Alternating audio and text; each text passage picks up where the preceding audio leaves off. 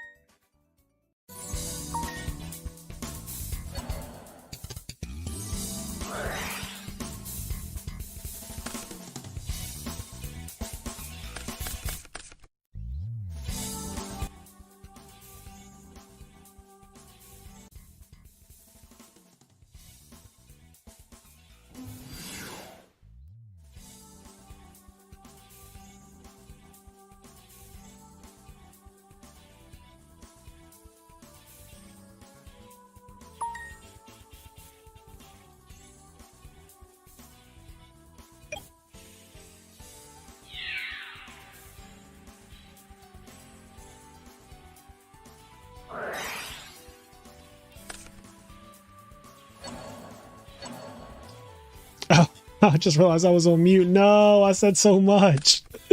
I said so much. All right, well, I'll start over. First things first, a shout out to Frozen Soul. He donated $40 to the IMNerd podcast Patreon/PayPal today, which will go directly into the prize pool. So thank you so much for that, Frozen Soul, as always, the GOAT, the legend.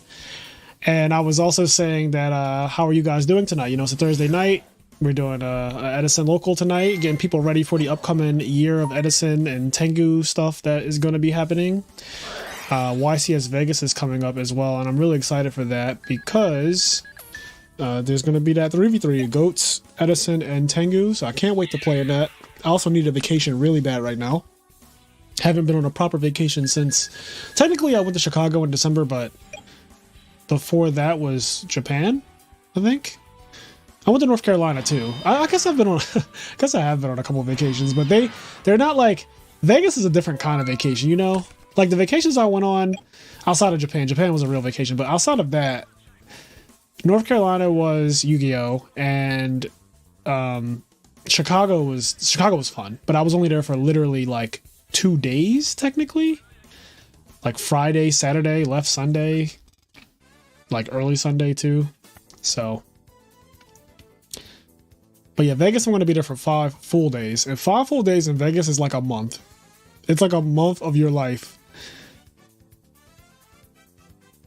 Let me grab. Also, have you guys been checking out the YouTube shorts that we've been doing on the channel?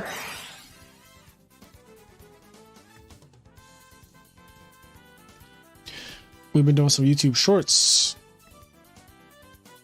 Yeah, Frozen, the amount of money you spend is ridiculous in Vegas. Vegas is very, very expensive place to be. But I love it there. I fucking absolutely love it there. I cannot wait to eat. Going to so many nice restaurants. Carbone, which is one of the best Italian restaurants. Wing Lei, which is a really upscale Chinese restaurant there. Just like the Golden Steer, I think is the name of the one steakhouse. It's like the first steakhouse in Vegas, or maybe the first steakhouse, period. I'm not sure, but it's some super nice steakhouse. The Bacchanal buffet is a really, really nice buffet with over 250 items. So there's a lot. There's also the Las Vegas Sphere I'm going to. I'm going to see Adele. We're going to go to Adele's residency. Those tickets were literally thousands of dollars. So I need to win this event to make my money back. I'm already like 5K in on this trip. This trip is so wild. But I'm excited. Oh shit, Solidarity Black Wings. It has been a while since I've seen this. Yo, Sala fucking Darity Black Wings. Bring it back. And a Dushu? Oh, this game is a wrap. No way he loses from this position. The Gale on 21. Gale being 21 is unhinged. Because at first when Gale beat over the Fossiline, I was like, how? And then I looked at the Solidarity and I was like, oh no. That is just too much. Alex, I am not rich, but I wish. But yeah, this is... I'm glad we caught this round one, because Rocks versus Solidarity Black Wings is not what I had on my 2024 bingo card, but I'm here for it.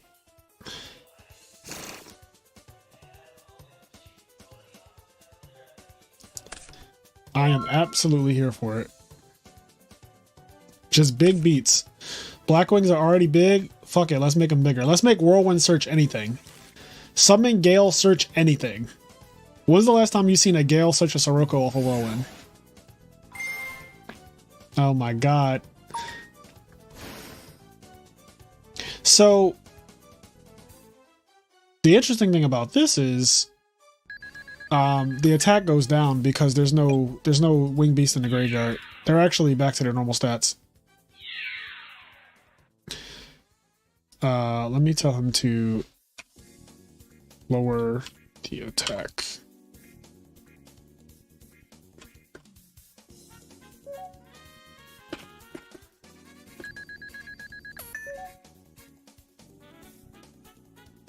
Yeah, summoning Blizzard there was a bit of a like misplay in a way because it cuts off Solidarity.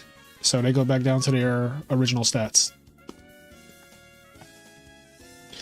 Yep, you gotta read this card. So if you control, if it says if you have only one original type of monster in your graveyard, all monsters you control of the same type gain 800. So you do need to have something in your graveyard for it to do anything.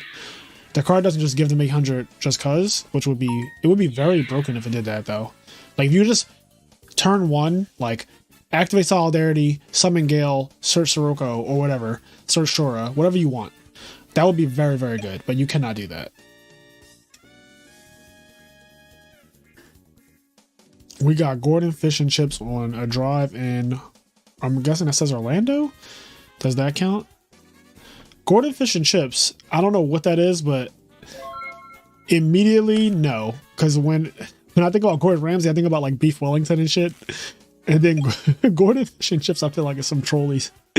Is that, it's not Gordon Ramsay, right? It's like some, I guess some restaurant that's in Florida. I'm assuming. That's the Gordon Fisherman. Oh, look at this, see?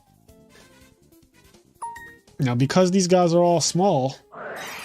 Oh, no. The ultimate punish. The ultimate punish.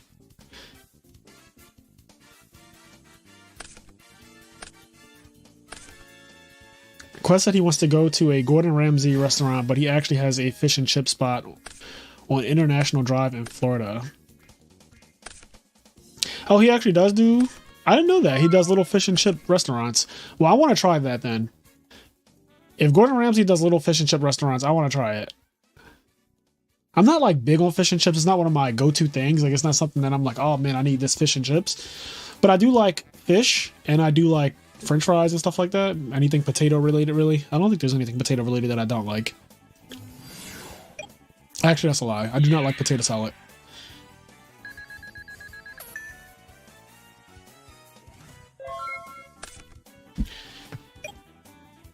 When you make it to Florida, I got you, my treat king. I hope that Konami announces something in Florida. That would be fire. Or if there's another RBET Orlando or something like that, I'll go to that. Since I don't have a Japan trip scheduled this year. Stingo got to pay his own way for them Tengu misplaced. No, not pay his own way. Also, we had a torrential set. Yeah, I guess he went torrential to Guardian, and then he used brain control, so it's awkward. Yeah, there was no proper time to torrential that. Yo, Fossil Dyna has been getting his ass beat this entire set. What is going on? Justice for Fossil Dyna. Okay, here's the most annoying card in the game. I fucking hate this thing. I hate when my opponent summons this thing.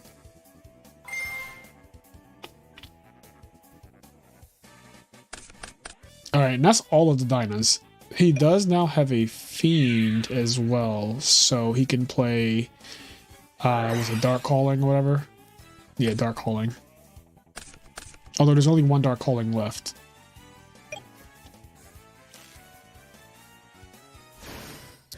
Oh, big beats. This guy's hard to deal with. You can actually never win a battle with this guy, like ever.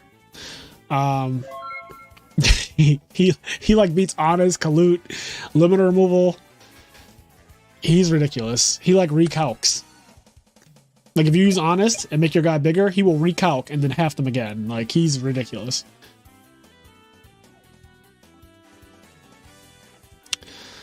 This thing I said, damn, after all this love, this is how I'm repaid. You planning to do the Xanadu RBET in July? I've heard of bringing Sexy back, but I've yet to hear about bringing Sexy to Maryland. So Maryland is very close to where I live at in Philadelphia. So it is a good chance that I will go to the RBET in July, but it really depends on the pricing and stuff like that. And obviously, I do not know where my life is going to be in 5 months. Like I have no idea what, you know, other things may be going on, what I might be doing, but right now I don't have anything planned for July, you know? So if the pricing is nice, I will be there. That should be pretty fun. I don't think I've ever been to Xanadu.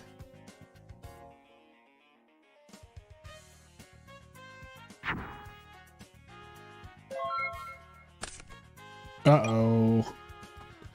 And just like that, Enraged Peacock is... Uh-oh, he's taken over. Oh yeah, you have to banish. I was like, what just happened? I thought he was summoning another Gigantes, but you have to do that every standby phase to keep him alive. So he has plenty of gas in the chamber for that guy, because the 2 false dinos count.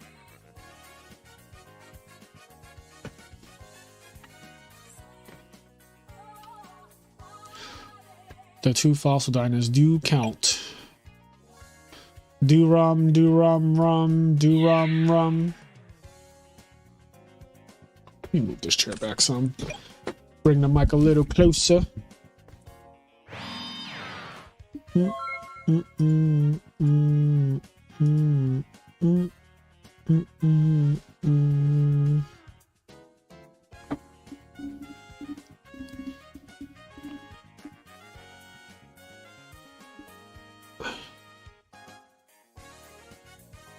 What's happening here? Okay, draw to 3.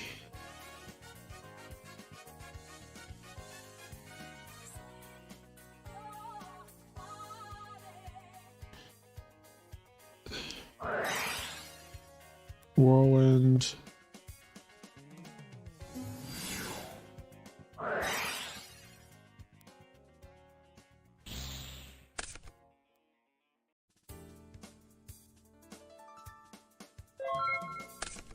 And Black Wings are struggling to do the smallest amount of life points ever.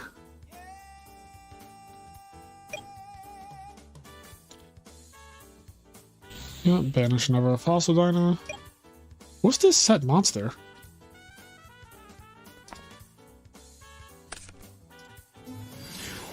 That is the set monster. Okay, this is a shit ton of damage.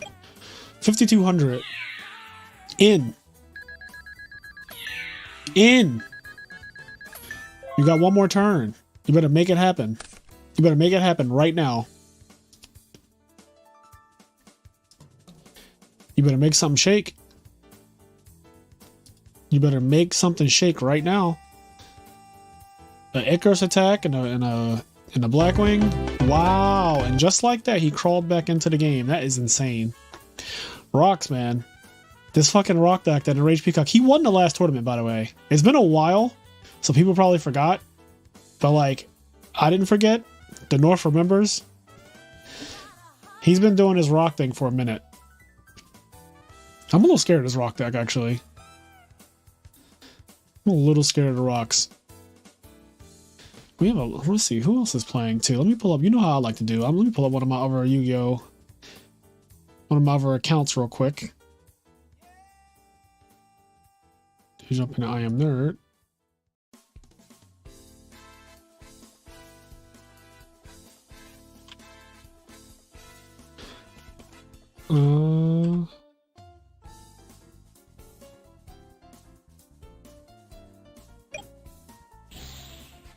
Okay, it's Big James versus Chaos Hexer, which is Vincent Zen. And there's a breaker, which I don't know what this could mean. This could be fairies, and it could be frogs, because I know some people think that that's, I don't know.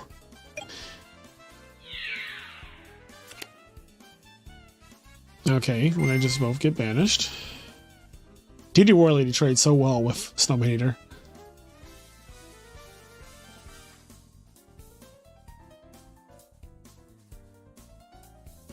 What's happening?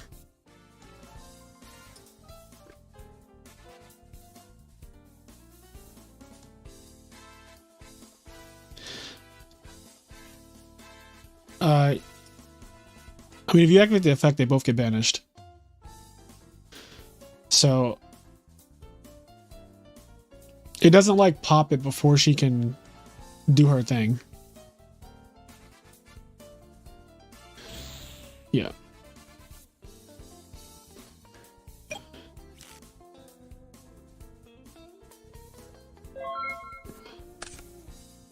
Let's bring back money matches. I think people still play money matches. I've been to events where people are like blatantly trying to play for money and stuff. I don't think they went anywhere. I don't think they went anywhere.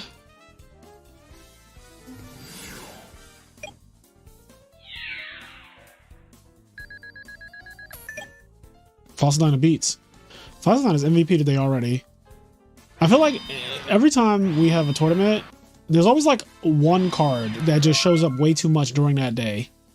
And it's already Falsadina. This is the 5th Falsadina I've seen today already. And this is round 1.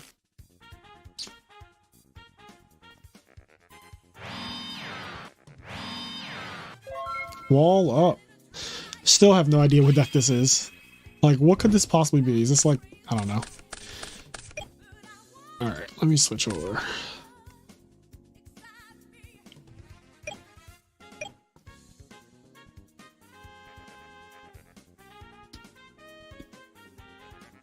Solidarity Blackwings. What you got? Okay, summon Bora. Raw Bora. Set a back row. Set 2 back row. Okay.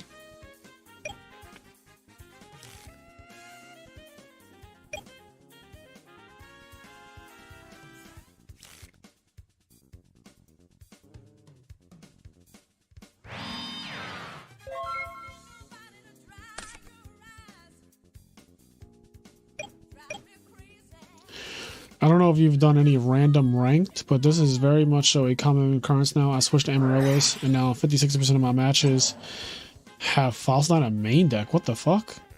Yeah, I haven't played like ranked. I don't even know the last time.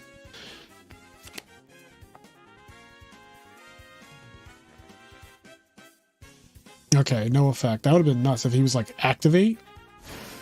Special Gale. Ooh. Okay, well that's an Armor Master just waiting to happen. Gale's really good to have right there.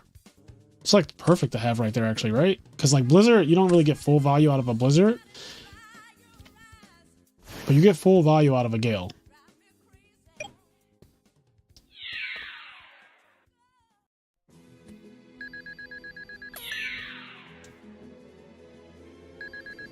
$4,200 first battle phase. You know, just Blackwing things.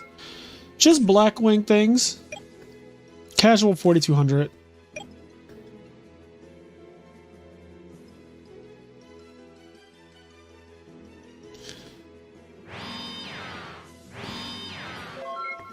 Icarus? For game? Yay, nay. Okay. That's it's probably the end of this game. I'd be very surprised if this is not the end of game 2.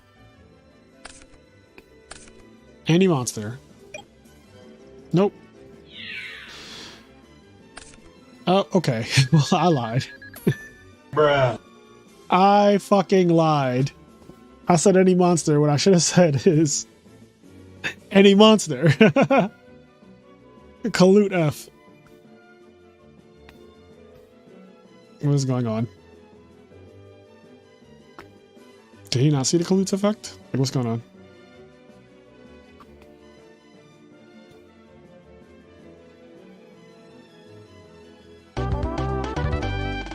Okay. Back to here. What'd I miss?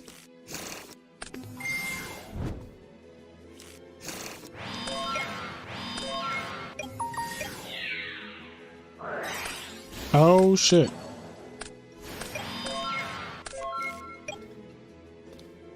Is this where we are now? What is happening here? The only book is so glitchy.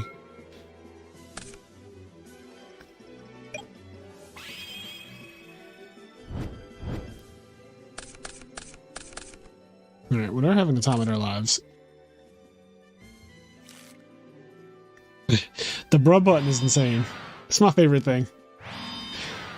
It's like that was easy button, but just bruh instead, and it's so much better. So much better. Okay, no monsters to open, which is a little sad because this deck does play Raikos and Hamsters. So to go first and not see any of those does suck. I mean, your opponent opens up Whirlwind. And Shura. I don't think this is going to walk, but yeah, it does not walk because, you know, Rarely does.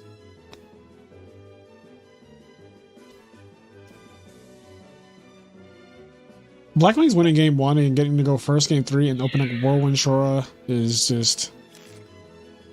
It's like so unfair.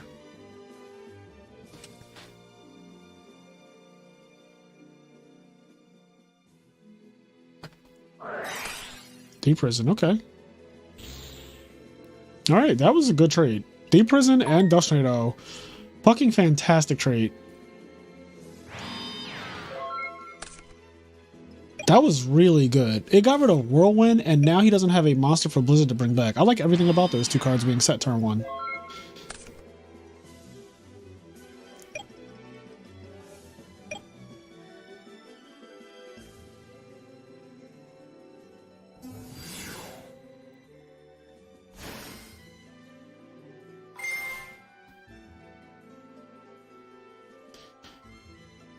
I've had tourneys back in the day where I stop and others where I'm X3 drop. If you match against grave base decks and don't brick on straight traps, you can usually win.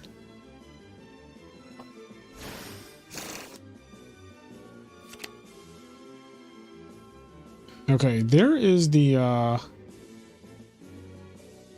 there's the hamster. Alright, take some big damage, get a Raikou. That's a trade that I'm willing to take. Like, I'll take the 19 to get my Raikou and my graveyard dependent deck that needs to really, like, you know, mill. And you get to pop the back row to, like, do extra stuff. It all depends. If he has, like, Dark Calling and all that good stuff, then yeah. No, I know you're talking about it. He was responding to an older comment about the Yados deck. I did see that. I did see that. Okay, Bottomless is a good hit because that clears the way for Dark Calling. I don't think he has the monsters in the grave anyway for Dark Calling. He has a rock. I don't see a Fiend, but he can do it from the hand apparently. It's one of the things about that card that Miracle Fusion cannot do. Whew.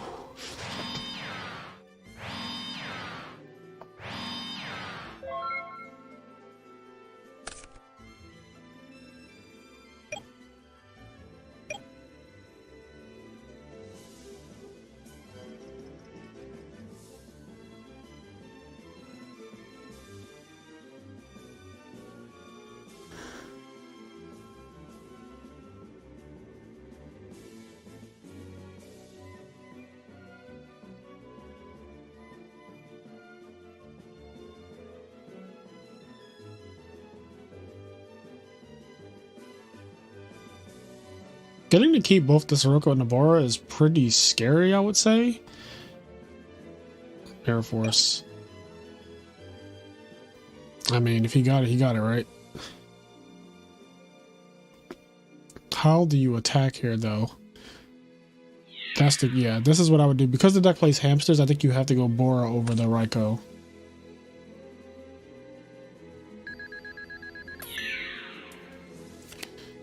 Dinah, so Bora dies? Okay. Pretty good turn, I feel like. You know, you got rid of the Raikou that originally did go +1, but now you beat it in battle, so it just kind of isn't +1 anymore. Then a Soul Release follow-up. Interesting to side this card against this deck.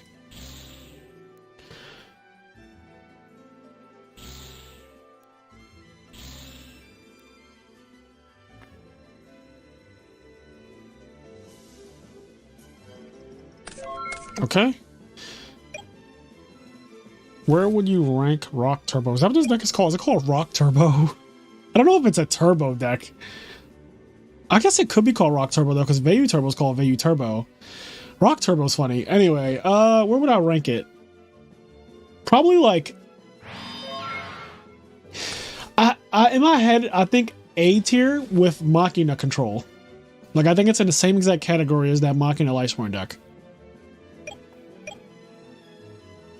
Sure, you know, the rock version of Vayu. Yeah, it's Rock Turbo. Rock Turbo's hilarious. Yeah, I think that it can be ranked like in the A tiers. It has a good matchup against frogs and maybe against like some of the bullshit special summon heavy decks. But I imagine that your matchups against like Vayu and even Blackwings can be a bit annoying because Icarus Attack is a hell of a card. And I see that there's a Starlight Road there, you know, that's like the copium. But yeah, Icarus is ridiculous against this type of deck.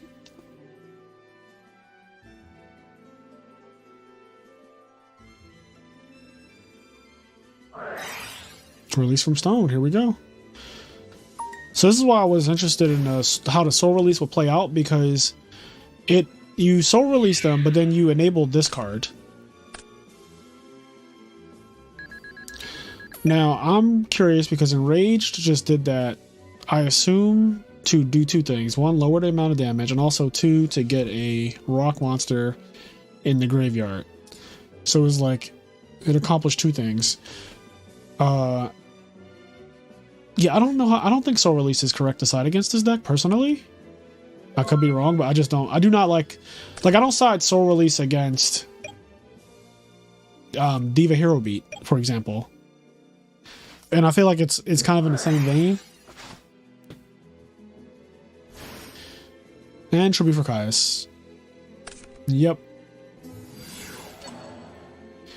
You know what's crazy? If he did not Soul Release him, this shit would not be happening right now.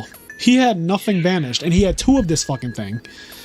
That Soul Release literally is enabling him to play the game. Crazy. Also, does this card just stay? Oh wow, it does stay. Huh. You could Giant True Day that.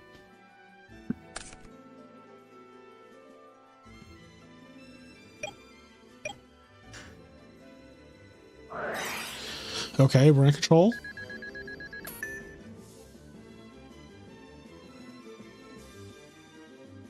This is a duel. Release from Pebbles.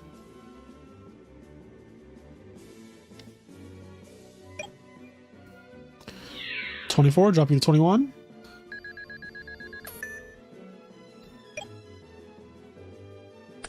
Tribute for Sirocco. Okay.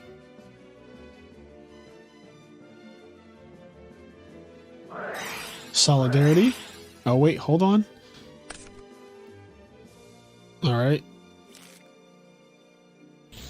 You know, this is why I always do thumbs up after I summon a monster, because you don't know if Dueling Book is lagging or not. And I'm just like, God damn it. I would hate for that to happen where you're like, summon Sirocco and then play Solidarity and you're like bottomless and you're like, oh, okay. Oh, that's just game. And you're dead. You're just like randomly dead.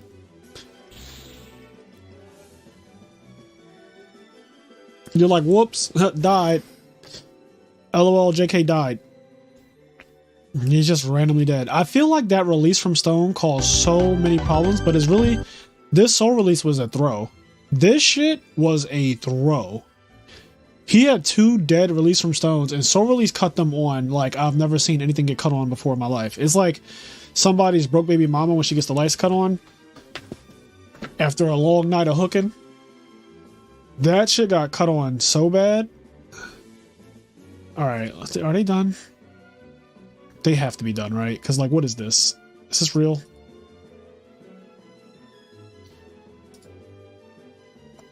What was that? Okay. A valuable lesson was learned today. Do not side Soul Release against rocks. That is how that should work. And this was frogs. He had like so many back row. Frog players are loving the trap heavy frog decks are just, I don't know. It is such a meme.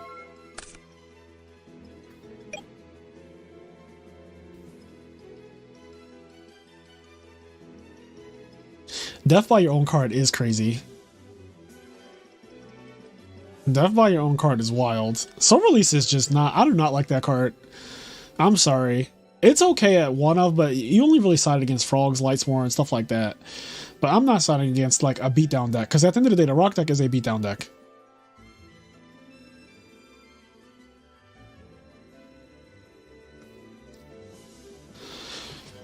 Oh man. Oh, let me report losses. Let's see. So Flamer lost to Enraged.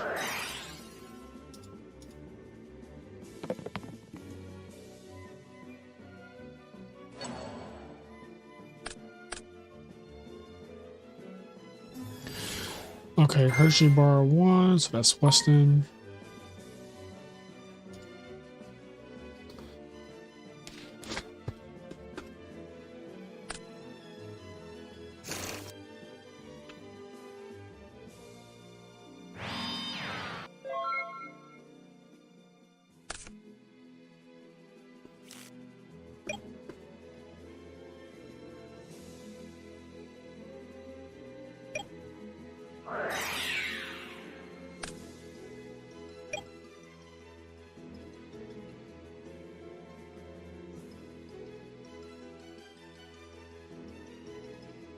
Darting Roar.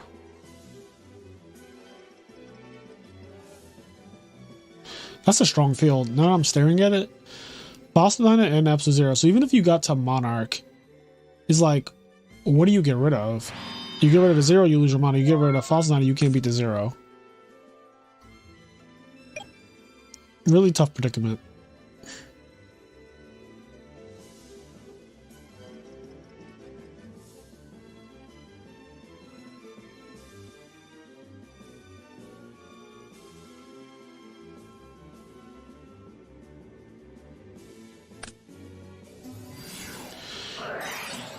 He said, absolutely not. I will gladly pay 4,000 for this.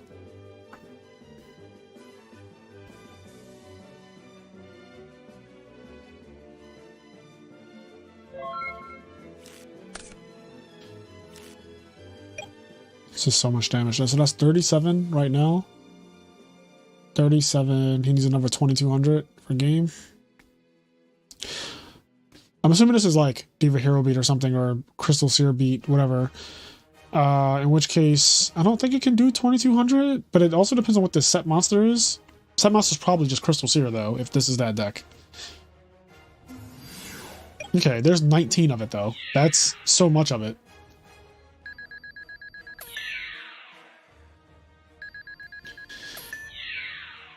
Oh, that's rough, because now Brain Control... Yeah, Brain Control is no longer a out.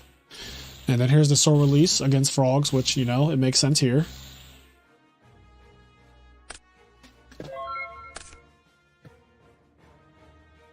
Let's see, my most recent ranked game, I lost to my own Soul Release when they had a return. It had enough damage to kill me in that one turn. Do you and Kenny plan on doing a podcast episode on Tengu format? Maybe at some point, but not immediately. Okay, who else? I think Hydro Pump is playing. Oh, here we go. Hydro Pump, Hydro Dude.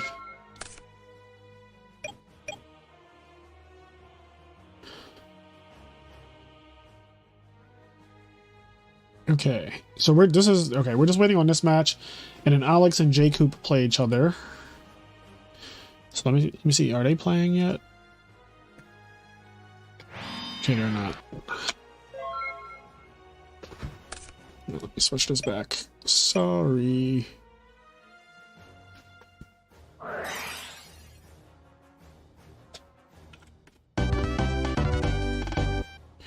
Okay, Hydro won, and he's fucking playing Glad Beast. God damn it. No, not this. It just occurred to me what's on the screen. I didn't even notice it. I did not even notice it. That is wild. Okay, well, we have a Glad Beast player in the tournament, guys. We have a fucking Glad Beast tournament. This is a Code Red Glad Beast. Code Red Glad Beasts are in the tournament. I repeat, Glad Beasts are in the tournament. Code Red. Alright, let's see. Ladder Nick. Who's this? Alright. They're not dueling. Who else we got?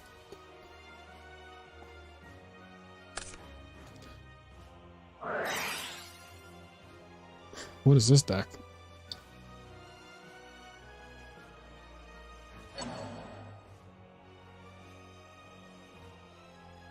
Did someone say GBs?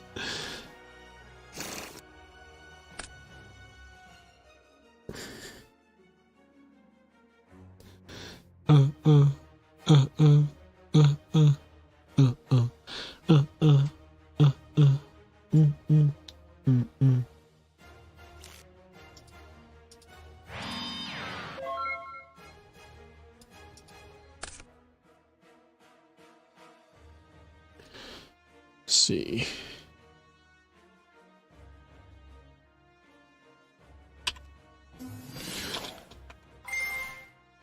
Who are we on? Rage versus Weston. Okay. Alright, they're taking their good old time.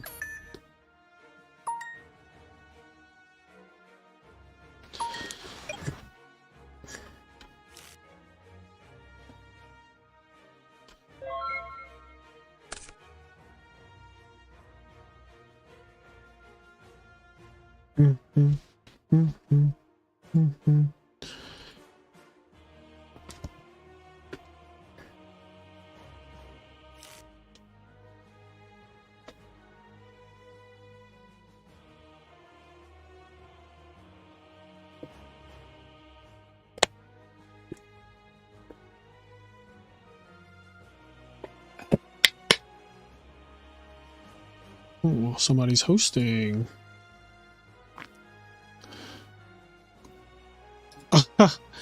That's so funny. It says this that contains more than 0 copies of Black Luster Soldier on the beginning. That is hilarious. Okay. That is absolutely funny. That is, I just love Dueling Book so much. I love it so much. Guys, you don't know how much I love Dueling Book.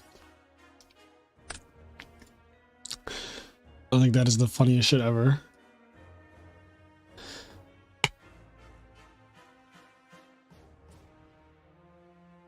Is that Fraser's cousin playing? What day is Adele's residency? I think her residency is Friday. Her residency is Friday. I mean, she's doing her residency. It's like multiple times, I feel like, a week.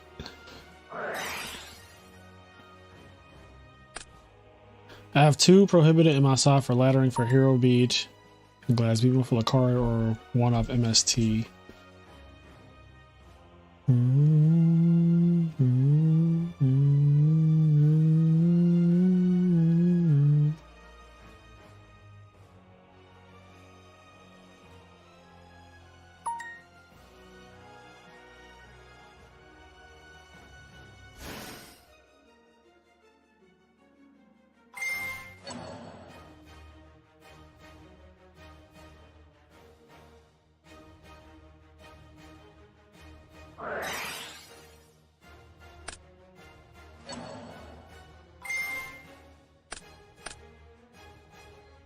She said, no, let that child alone.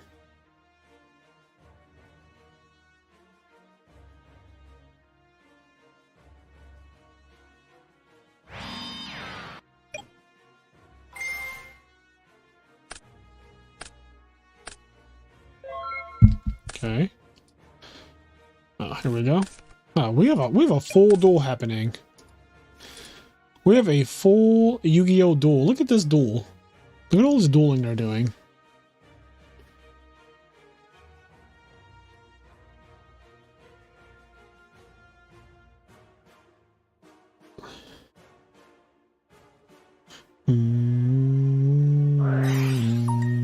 Ooh, Miracle Fusion into 3 back row. I can guess what some of the back row are.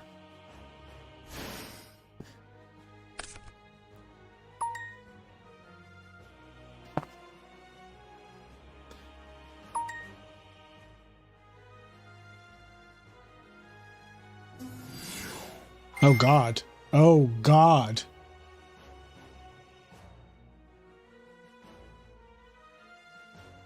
Not GB's getting absolutely decimated like this.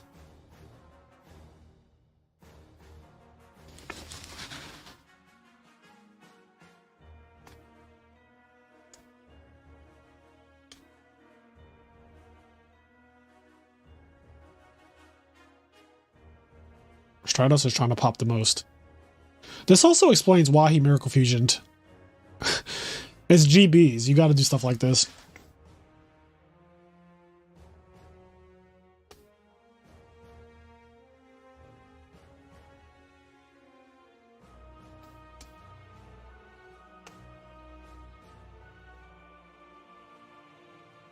GBs is the one deck that makes you really change how you have to play the game. Because like you would not just Miracle Fusion on a 3 back rows and a monster like that. And you would just not do that if this was a regular deck.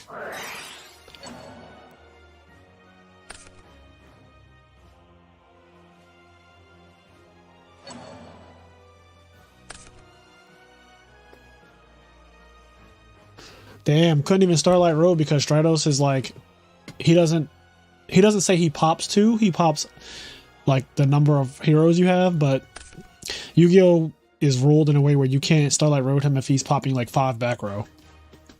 It's kind of like you can't use Stardust Dragon on Snipe Hunter.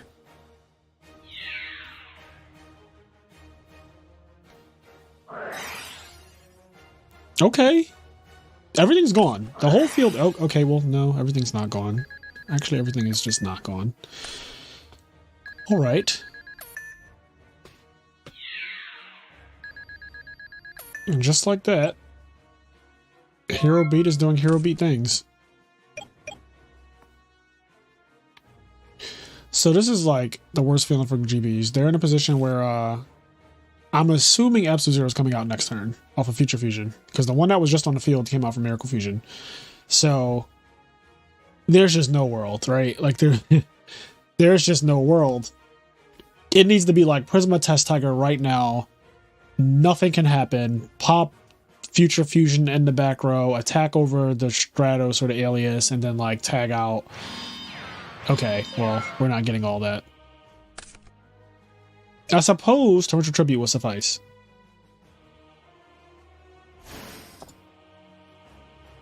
Put it in defense mode. Even I was about to say that's an interesting defense mode.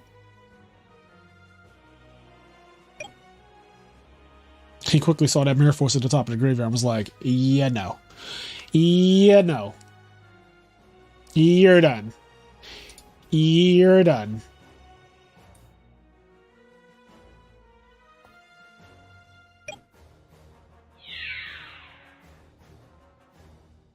Speaking of Neo's Alias, did you guys see today's short?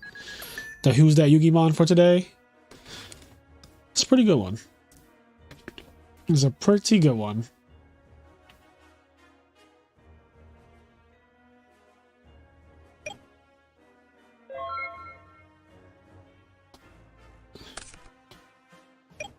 Hero Beat in.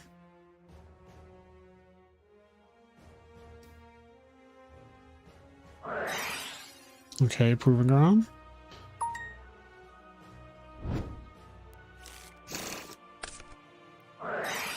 Compulse 0. Set my big booty. And pray you don't have a G-Spark. That is literally what the game is right now. Or another Miracle Fusion. Or really anything. A Diva. Like, you name something. Honest, apparently, is good enough. Okay. Alright, GBs.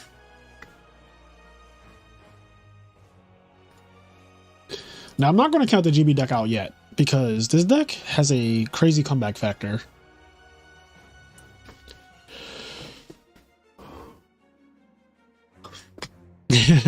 Nick Raj says spoilers. Spoilers indeed.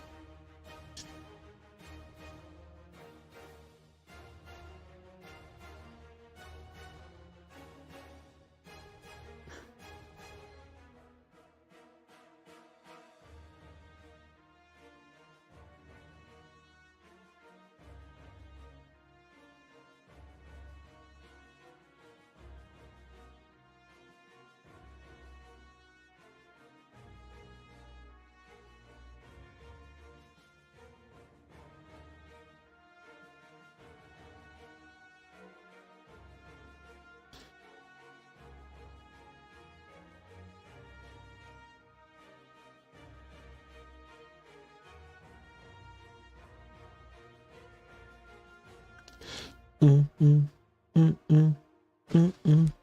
right. I have multiple instances open. I can check for another duel.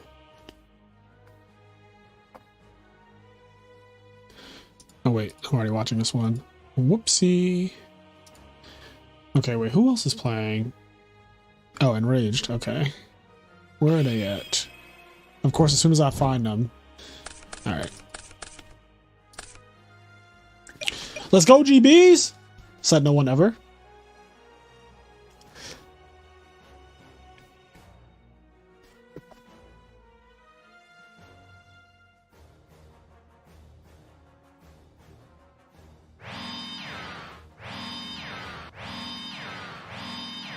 Oh my god.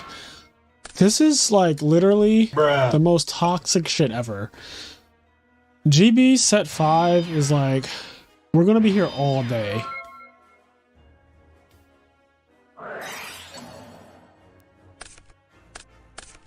Uh-oh. You did not hit the right one with that Dust Tornado. You did not hit the right one.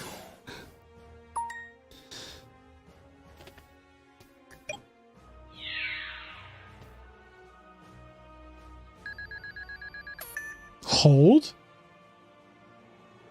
Hold. Oppression? No, not even oppression. Oh my god. And just like that, GB's wins games too. Just like that. Just like that.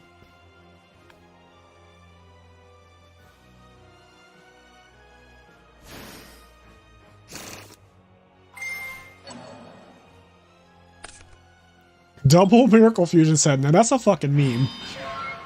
That is a meme if I ever seen a meme.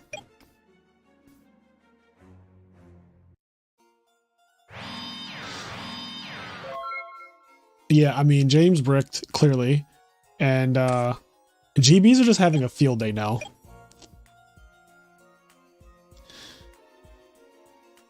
Ukes. This shit is toxic. This shit is very, very toxic.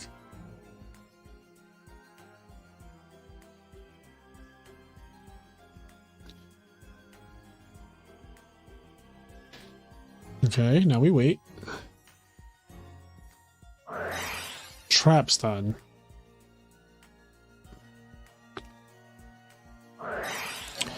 Chain Dust Tornado. Hit deep prison, okay. Summon any GB and it's just GG, no re.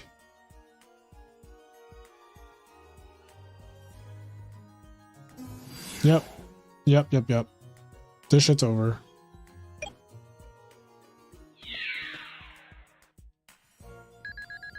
I thought we got rid of GBs in 2023. You know how no GBs topped or did anything in 2023? I thought we were done with this deck. I thought we as a community like agreed that we were done with this.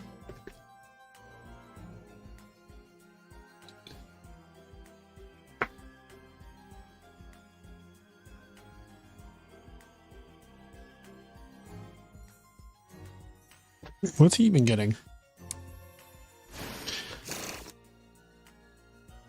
Yeah, be sure I pop. Surprise, surprise, surprise, surprise! You know what's crazy? He could still just lose to like Heavy Storm Summon Diva, make Android attack. And like that might be game. Like not even kidding.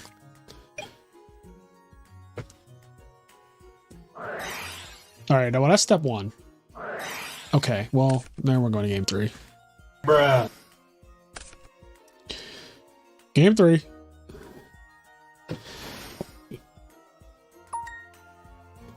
Game 3.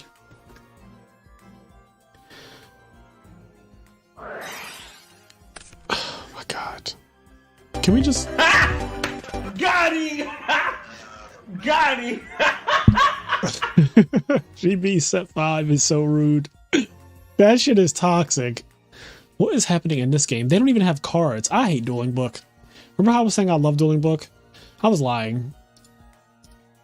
I was just fabricating. I was absolutely fabricating. Okay. Let's try this again. All right, they actually are dueling. Like they're actually dueling. Look at that. There are cards.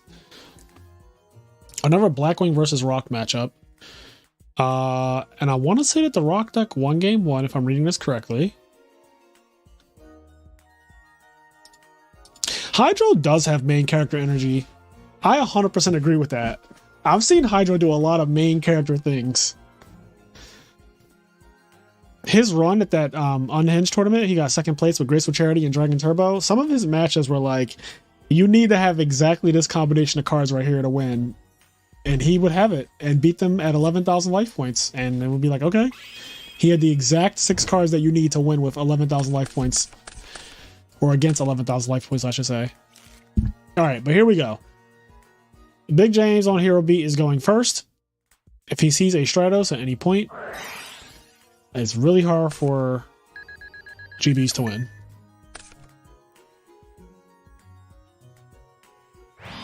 Okay. Setting monsters. That is not what Diva Hero Beat or any Hero Beat deck really wants to be doing.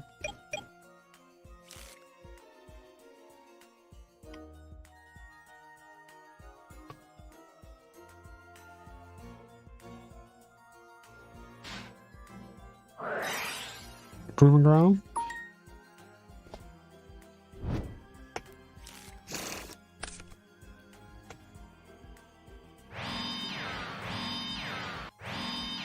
Okay. It's the Set Olympics. It is officially the Set Olympics.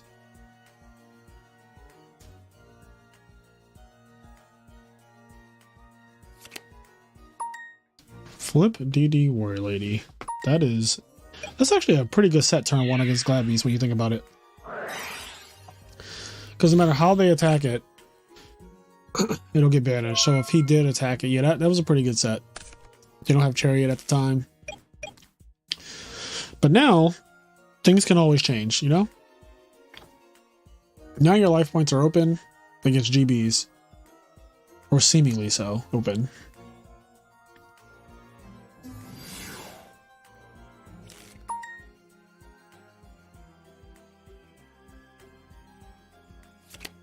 Oh, we're going for it all. No fear. In. Sure. Maybe. There's like, let's play Trap Stun.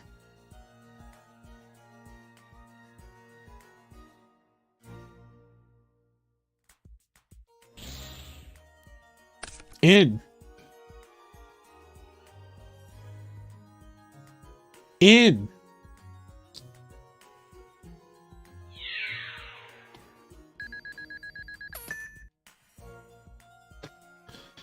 The hell was he waiting for?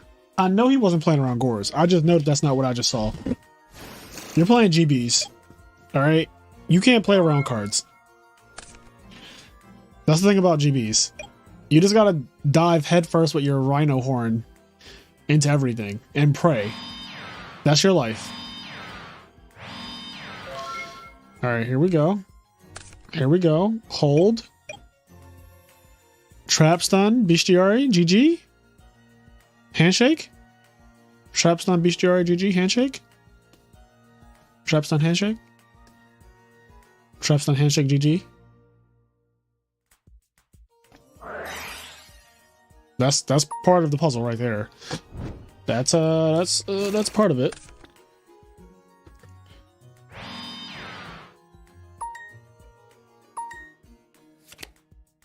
Surprise! Okay, here we go. Contact.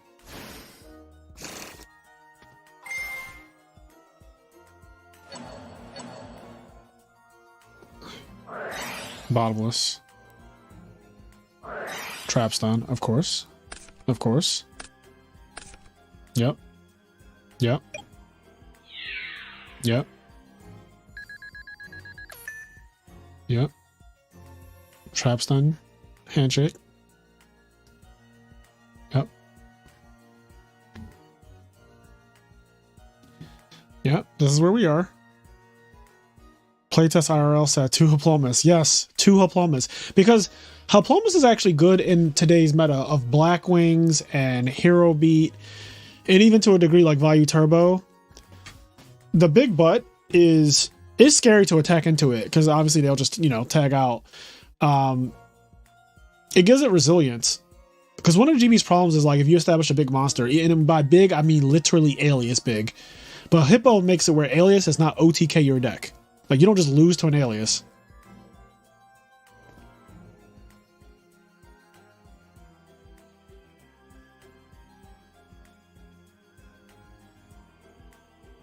A little awkward on the tag out right now, just because like you can't get bestiary for the value. So like whatever you tag out into is just like they're gonna be even in cards when Big James draws for turn. He's not getting any additional pops or anything like that. Now he did do the right thing by popping the monster, reading that it was probably a DD War Lady or a, you know, Snowman Eater, which is what it was. I know what he's thinking. I think we all kind of know what he's okay. Hippo again. Yep. Big booty Hippo. And Lacroix. So Sword and Shield. This is the standard, you know, GB tag out. When you have nothing else to do, you do this. Now, there was merit to maybe going for Ready Yari to banish this Snowman Eater because it's a water monster. Trapstun again, GG. Trapstun Handshake, GG. Trapstun Handshake, good luck, have fun. Trapstun Handshake, good luck, have fun, GG.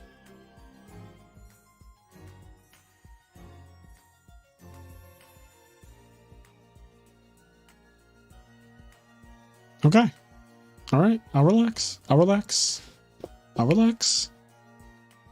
I'll relax. Traps on Handshake GG? No? Okay. All right.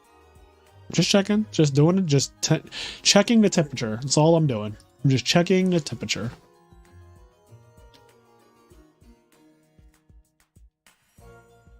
Okay. Well, a whole lot of nothing is happening now. What the fuck? All right, here we go. In.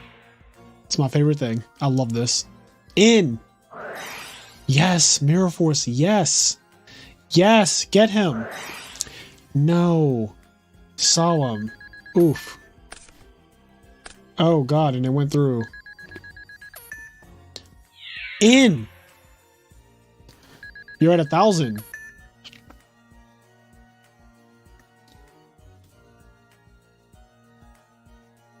Tag your man. Damn, GB's really doing it out here. Life is crazy.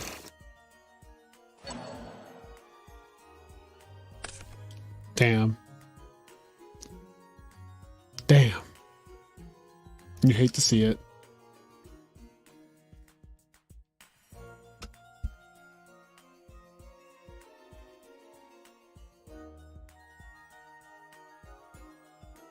Come on. Oh wait, hold on, let's see what's being said to me on Discord.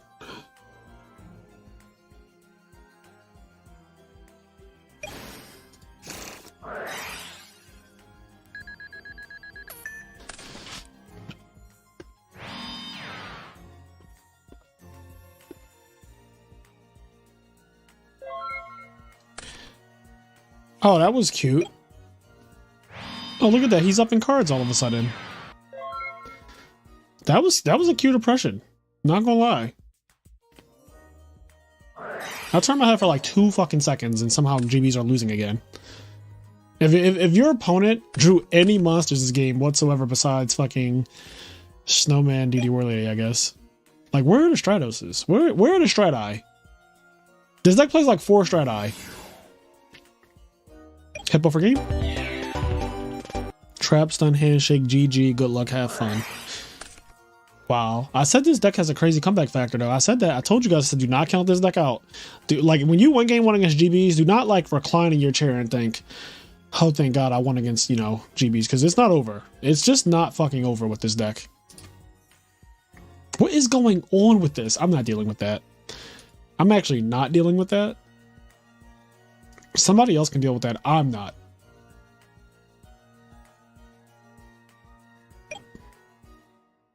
All right, game 3. Black Wings versus Rocks. Okay, everything's set up now for Dark Calling. Everything set up. Okay.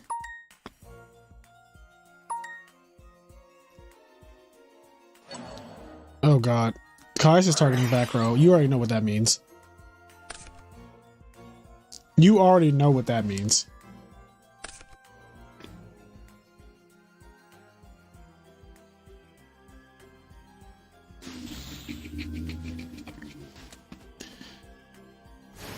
Ooh, Gigantes. Bottomless, okay. Well, Dark Calling here would just be fucking outrageous. Like, absolutely unhinged outrageous. Okay. Ooh. Okay, you can breathe.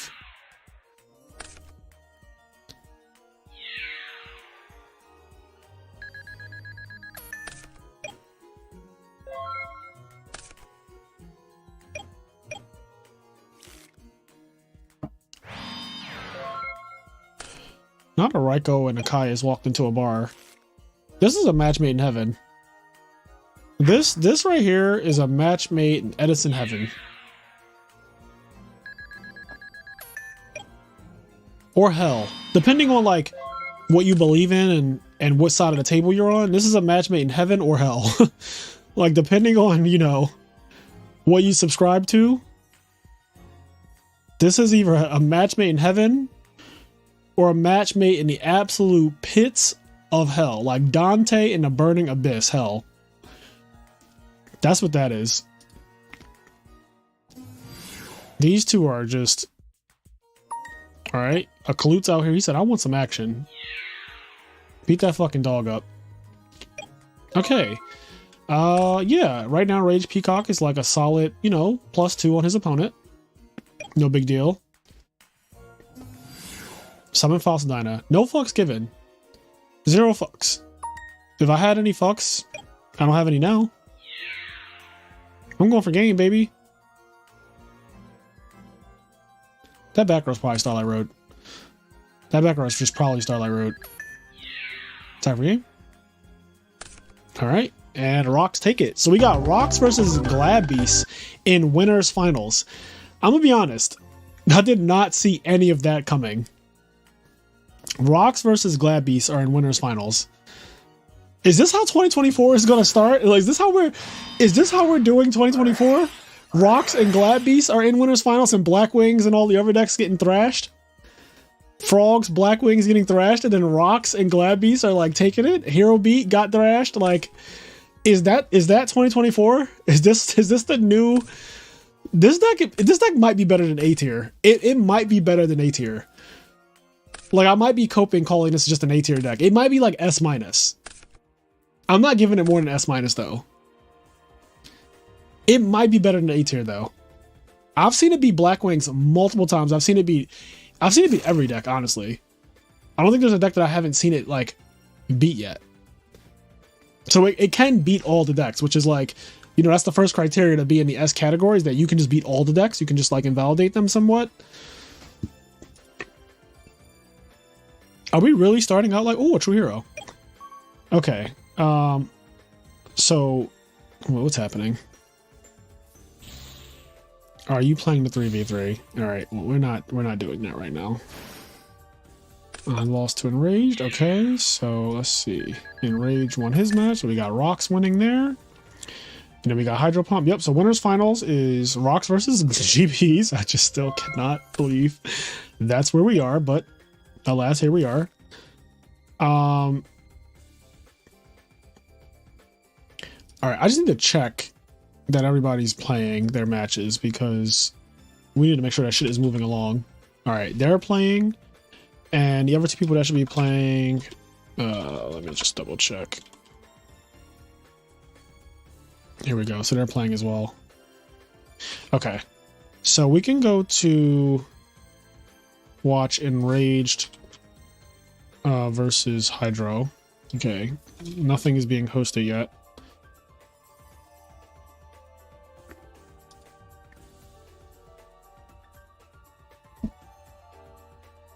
Nope. Oh.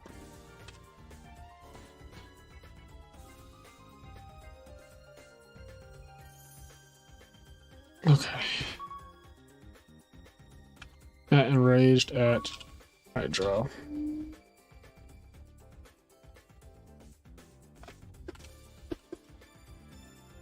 Gotta get this winners finals match. What is happening? Alright, I'm about to start blocking people. I'm about to just start blocking people. Oh god, it's gonna get to that point where I just have to block people now.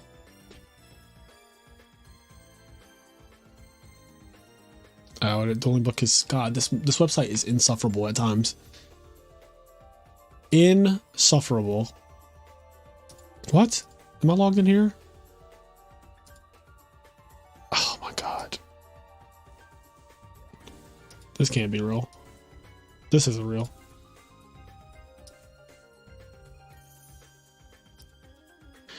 Okay. History of Yu-Gi-Oh! 1. I'm not even... Where the fuck is enraged at? Here we go. Alright, here's winners finals. This is winners finals. The winner of this will be in grand finals winner side, which means they will have to be beaten twice in order to not win the whole tournament. And it's Rocks and Glad Beasts of all fucking decks. That's right, you heard me. You heard me. Rocks and Glad Beasts are in winners finals. The Rock deck is very real. Glad Beasts, I'm just not putting that toxic energy back into the world. I worked very hard in 2023 to expunge GBs of the face of the planet. After my good friend McCabe tried to bring it back in the beginning of the year with that fucking PS5 tournament where he went undefeated in Swiss basically and made everybody think that it was okay to start playing that deck again, making it very hard for a frog player like me.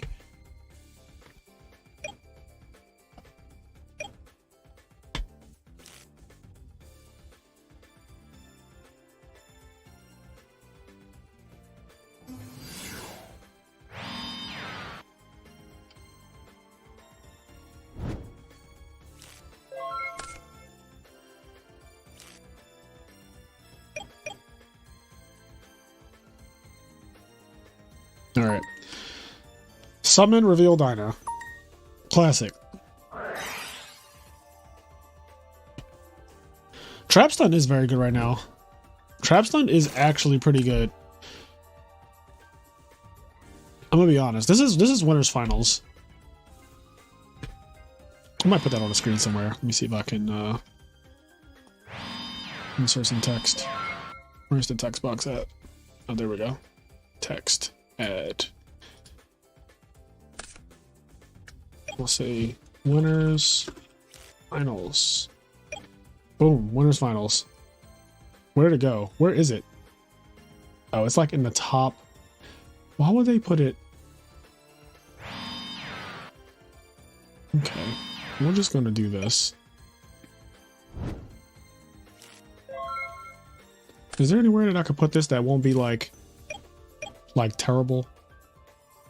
I'm gonna put it here. I'm gonna sit it right there. I'm gonna sit it right on fucking Enrage's hand. Winners finals right there on Enrage's hand. This is my rock deck.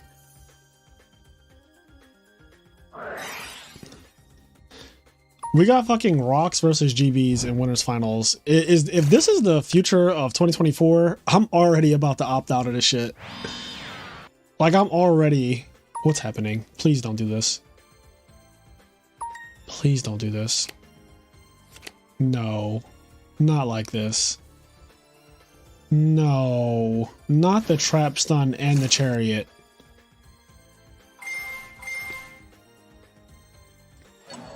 Oh, God.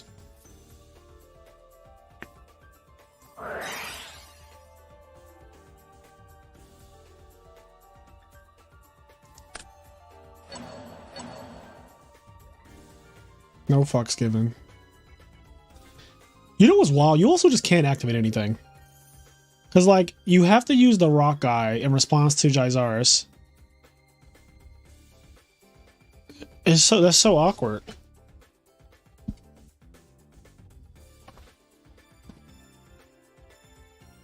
This is a catch-22. When you think about it. Like, they go summon Jaizaris activate effect. You go activate the rock guy. They go Chariot, the chain's over. Like, that's it. You can't activate that bottomless. Like there's no window for it. Yeah, like there's no window to activate. Yeah, like that rock guy kind of screws you over because it lets them play spell speed 3. It's actually that's actually a really bad thing to have happen right there. Never seen an interaction before, obviously, because I haven't seen fucking rocks versus GBs in my life.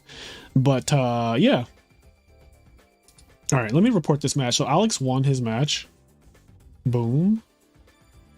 Okay, Alex advances to losers quarterfinals. Yeah, losers quarterfinals.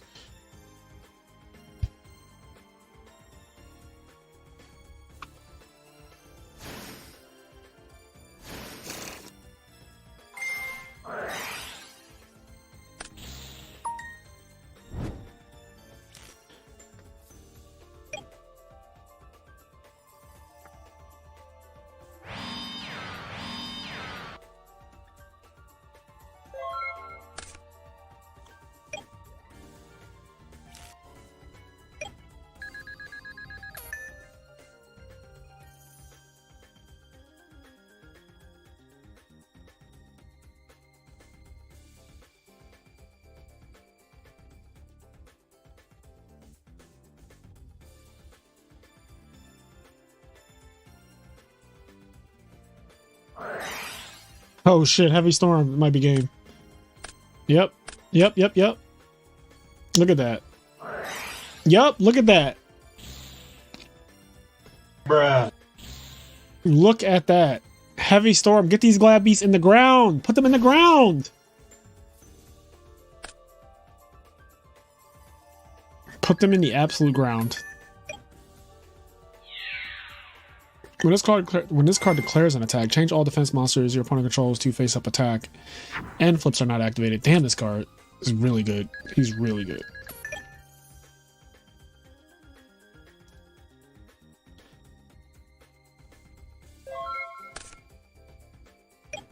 Really, really good card.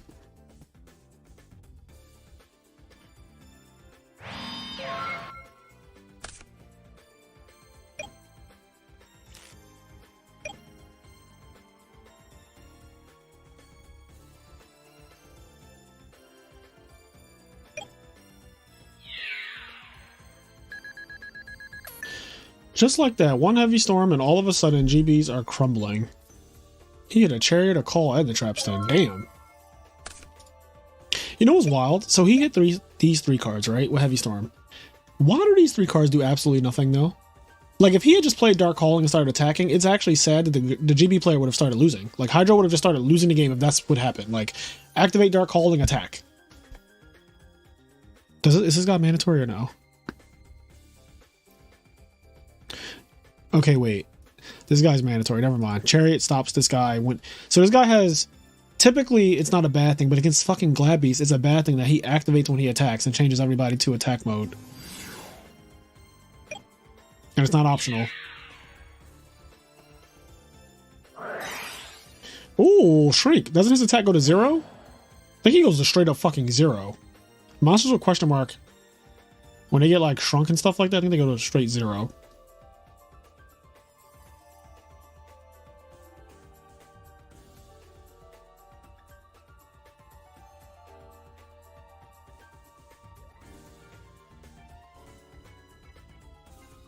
Like I'm not, you know, don't take my word for it, even though technically I'm the judge for this tournament, but I can check Edison format.com.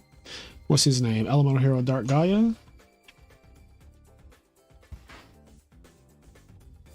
Evil Hero Dark Gaia. Okay, let's see.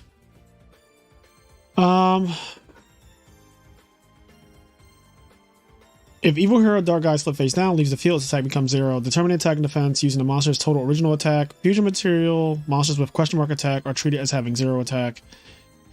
Then there's a ruling about versus Necrogardna, which doesn't matter.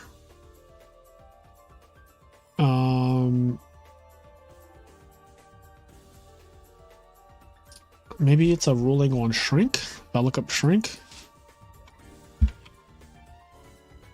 I know, like, if you... Okay, hold on. Let me just look at shrink. If the target's left face down, leaves the field, the effect, okay. After the attack's target is halved by shrink attack, okay. If the target's attack varies due to a continuous effect, like Gren Maju de Iza, that monster's attack will be halved. If the attack changed due to its own effect in the same turn, recalculate. If the target's attack is set by its effect when it is summoned, like Chimera Tech Fortress Dragon, its attack becomes 0 and remains 0. It goes to 0.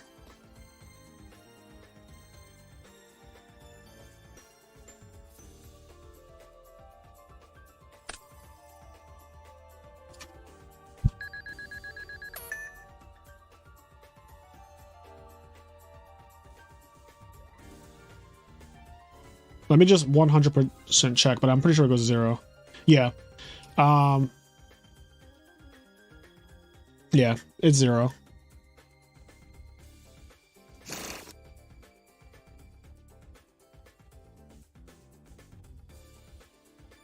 So there's a ruling on Shrink that says, if the target's attack is set by its effect when it is summoned, example, Chimera Tech Fortress Dragon, its attack becomes 0 and remains 0 even after the effect of Shrink wears off. See? An old man does sometimes know things, you know? I may be old, but I know a thing or two about Yu-Gi-Oh!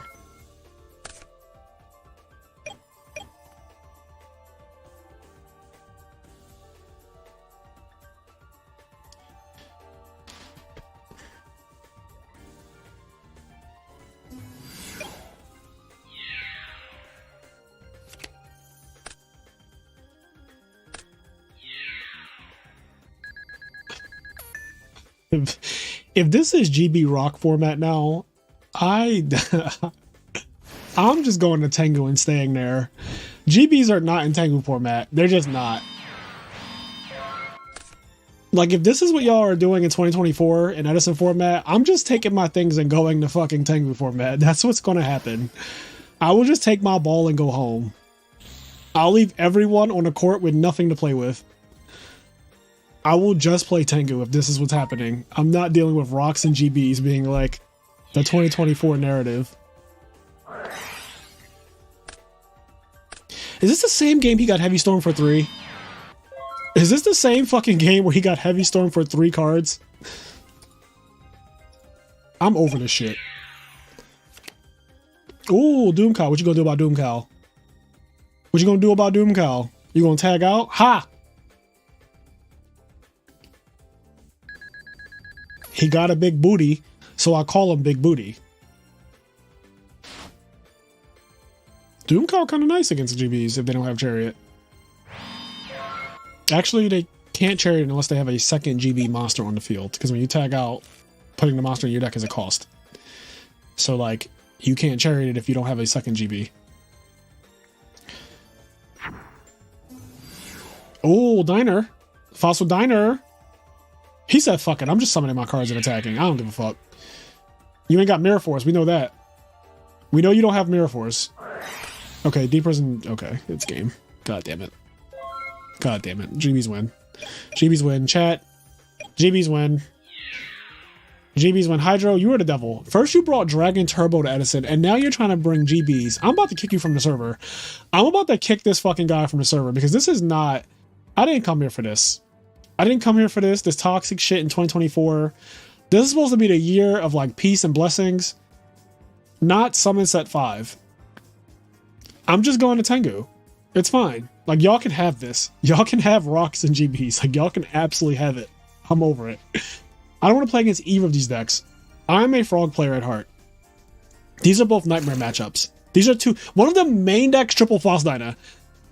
I'm not even exaggerating. One of these decks, main decks, triple False Dyna. The other one, main decks a fucking searchable DD Crow. And capitalizes off of open fields. Like, I'm literally, this is not hyperbole. This is literally a nightmare scenario. Both of these decks are a nightmare. I don't want to play against either of them. I don't even know which one is worse to play against, to be honest. Probably the Rock deck, because GBs... Summon Alias might just, like, win. Like, I could just win off of Summon Alias. Rocks with Fossil Dyna... Everyone starts Fossil Dyna against frogs, right? Like, they start Fossil Dyna against frogs. So that tells you everything you need to know. This deck is main decking 3 of them. It's main decking 3 of them, bro. 3 Fossil Diners in the main deck. That is unhinged. I'm taking my fucking ball and I'm going to Tengu format. I'll just be playing scraps.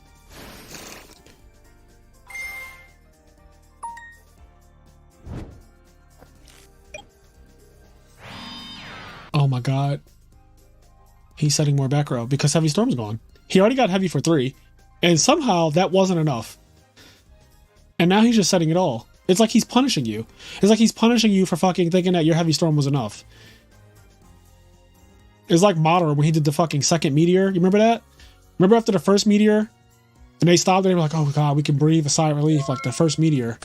And then he was like, what are you going to do about the second one? That's Hydro Pump. Like, you dealt with the first set 5, and then he was like, you thought that was enough? What are you going to do about the second set? Okay, hold on. Hold on. Bruh.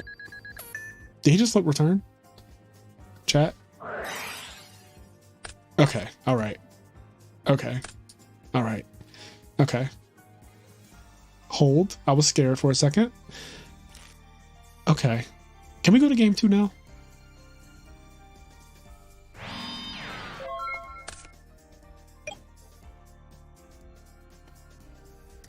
Can we go to game 2? I just want to go to game 2 where it's safe. It's not safe in game 1. This game is cursed. Can we please go to game 2? Do not wriggle your face down, monster. Oh my god. Ice Queen said she's about to stop Malevolent Catastrophe for the GB meta. And honestly, Ice Queen, I'm with you. I'm fucking with you.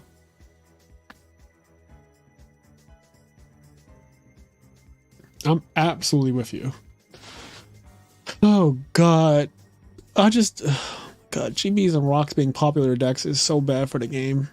I'm sorry, it's not bad for the game, it's bad for me.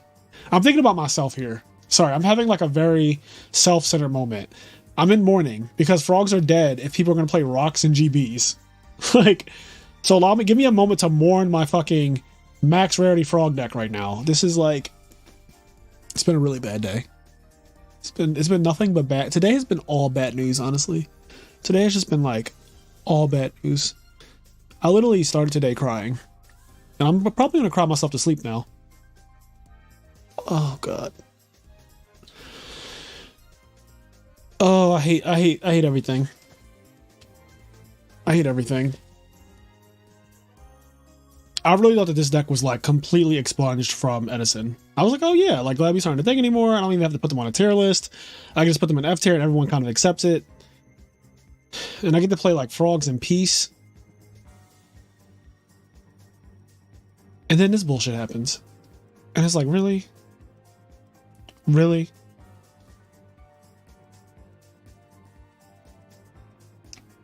I don't want to accept my new rulers. Why is there a deck maining triple Fosdina in the meta now? Like, why did that become a thing? I was perfectly fine with my worst matchup being like they opened Whirlwind Shora or Dragon Turbo drew spells. Now it's also triple Fosdina deck and GBs added to that.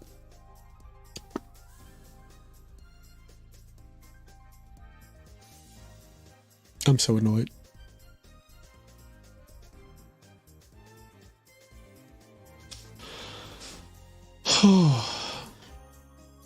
What even do you side against Gladbees? Like, what do you even side against this deck? Like, what is Gladbees hate? Speaking from as a frog player, by the way, like, what's Gladbees hate? What do I side? GB Hunter? You want me to fucking set GB Hunter? Is that what you want me to do? Because I'll do it. I don't think I'm going to win, but I'll do it.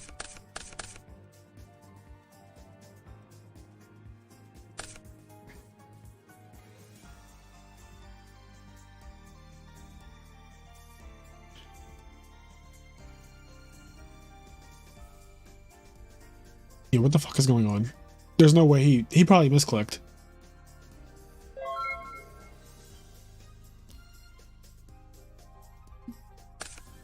Okay. I was like, there's no way. In Edison format, there's actually no incentive to go second. Like, none. I literally, when I first started playing the format, I was like, Trying to figure out if there was any reason why you might ever want to go second, if there's any deck that wants to go second, but nope, there's no reason. There's literally no reason. You'd rather go first with every single deck in the format, including Dragon Turbo.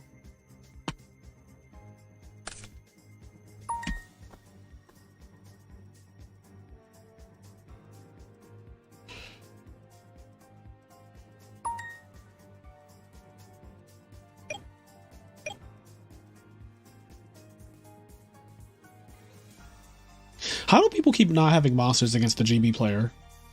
Like, how does Hydro keep getting away with this? He played against Hero Beat, and his opponent didn't summon Stratos or Alias at any point. Now he's playing against Rocks, and his opponent didn't summon a 1900 guy or even, like, set a Raikou, or summon the Doom Caliber Knight. Anything. Like, literally anything.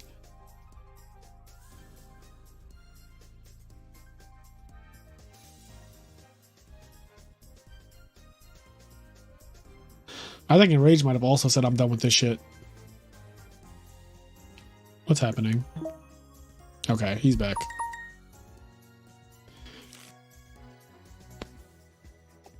Why does it say pause game right there?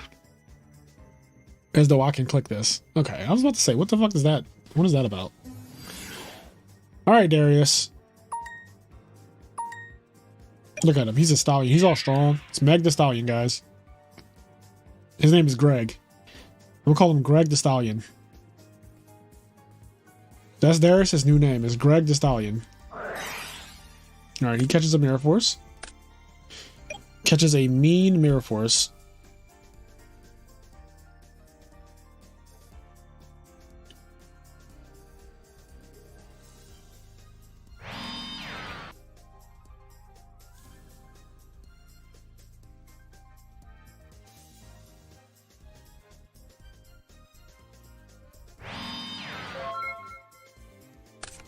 Okay, GBs.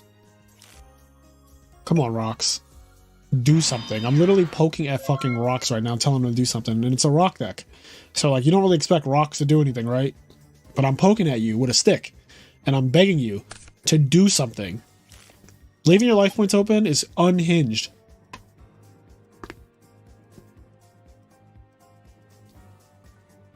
Fucking Greg the Stallion's in the graveyard.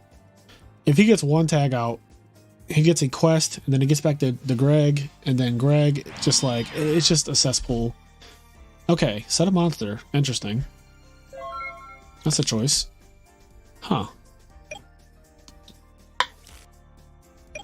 Oh, I'm tired. God damn it. I've lost all my energy.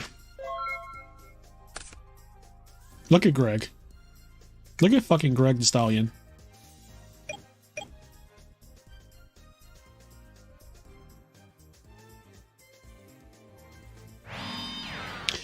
Please don't. Don't do this. Do not do this. Just press enter. No, bro. Bruh. Every time. Oh, God, it's awful. Oh, it's awful.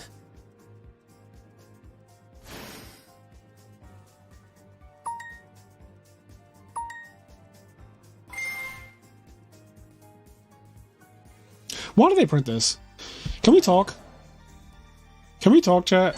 Why do they print these cards? Why do they print this card specifically? Like, why do they print this? Okay, thank God. Oh, no traps, no solemn, no nothing. What if he was like return? How would y'all feel if he went activate return from different dimension right now? Like, how would that actually make y'all feel? Like, not even kidding. Activate return, pop back row.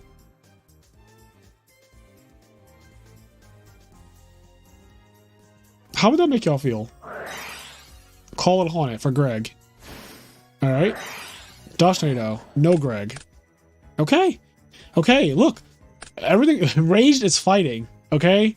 Enraged said, not today, fucker. He's fighting back. Fight back. Fight back, nigga. Fight back. Come on, Enraged.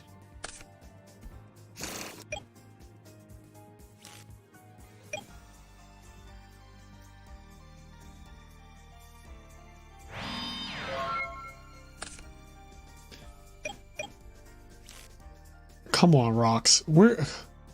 You can't go out like this. We were all rooting for you. Look at me. I'm right here. I'm rooting for you. You cannot open a private chat with yourself. I'm literally talking to myself right now, Dueling Book. You can't tell me what to do. You can't tell me what to do. I'm literally talking to myself right now. I've already opened a private chat with myself. Some nerve, this fucking website. Anyway, how y'all doing? Back from lessons, why the F we got GBs right now? I don't know. Hydro's a terrorist. He's a Dragon Turbo and Glad Beast player. Do you really want your legacy to be that? Like, do you want to be that guy? You want to go out being the GB Dragon Turbo player? I'm trying to save you from yourself. Like, do you really want that to be like your legacy, your resume is like, oh yeah, I can be on your 3v3 team. I play GBs and Dragon Turbo, and they just like immediately turn around and walk away.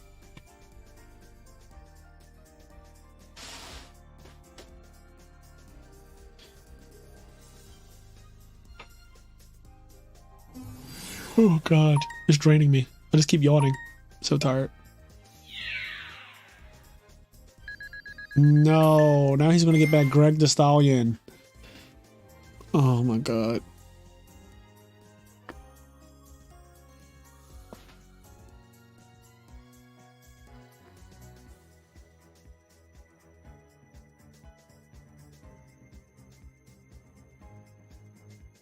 Okay, hold.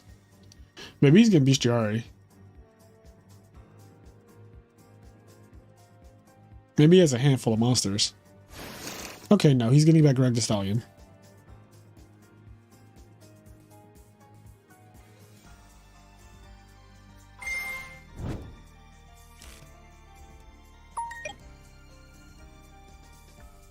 Have we seen a tiger yet? I'm starting to think he's not on tiger. We have not seen a tiger yet.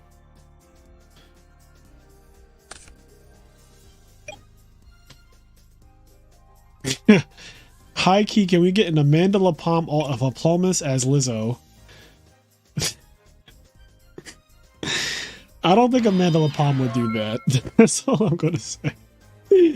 That is a fucking crazy idea, but I do not think Amanda LaPalme will be partaking in that one.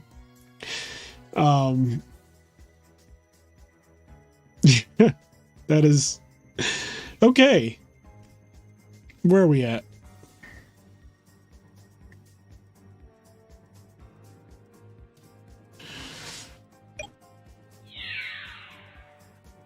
Okay, if this rock deck loses right here, I'm telling you, I'm putting this shit in B tier. It's going, instead of going to S minus, it's going to B tier.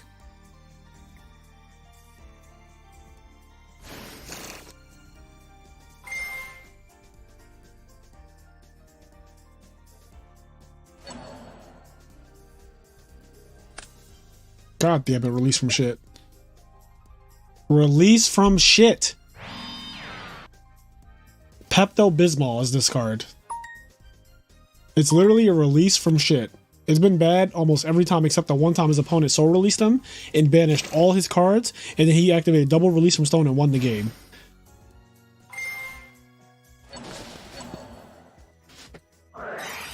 Do something.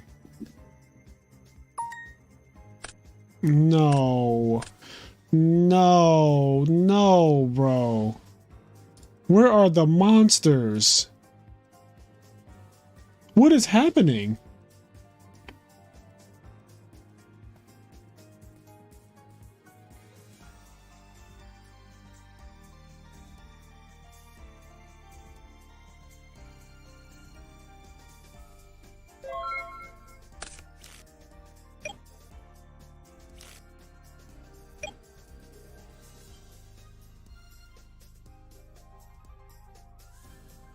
Wait. Well, that was main phase 2? Okay, wait. Hold. Brain control, attack, tribute for Caius. Fuck.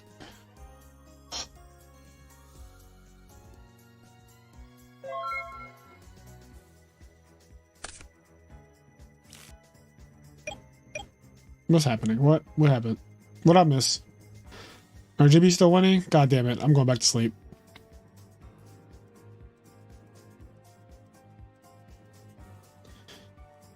Oh god.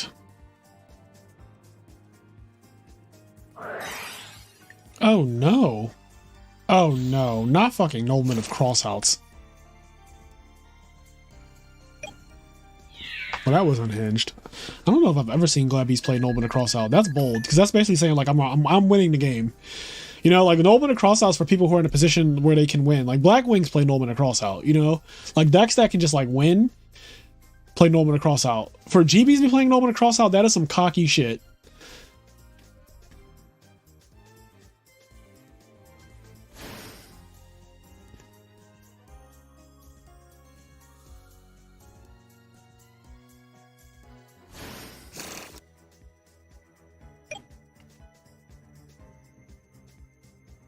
You know what's crazy? I feel like the GB's deck can still lose from this position. I know it sounds wild, right? But last game he got heavy for 3. It could just happen again. Is it copium? Yes. Yes, it's copium. But it could happen again.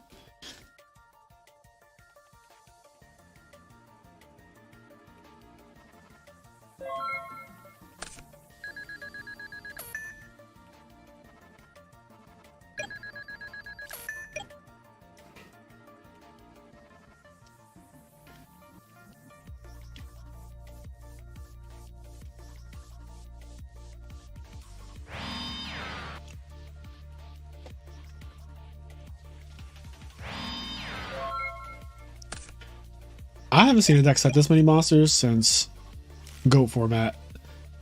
I'm being honest. This shit is pathetic. What happened to all the spice? What happened to all the rock spice? There's no fucking spice right now.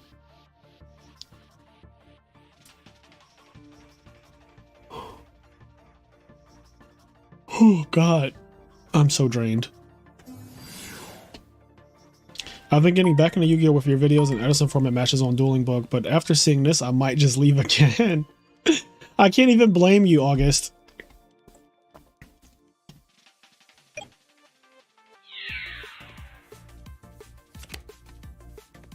Okay. Okay. Wait. Okay. Nope. Nope. Nope. And just like that.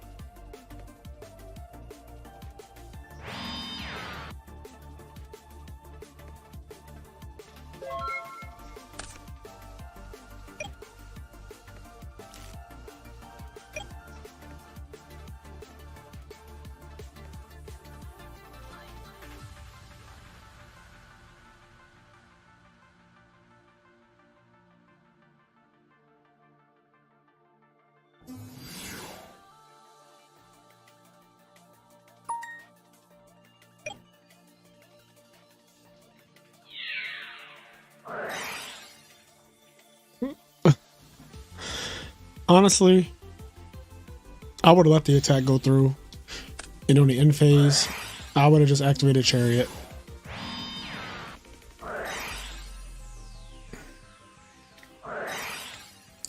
All right, GB takes it. GB is now in Grand Finals winner side. I cannot believe GB's about to win one of my tournaments. This is fucking wild. This is wild. All right, let's see how the rest of the bracket is doing.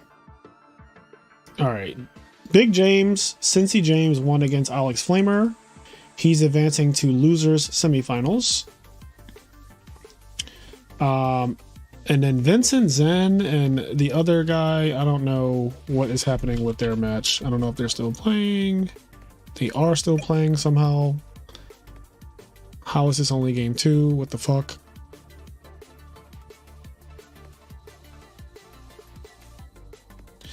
Alright, we're about to start giving out some slow play warnings, because what the fuck? How are they in game 2? What happened?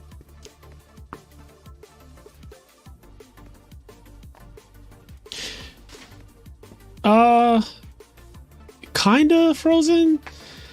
Like, that's a little different, I feel like. But you are right. Glabbies were in the deck that won the Frozen's whole cup. But that was a tournament where that was our Edison Highlander tournament. For people who don't remember or don't know, we had a tournament where you could only use one of each card in your Edison deck. And my boy Luke Feeney won $500 that day.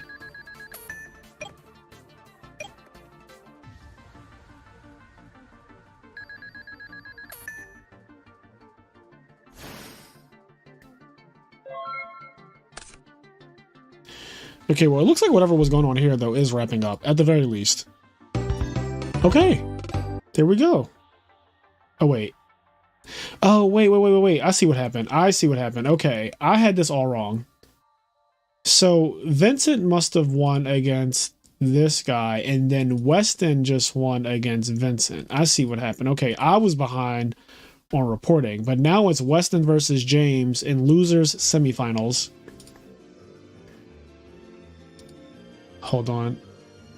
Okay, so we got Hydro Pump in Grand Finals winner side. We got Enraged Peacock in losers finals. And then we have...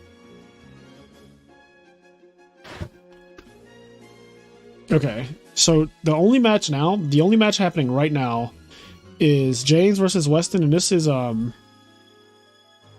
me just update the text to say... So this is going to be losers. What is it? Losers quarterfinals? Losers semifinals. Losers semifinals.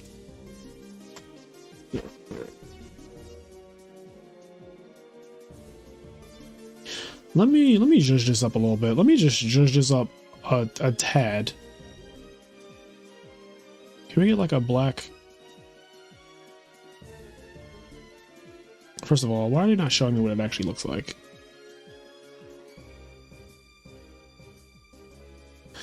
What color do I want? I mean, I think black is just easier to look at. But maybe, yeah, black is just, it's just black.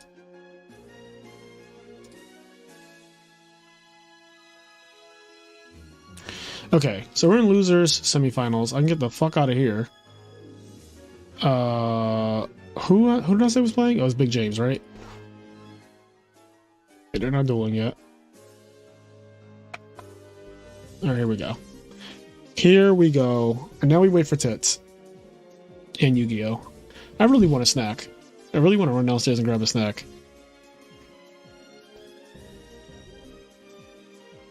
I'm going to Maggiano's tomorrow with Silverman and McCabe and Xavier and a couple of my other friends.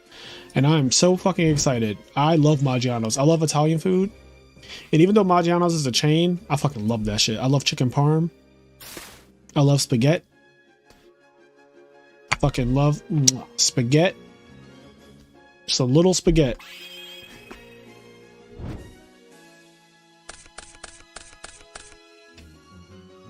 We do need another 1K, don't we? So after YCS Vegas, I do want to hold the first special tournament of the year. I don't think I threw one this year yet, right?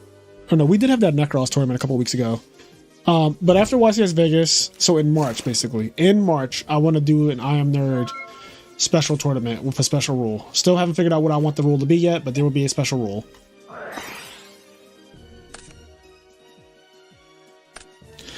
Have you been to Giuseppe and Sons? Yes, Alex. Giuseppe and Sons is actually one of my favorite Italian places in Philadelphia. I've been there probably like 7 times already. I love that place. Whirlwind Shura opening. Okay. Ooh, Frozen's B-Day is in March. Okay, King. Is anyone in chat going to Vegas? Is anyone going to be at YCS Vegas? Or be at YCS Vegas, I should say. Anyone in chat going to Vegas?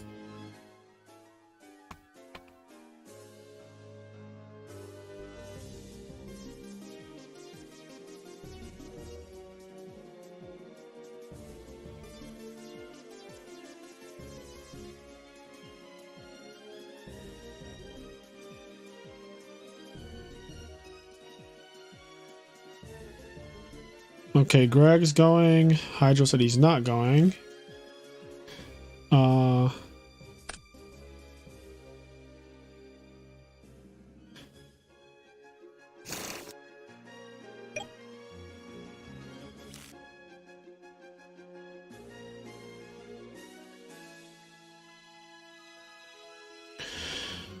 Alex, I don't know. It depends on what flight prices are. I don't know if it's too late to book a flight to Vegas. You just have to check. Like, I booked my flight over a month ago. I booked my flight last year, I think. I think I booked it in like December.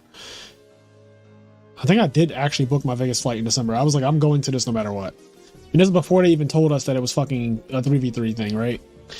So...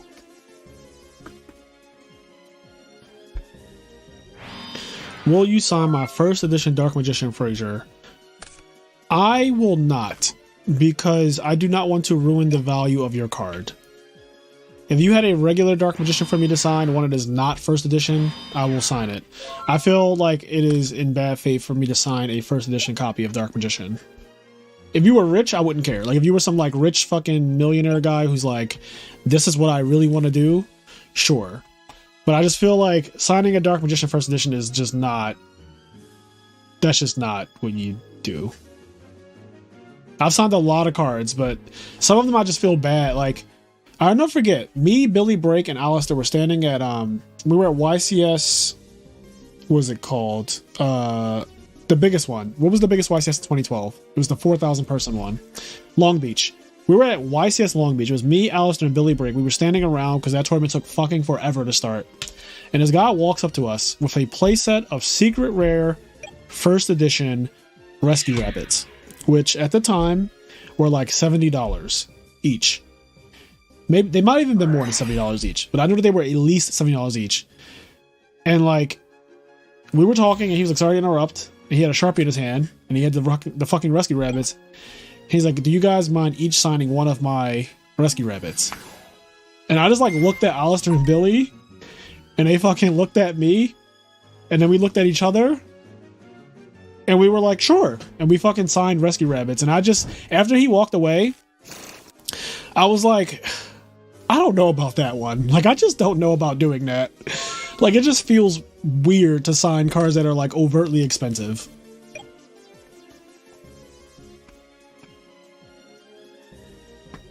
And that wasn't the last time that's happened, where it's like somebody presents a very expensive card. And by expensive, I mean like a card that just really does have value. Something that's like, you know, 40 or 50 bucks. I feel like, goddamn. Obviously, everyone, you know, money is subjective. Everyone has their own idea of what expensive is to them. But I feel like once you're signing like $70 cards, $100, I signed Pot of Dualities after I won YCS Atlanta. I remember that too. And they were hundreds of dollars. They were like one something. And I even asked, I was like, "Are you sure? Like, are you sure you want me to do this?" And they're like, "Yeah, no, please sign my duality." I was like, "Okay. Okay."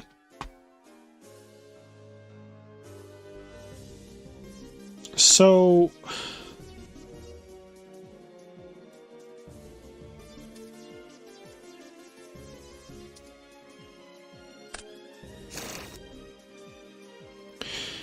you can... oh, no, I cannot recommend this. I just checked flights for Vegas, Alex, and they are very expensive right now. Like, I feel like if you haven't booked now, it's kind of a farce. The cheapest flight I see is on Spirit Airlines, and it's like $420. The next flight is also Spirit Airlines, but it's 17 hours, and I just feel like at that point, do not go. Like, if your flight is 17 hours long because of, you know, stops and stuff, just don't even go.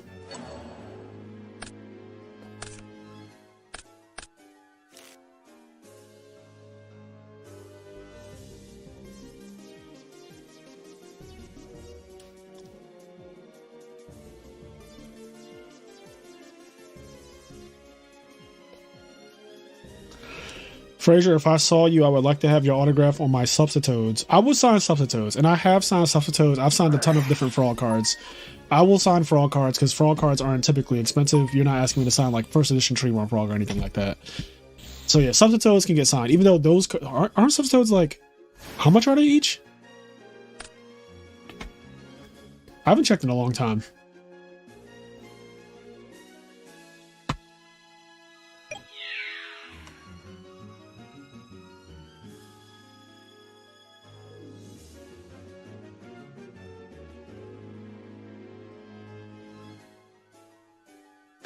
They're $30 each. They're $25 to $30 each. Like per substitute, not a playset, per substitute. Konami needs to reprint that card. I'm also tired of looking at fucking rare substitutes when the rest of my deck is like blinged out of its gourd.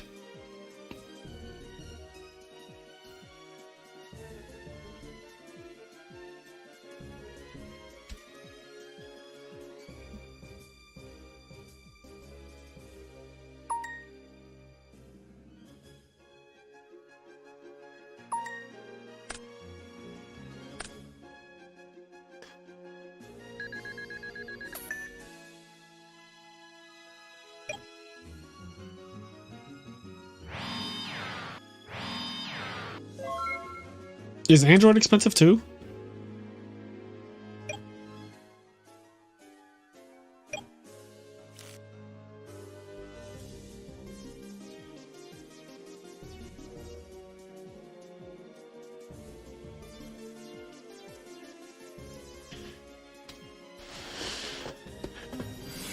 I didn't know that Android was expensive. That's an interesting one. I bought one the other day for 18. Yeah, $18 for Android is kind of crazy. Get rid of your tuna.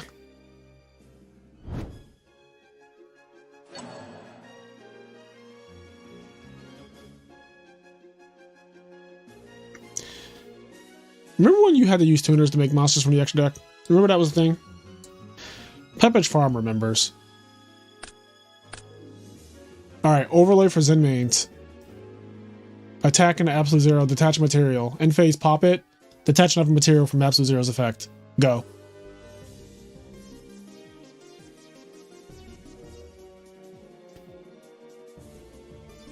Common Absolute Zero is over $10. That's wild.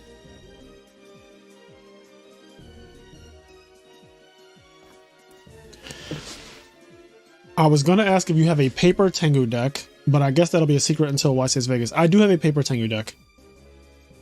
Because my best friend just has every Yu-Gi-Oh card, I just have every deck and every card. And I do not mean that as an exaggeration. Let's see. I traded for an unlimited, heavily played, and bought 2 first edition substitutes for 30 a piece. God damn.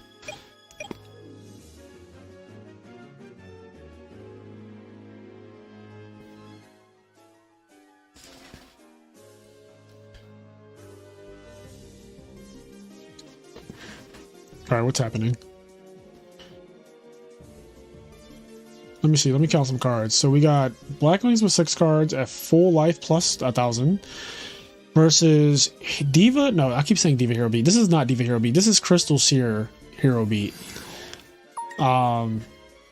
With Absolute Zero, which is one of the best monsters against Black Wings. Like, that card makes Black Wings cry.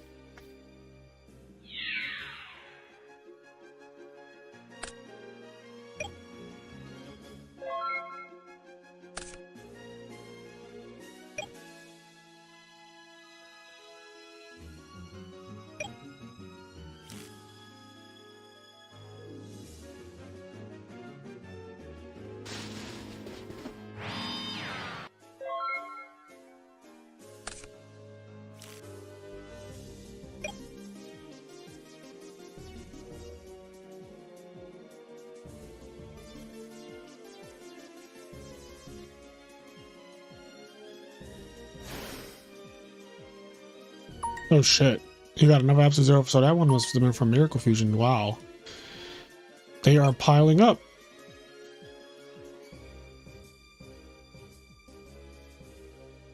My favorite ultimate cards right now in Edison are Treeborn Frogs and Miracle Fusions. Mine as well. I love those cards. I have those cards. Ulti Miracle Fusions and Ulti Treeborns. I'm gonna go let me grab my deck real quick. Hold on.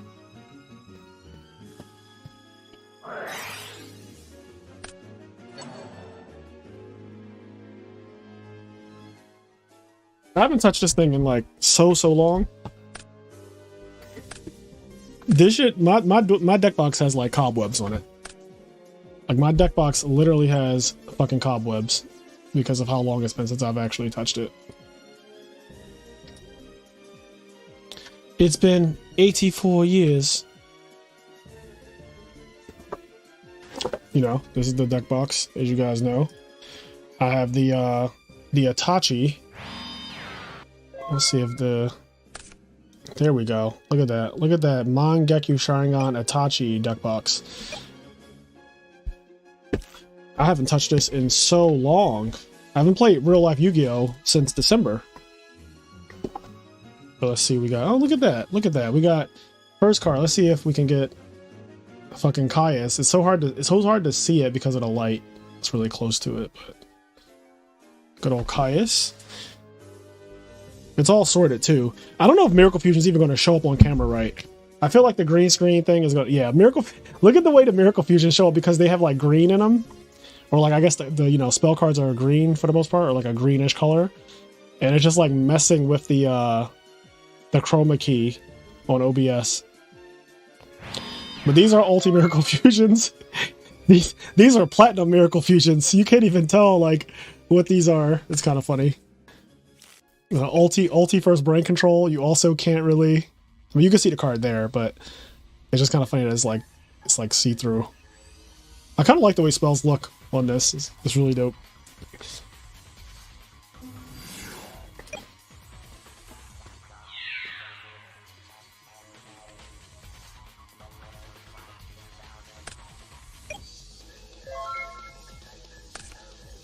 This is Ulti Caius. Yes. Look at them. Look at them. They are so fucking cool. Honestly, this was like just the 3 Ulti Caius would have been enough for my birthday. Like I would have been completely happy with just having a playset of Ulti Caius. I would have been completely happy with just that. Now Ryza, there's no way Ryza shows up right because he's green, right? So he, it's actually not. Okay, it's bad. I was gonna say it's the green screen is like the chroma key is really fucking with Ryza. You can see him when I tilt it back though. We got some ulti swaps. I'm not sure. Does swap have green in it? Why is it doing that? I feel like OBS is just, it does not like Yu-Gi-Oh cards in general. Because like Swap Frog does not have a bunch of green on it. Ulti Treeborn Frogs. They kind of look cool like that. Ulti Treeborn. Look at them just fucking flying away. Yeah, this is actually, my deck is organized right now. It's like all in order. I haven't touched it in so goddamn long.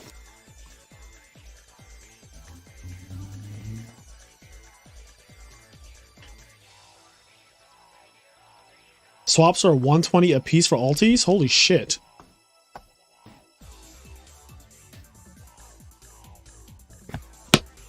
Put this away. I probably shouldn't put it there. I'll just put it here.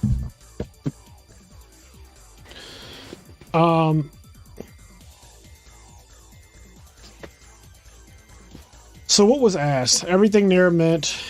Well, I play with my cards, so I don't know if that's still considered near mint, but they were near mint when I got them. But I'm not one of those weird people who like gets the cards and doesn't play with them. I play with my cards, so I don't roughhouse with my cards, but I do use them. Like they get shuffled. Your ulti Miracle Fusions look like diamonds. They shine bright like a diamond, Rihanna. That's over 2K for the Caiuses. Fridge, do you know the German player Dinkan Fam? He's got. I don't know if I know that person. Maybe if I saw them, but by the name, no.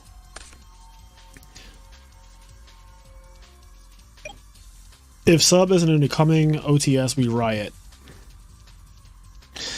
Veda said, "Ulti everything, save some bitches for the rest of us." Bruh. Oh my god. Not save some bitches for the rest of us. That's unhinged.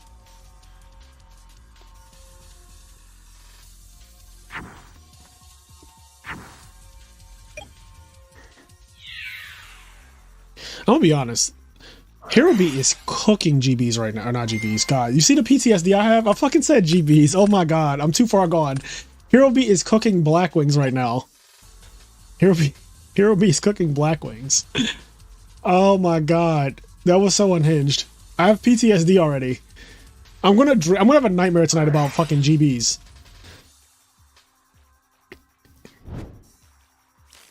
I do not like Ghost Rare cards, Brandon. I like ultis. My extra deck is ulti and dual terminal. Like dual terminal Brionic, and then like ulti Goyo, Colossal, Catastor, Stardust, Black Rose, all that stuff. I do not like Ghost Rares.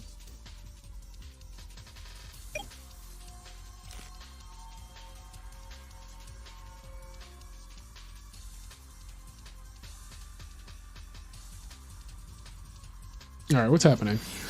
It's taking an awfully long time for Hero Beat to wrap this shit up by noon.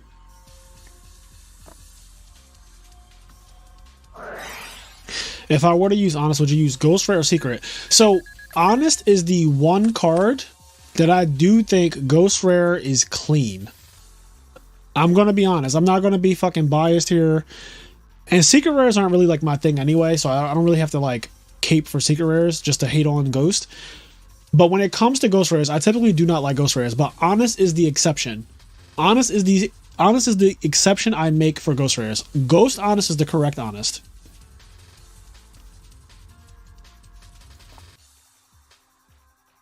I think Ghost Honest is one of the best, like, I think it's one of the best Ghost Rares, period. Like, in all of Yu-Gi-Oh's history, I think Ghost Honest is one of the best Ghost Rares ever.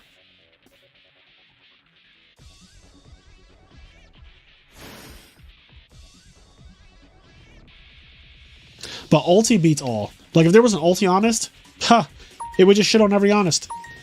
Honestly.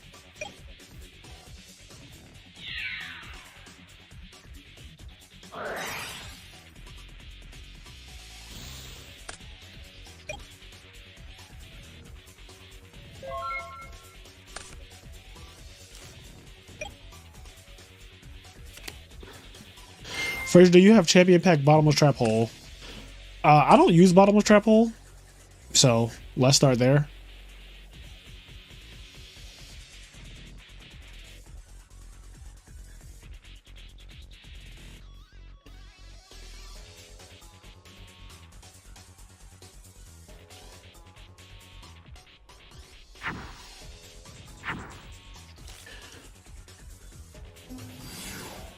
Holy shit. So 3,038 to okay. 3,039. 6,900 damage in what, one turn? It's a lot. It's a lot of damage.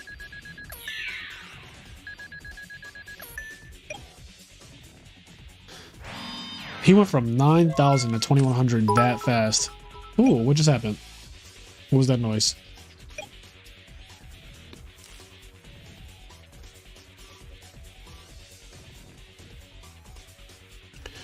The hell was that noise? Oh, somebody just subscribed. Thank you for subscribing.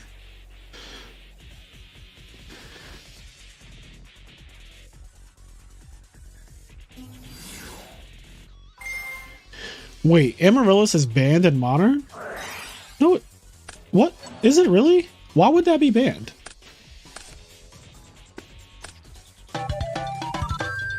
All right. This is losers finals, right? Or no? Wait, let me check. This is losers semifinals. And Rage Peacock is in losers finals waiting for the winner of this. Wait, Amaryllis is actually banned in fucking Modern Yu-Gi-Oh? It's that bad? I never knew that.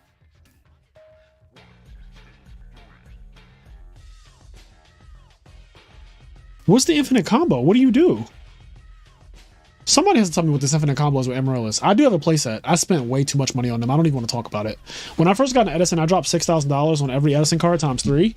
That like is playable anyway. And Amaryllis is, let's just say that a chunk of that 6K was on Amaryllis. Like a chunk.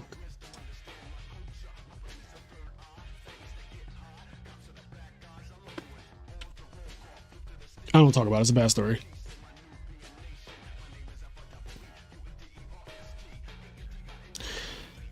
I'm on TCG Player right now, and for near mint or lightly played, which is the only cards I ever buy on TCG Player, I only buy near mint or lightly played. For near mint and lightly played, IMNerd starts at like $36, then it quickly goes to $40. So the card is $40, like minimum.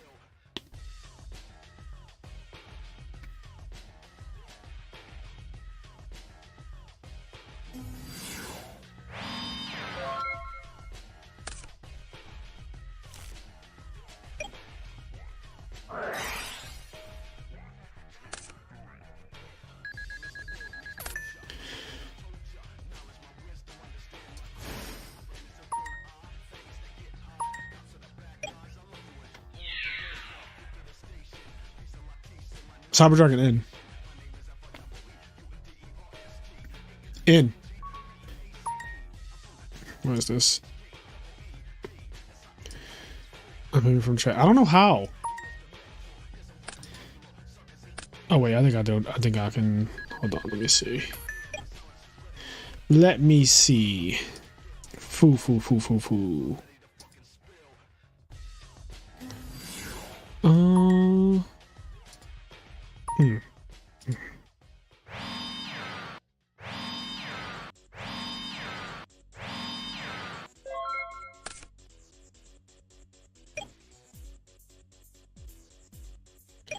Okay, let's see. How to love.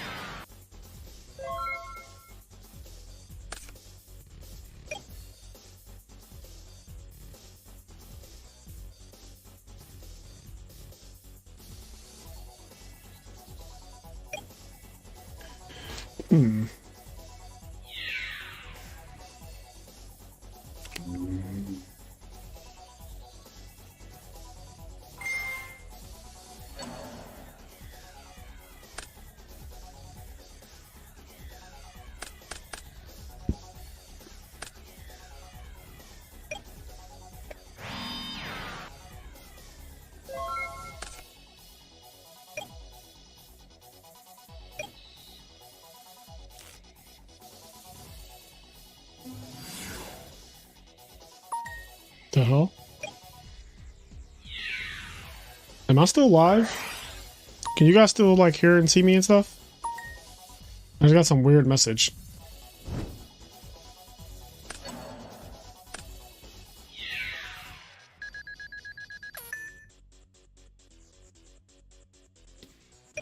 Let me know if y'all can still hear me.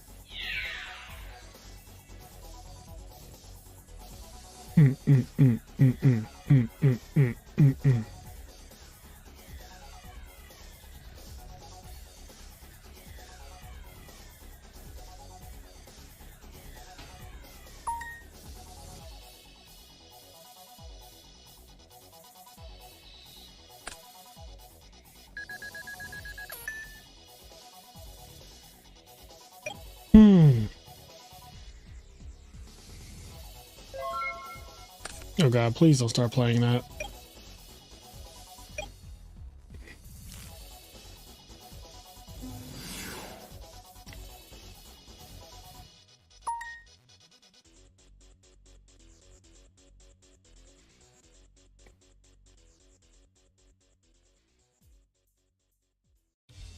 All I see is your lips moving.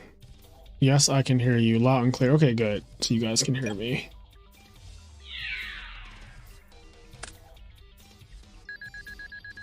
I know you're lying.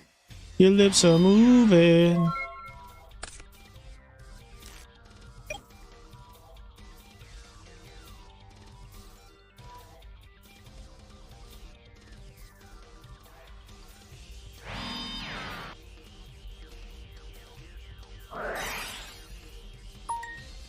Mm, mm, mm, mm, mm, mm.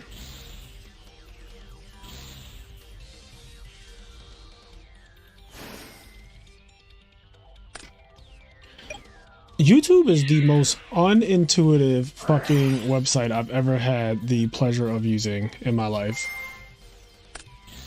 Here we go. Here we go.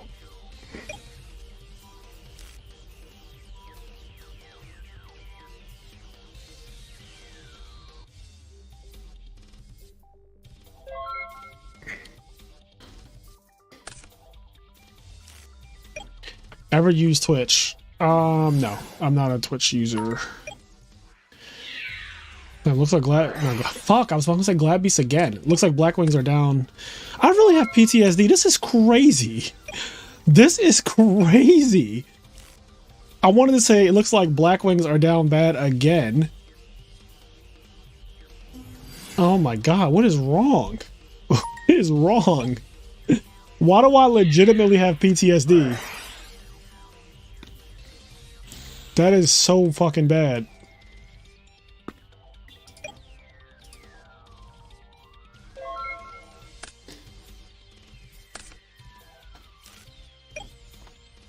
I kind of want ice cream. I have ice cream in the fridge. I'm about to get ice cream. I'm gonna fucking eat a pint of ice cream for dinner. I just know that's where this is going. It's so bad. It's so bad. Why do I do this? Why do I just eat a pint of ice cream? I'm literally gonna have a nightmare about fucking Glad Beast. I have Ben & Jerry's Half Baked, and I have Ben & Jerry's, I think it's Chocolate Fudge Brownie. What's the name of it?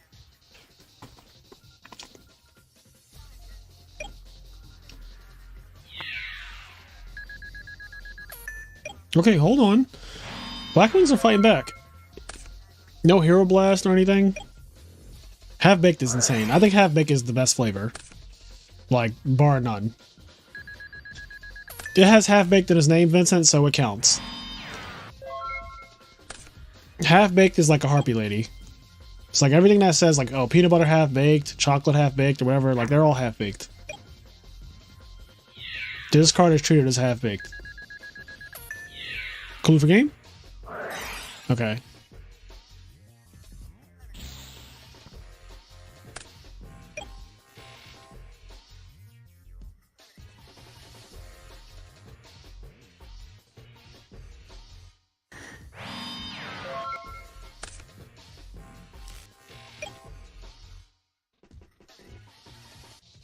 What are those three back row?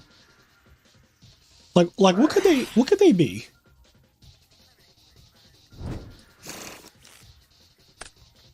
Alright, that looks like the last alias. No, it's not the last alias. That is the second alias. Okay, Gemspark, you know. Blah blah blah. This is my hero beat deck. I'm so nice. Oh my god, look at this. Look at me chain. Oh, +1. Oh, I got you. Look at that. You never saw that coming. Oh my god. Oh, I drew a card. I don't know why I'm shitting on fucking Hero Beat right now when I need this deck to beat Glad Beast in the finals. Look, I should be really kind to them because they need all the emotional support they can get because all these people lost to the fucking Glad Beast deck.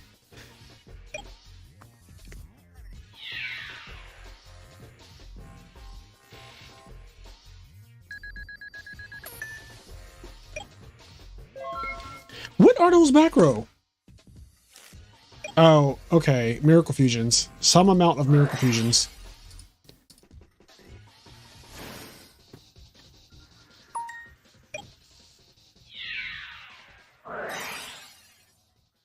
Another one.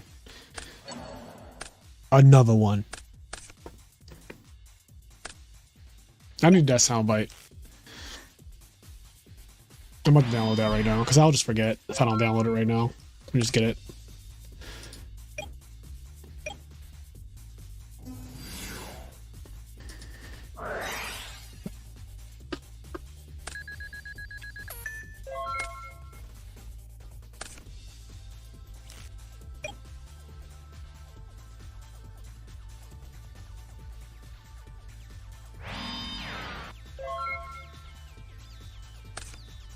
Another one. All right, perfect. We will clip that. That's getting clipped. That is 100% getting clipped.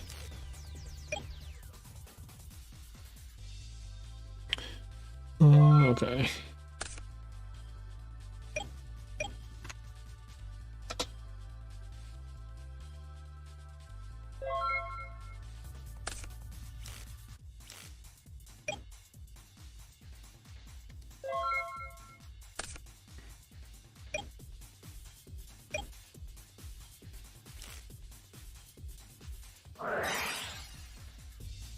Okay, so I have it. I have the sound bite. Now I just have to put it into SoundPad. It's like a fucking multi-step process here. I think it's time to upgrade my PC. I think I just want to spend like $6,000 on like a really high-end PC. I do a lot of content creating and streaming and recording, and my PC is definitely it's like 5 years old now. It's an Alienware PC, and it's done its job really well the last 5 years, but I feel like 5 years is the max that I'm willing to wait to upgrade. Like my MacBook, I just bought a new MacBook basically this year. Like I think it was the end of November. The new M3 MacBook Pro, and that thing is spec'd out and I love it. But it is better. It is literally more powerful now. Like my MacBook that I just bought is more powerful than my fucking Alienware desktop, because just technology, the way it gets better over time. Like 5 years is crazy amount of time. Now I think it's time to update my desktop. I think it's time to do that. And I don't know if I want to be one of those snobby people who, like, you know, they build their computer from the ground up. You know, everyone does that. They like buy all the parts and then put it together and all that. I'm not really into that. Like, that's not my ministry. I'm a guy that likes to pay for convenience. Like, I just pay for things like Uber or Uber Eats, or, you know, deliver my food cooked for me. Take me to this place that I need to be at. I don't want to drive there. I don't want to have to take public transportation. I just rather somebody like drive me to. I'm willing to pay for convenience. Me building a PC from scratch, like, not my ministry.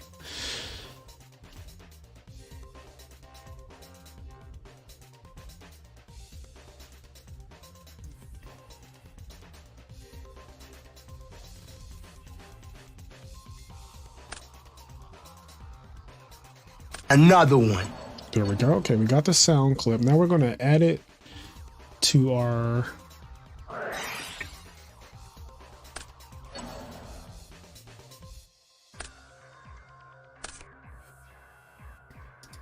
I don't really use this one, do I? I don't really use this. I don't use this one either. I'm gonna use, okay. This is the one that I'm gonna change. So how do I choose? God, I forgot. It's been so long since I've done this. Sound. Oh, I have to refresh it. Hold on, refresh. DJ Khaled.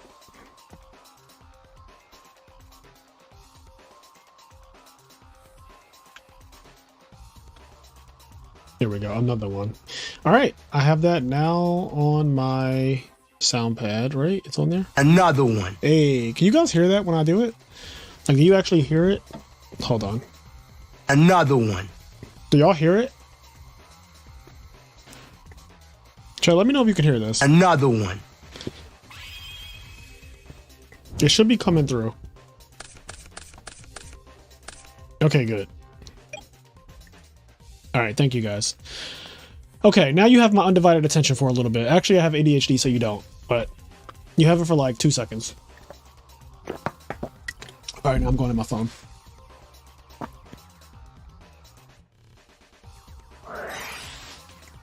E-call? What could he possibly be getting with e-call?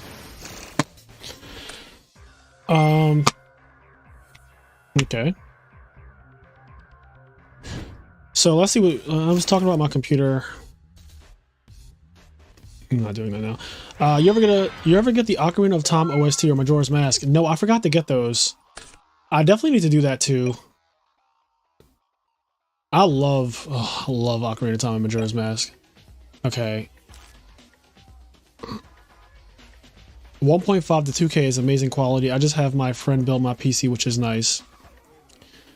How many iPads do you currently have? I have one iPad. I bought an iPad last year to read the Hunger Games books, and now it sits on my living room table, just collecting dust. Honestly, I do not use my iPad really. When I'm, occasionally when I'm in my living room, which is almost never, but when I'm in my living room, occasionally I'll just grab my iPad and check if it's dead or not. And I'll just like use it for like 2 seconds and put it right back and it collects dust again.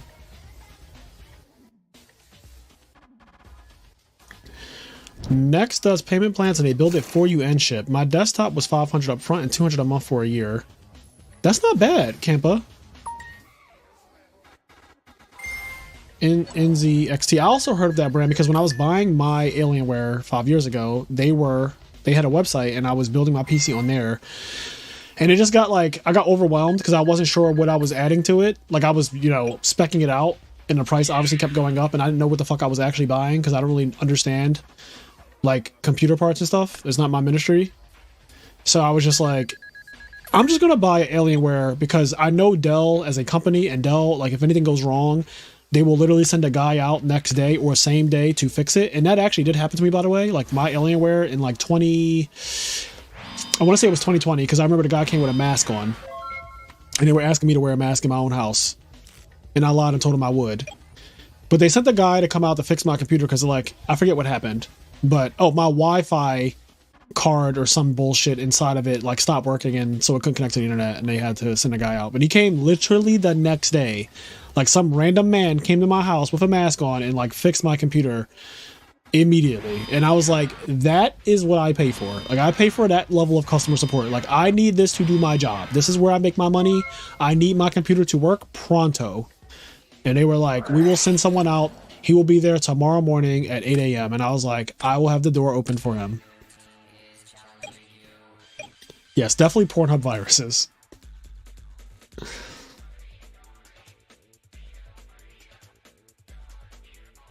I thought about buying the latest iPad and Apple Pen since I've started doing graphic designs again. Yeah, I actually bought the pen too. You know what's funny? I bought the pen. The pen is on my fucking desk. Look, this is here. I literally have the pen. The Apple Pen is, the iPad has been downstairs for months. Okay. The iPad has literally been downstairs in the living room for like 6 months. I kid you not. The pen is on my desk. I bought this thing. This thing is like fucking $200, by the way. And it has been on my desk for 6 months. iPads are a trap. iPads are a fucking trap. They're so cool in theory. It's like, oh, it's a bigger iPhone. I tend to only take mine in the bathroom with me. Like, if I'm going to be in the bathroom for a long time, I'll take my iPad in the bathroom. Like, if I'm watching a Smash tournament, and I'm like, all right, I'm about to shower or go to the bathroom for a while, I'll bring my iPad in the bathroom and I'll just, like, set it up. Because it's nice to have it just, like, in the bathroom on the floor. And I just stare at it and like watch my stream, like I could watch Smash Bros, which is not, it's not porn. It's a game. I know it sounds wild. It's like me taking Smash Bros in the bathroom, right? For a long time, but it's not what you think. Anyway, what's happening in this duel? Blackwings are fighting back. Yeah, we got fucking Stardust, Whirlwind, and the Moon Shadow. Yeah, this one's looking over. It's looking over.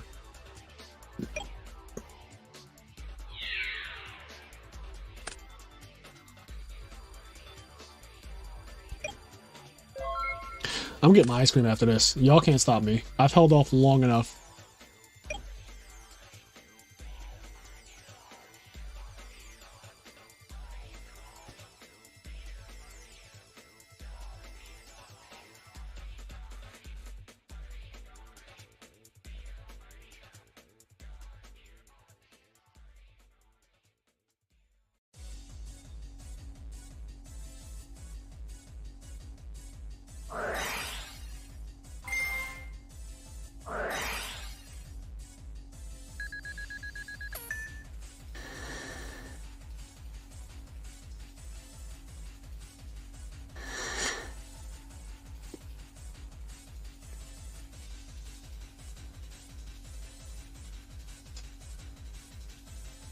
I'm getting my ice cream the second this shit is over.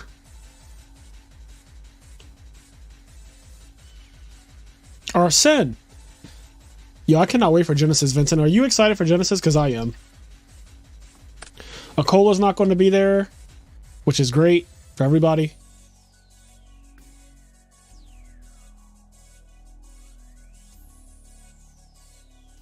Alright, I have the self-control of like a minor, so I'm going to go grab my ice cream now.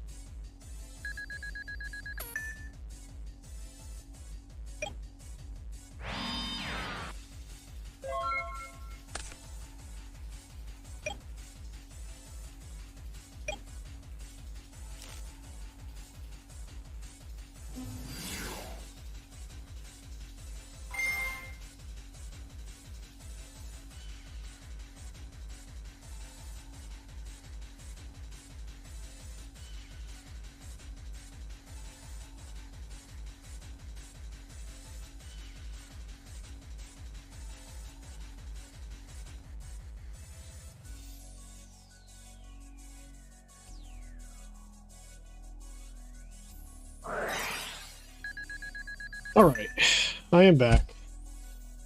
I have ice cream. And the one that I have is this flavor I've never had before. I bought. So I have half baked in the fridge, but I always save half baked for last. The one that I have is called Chocolate Therapy. Oh, you really can't see it too well, but it's called Chocolate Therapy. And it does have green on it, which is why it doesn't show up well. But it says chocolate ice cream with chocolate cookies and swirls of chocolate pudding ice cream. So, yeah. Chocolate Therapy. That's what we're about to eat.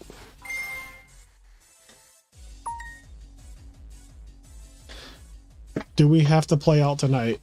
Yes. The tournament has to conclude tonight.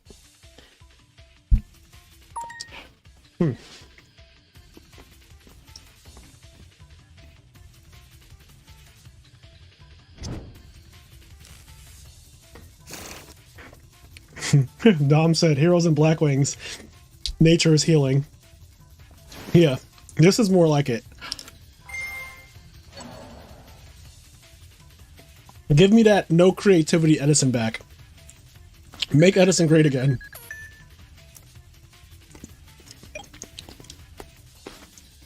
Give me the same 4 decks over and over again until I can't take it anymore. Give me that good zero creativity Edison.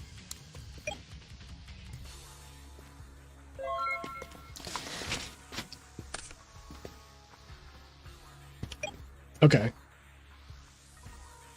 The last tournament, I lost round 1 and had to play 7 rounds to win out. It was a lot. Yeah, well, you did it.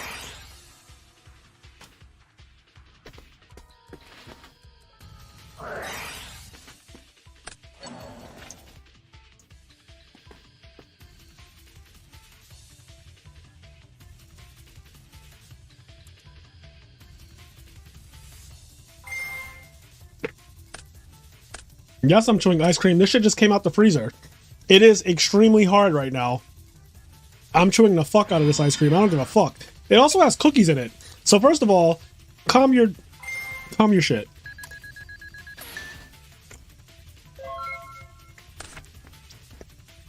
Honestly, I don't want ice cream if I don't have to chew it. I always like my ice cream to have stuff in it.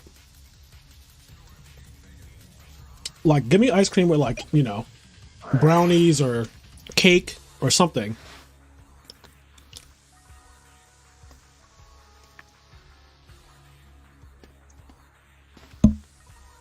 If you're not chewing your ice cream, then something is wrong.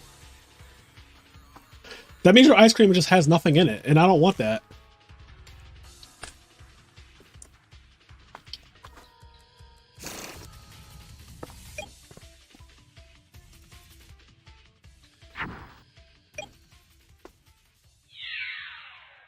What's your favorite ice cream?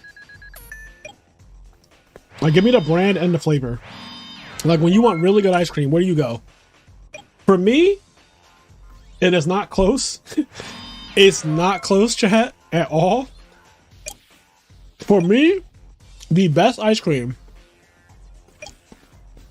is fucking Cold Stone Creamery Birthday Party Remix. I think it's called Birthday Cake Remix. Cold Stone Creamery Birthday Cake Remix is the best ice cream I've ever had. It is crack.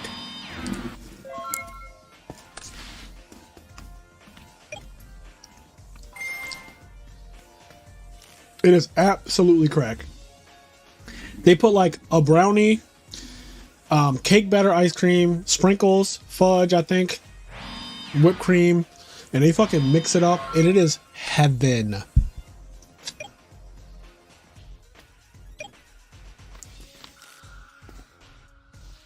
And for me to be a person who's pretty skinny, like I weigh 150 pounds, for me to be a person who's pretty skinny, I love ice cream. I basically always have ice cream in my fridge. And some days I do have it for dinner. Like today. Like this pint is 990 calories, which honestly, if I ate a real dinner, would be a lot more than 990 calories. So, if you ask me, this is more healthy than eating like Chick-fil-A.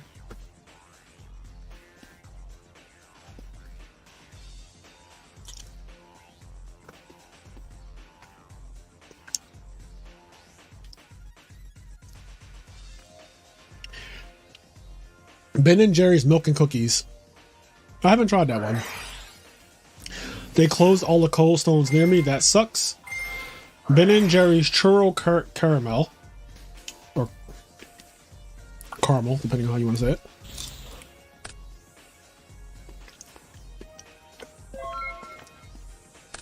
I've been fucking with the chocolate chip M&M's brand.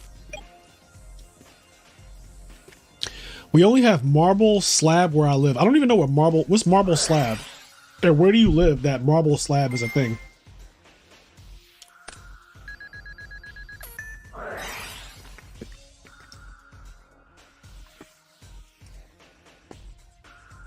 Do they have the toasted marshmallow flavor ice cream by you?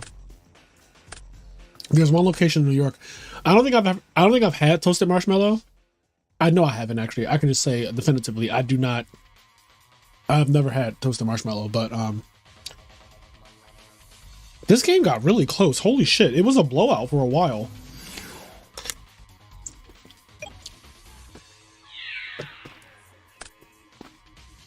Holy shit. Yo, is James the savior?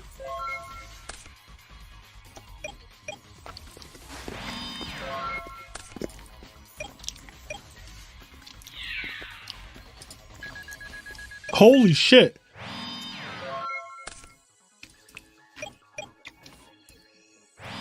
Is this happening? Holy shit.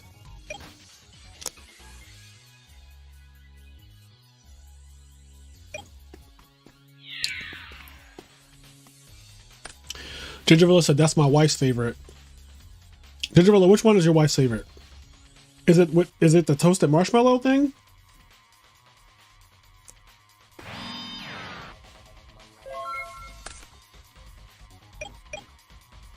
Campbell, you have diabetes? Sorry to hear that, bro. I personally, I'm gonna be honest with y'all. If I had any illness that affected the way I have to eat, because I have the self-control of a minor, I do not think I will live very long.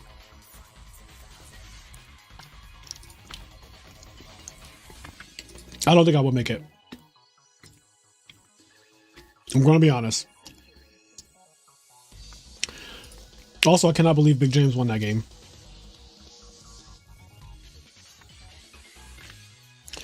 Okay, I see some Discord messages.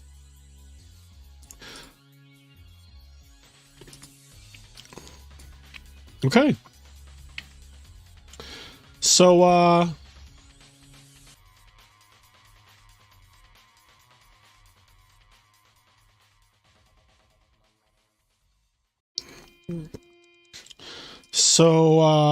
where are we at now in the tournament? We are at losers finals. So let me update this to say, all I want to do is eat ice cream right now. And instead I'm over here running this tournament. Luckily, this is actually easy to update because all I got to do is backspace. Okay, we're in losers finals. Who is playing? It's James and Enraged.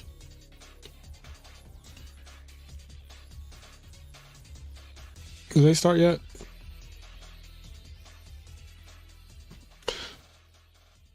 One of the things I do not want to happen, and it happens to me like semi-often now, is that my spoon will spill over and hit something and it will just stain it. Because for whatever reason, chocolate ice cream fucking stains the shit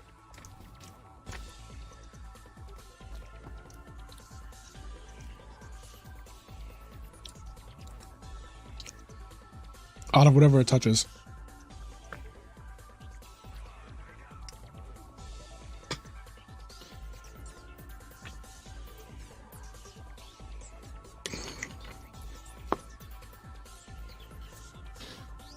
Have you thought about cutting swap down to 2? I have thought about cutting swap down to 2.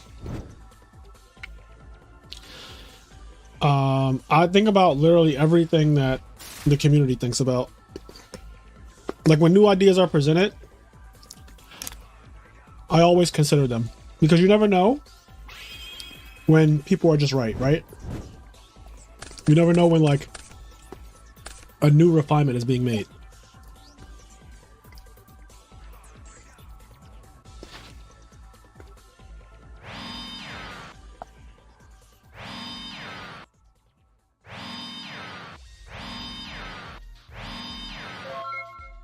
I'm insulin dependent and wear this little thing that checks my blood sugar every 5 minutes that I change out every 10 days. Shows me on my phone so I can have better readings to control my levels more. Oh, that's like really serious, Phil. That's like life altering stuff.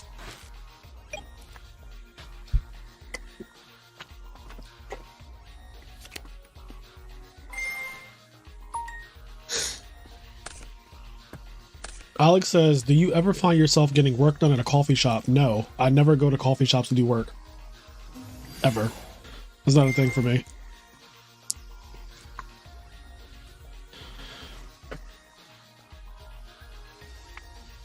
Like, the idea of going to Starbucks to do work is like, it's fine. Like, I don't think there's anything wrong with people who do that. But like, I am a recluse. I do not like people. That may come as a surprise. But if you really know me, you know that I do not like interacting with people. I should be more specific. I do not like interacting with people who I do not know. Like, I don't mind Yu-Gi-Oh players and stuff to a degree. But strangers, like regular strangers in a fucking Starbucks, no. I do not want to interact with them.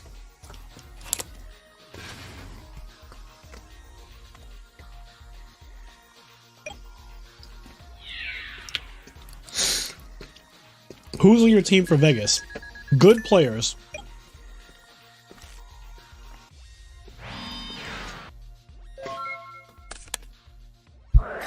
My team for Vegas is cracked.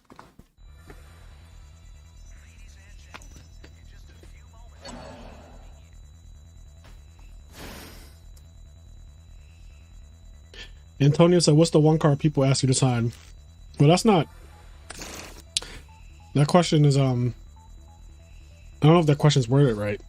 There's not one card that people ask me to sign. I've signed fucking 100 different cards. There, like, maybe more, honestly. I've signed, like, so many random things.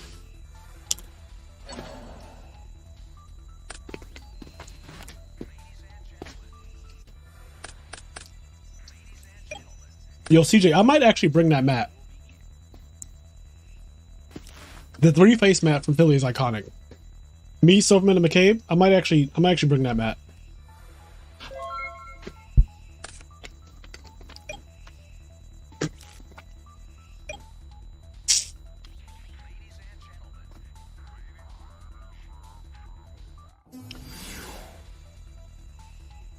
But the thing is, there's no one card that people ask me to sign. Like, I've signed so many different cards. There's no card that's, like, in the lead. Like, have I signed Royal Tribute? Of course I have. But I also just told you guys that I signed fucking Secret Rare Rescue Rabbit, which has nothing to do with me. I mean, I did top 8 of YCS with Dino Rabbit, but, like, that was actually after I signed the Rescue Rabbit.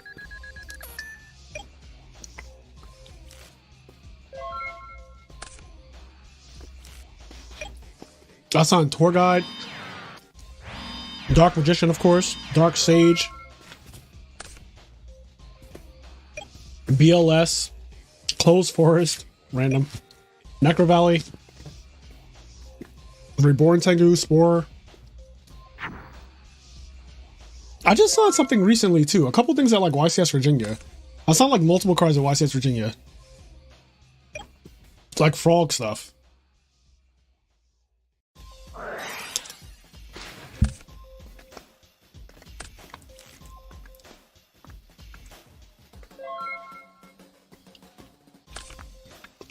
Mayberry says, I remember at the 5K you asked me for a marker.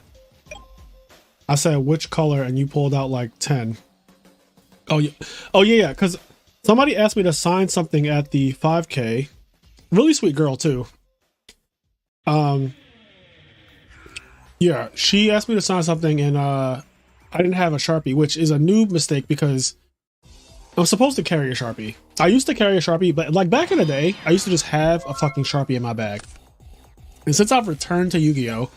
With Edison and stuff, I'm not used to that anymore. Like being in that sphere where like that's a thing. So I just haven't really been carrying one. But now I have a pack of Sharpies. And I should have one with me now going forward.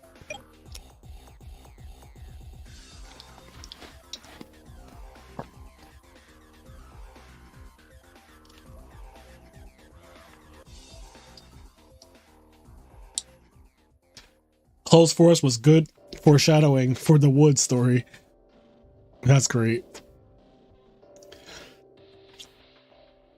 Hydro Sama Super Rejuve.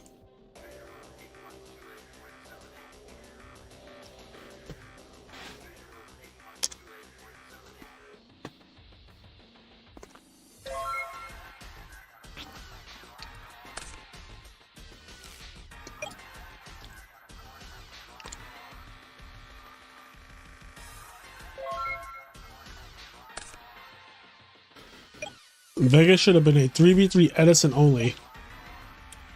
How do I feel about that? I don't know, that's kind of boring. Like, I get it. Edison is the most popular retro format. But, like, just Edison is kind of like... I don't know. Like I said, I'm a little burnt out of Edison, if I'm being honest. It's been 2 years for me. Time's flying. So like I'm welcome to playing a different format. Not GOATs. Because GOATs is fucking going backwards. I cannot deal with GOATs. Spoiler alert, I will not be the GOAT player on my team. We have a cracked GOAT player, and it ain't me. We have an absolutely cracked GOAT player, and it ain't me.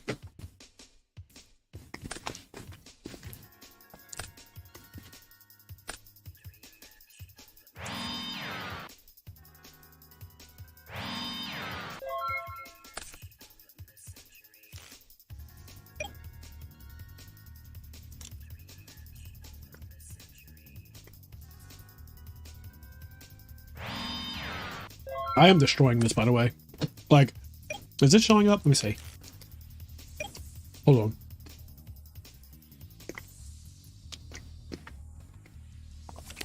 I am destroying this. Look at this.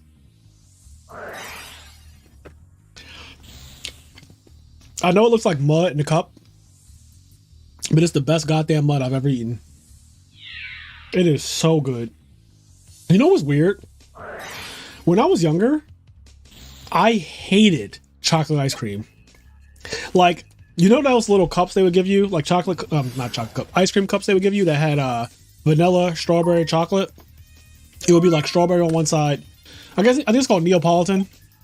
There used to be like Neapolitan ice cream, strawberry, vanilla in the middle, and then chocolate on the right.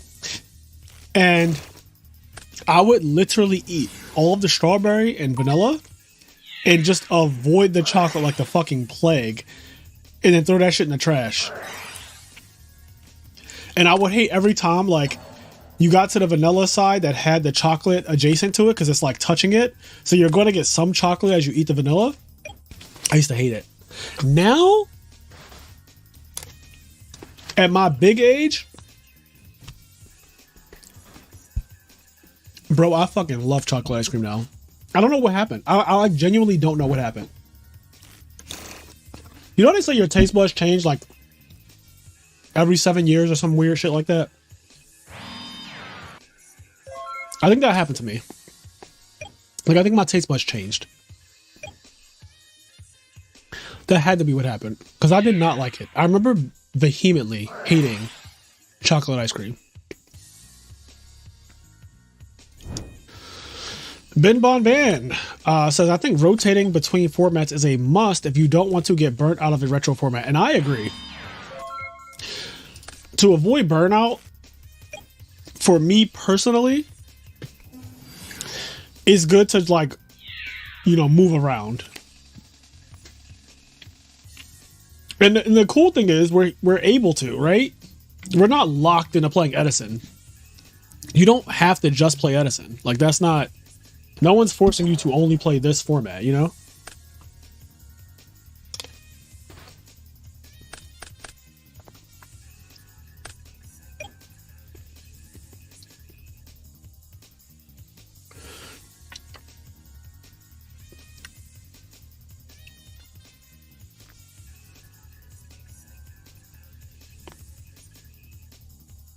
Hydro says, I used to not like watermelon. I've never liked watermelon.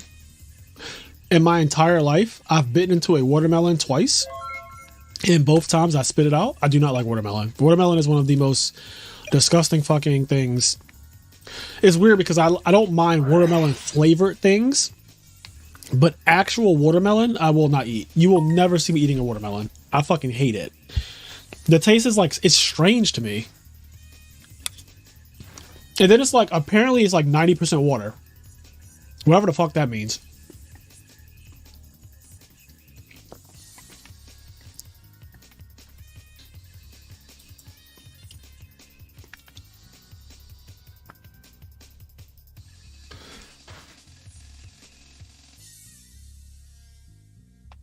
Have you ever tried fruit with tahini? No, I don't even know what that is.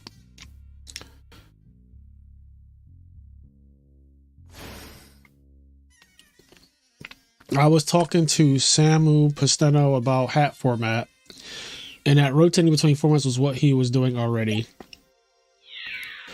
It just helps to not get bored. Like, rotating formats just helps you to not get bored of Yu-Gi-Oh! Because, like, in Modern, right? They get new packs and new ban lists all the time. In Edison format, outside of literally me changing the rules, it's just always this, right? Like, this is what it is. This is Edison.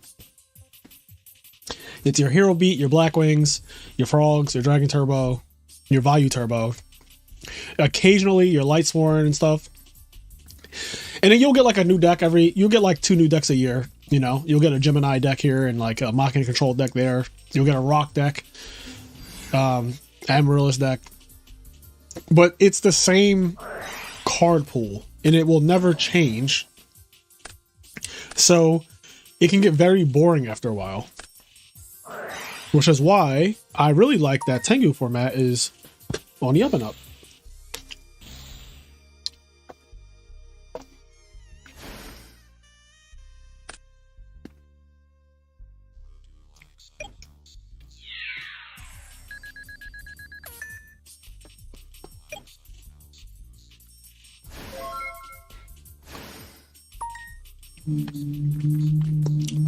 Let's see. Salt on watermelon is fire. Yeah, I'm just not buying. I've decided, so I'm at that age where like I'm very stuck in my ways because, you know, I am who I am at this point. I know what I don't like. So I will just never bite into a watermelon again. Like I said, I've done it twice in my life and both times I hated it. And so I'm just never doing it again. Like I believe you guys that you enjoy it. Like I believe that you put salt on your watermelon and you think that it's fire, and your taste buds are telling you like this is okay. My taste buds, they tell me to unalive myself when I do that. So I will not be biting in a watermelon. Goat is literally just chaos mirrors. Okay. Just go back and play fat. I took a couple month break from Edison. It seems kind of fun again. Down the trot for formats though. Yeah, so you had to take a couple month break. That's exactly.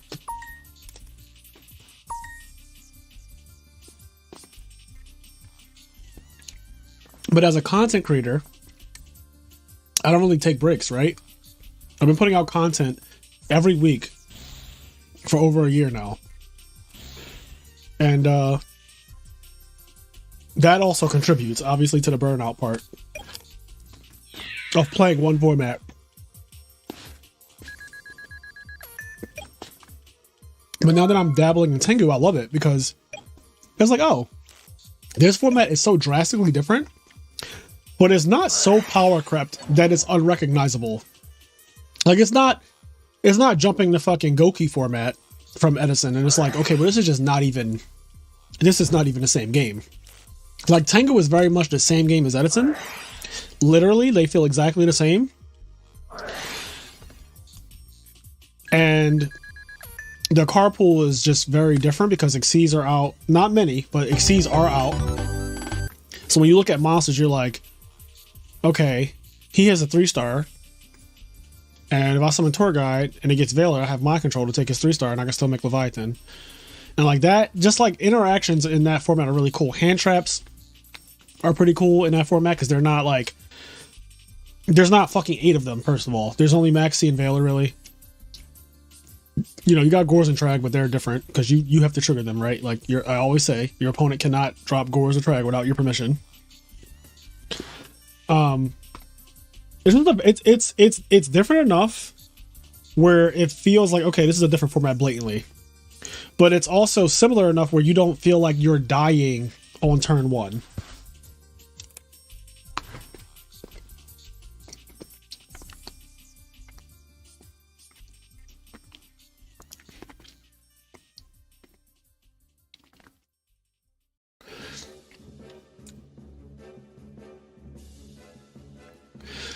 CJ said, I think Edison is a little boring, mostly because we don't have in real life Konami Edison events worth attending. I disagree with that.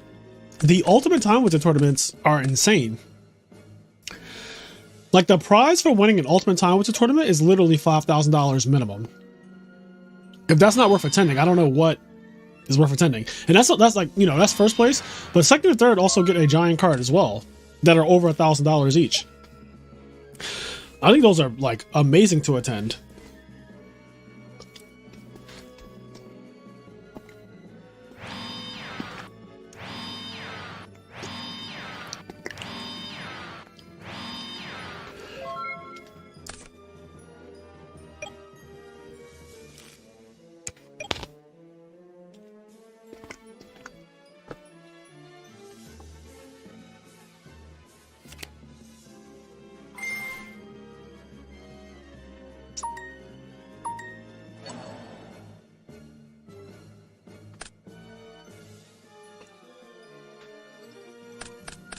Oh, terrible mills. Shit mills. Shit mills.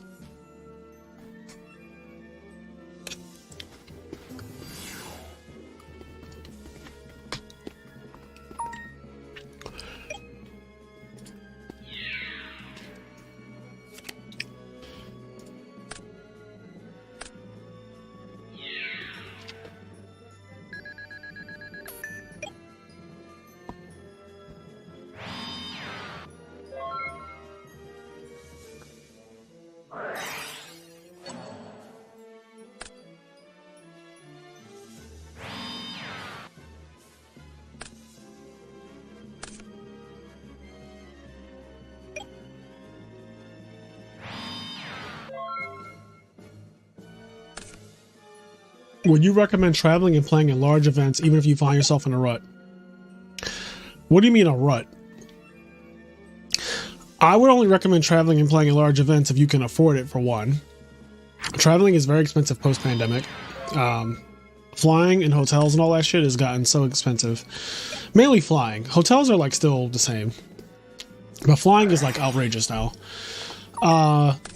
If you can afford it, they'll do it. Like life, to me, life is so short, right? We just lost someone in the community today.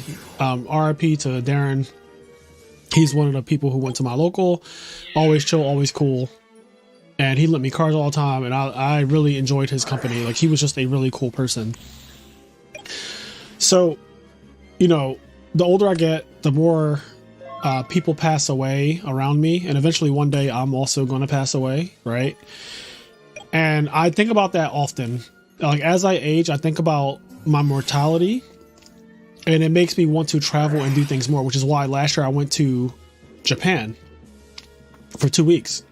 Because I was like, I've been saying I want to do this. Every nerd says they want to go to Japan. You know, and we all know it's there. Anime, video games, cosplaying, all that shit. And it's all actually there. And it's all actually amazing. And it's, you know, it's expensive. It's an expensive trip to go from America to Japan, especially for weeks. But it's worth it. And in general, like I've been a person who loved traveling because I played competitive Yu-Gi-Oh! For years. And I traveled all around to play competitive Yu-Gi-Oh! I went to Barcelona, Spain, Canada, Europe. Like I've been to a lot of, you know, all over the United States. And traveling for me is just something that I love doing in general. Like I just love traveling. And Yu-Gi-Oh! is nice because it makes you travel if you're competitive. But now that I'm like I guess technically I can't say that I'm not a competitive player anymore because I am, right? Like I'm just competitive in a retro format. But I love it. Like I love traveling still.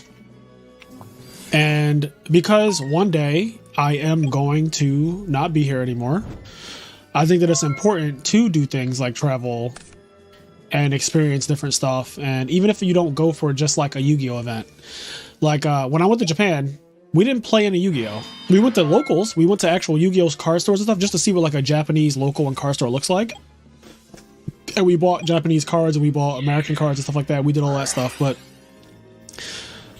I do recommend, like, when you take a vacation, it shouldn't always be for Yu-Gi-Oh! That's another thing. Because you can fall into that trap very easily as a Yu-Gi-Oh! Player where, like, you only travel to play Yu-Gi-Oh! And I think that is a mistake.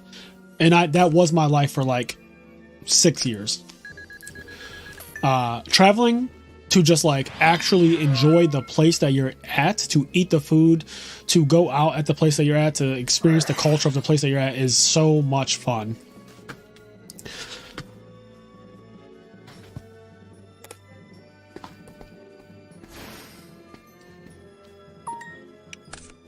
And yes, I did go to Akihabara, Andrew, and we had a fantastic time in the gaming district.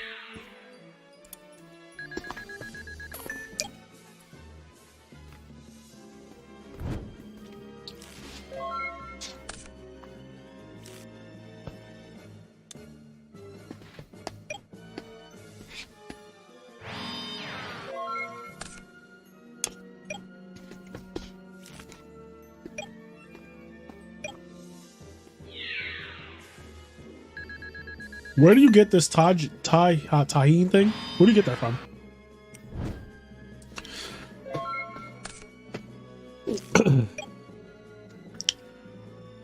King Vegeta says, was the Japan trip the best time of your life? The Japan trip was the best trip of my life, and it's not close. It's not even remotely close. It is actually life-changing to me, that trip.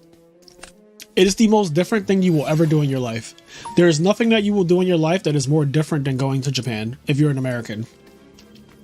It's, first of all, you exist in a different day. Like right now in Japan, it's like 12 o'clock in the afternoon. Like it's noon right now in Japan. So already you're like in the future, like, you know, you're a whole day ahead almost. You're 12 hours in the future. And the culture is just so different. Like guns are banned in Japan. Like the concept of guns just being banned in the entire country, like the whole island, is insane. Like I know, you know, we live in America where, you know, 2A all day and everyone's, you know, toting a gun and stuff. But it's nice to go to a country where like guns are just banned, and it's the second safest country in the entire world. Like, Google it. Like, Japan is the second safest country in the world. It's also extremely clean, which is weird because there's so many people.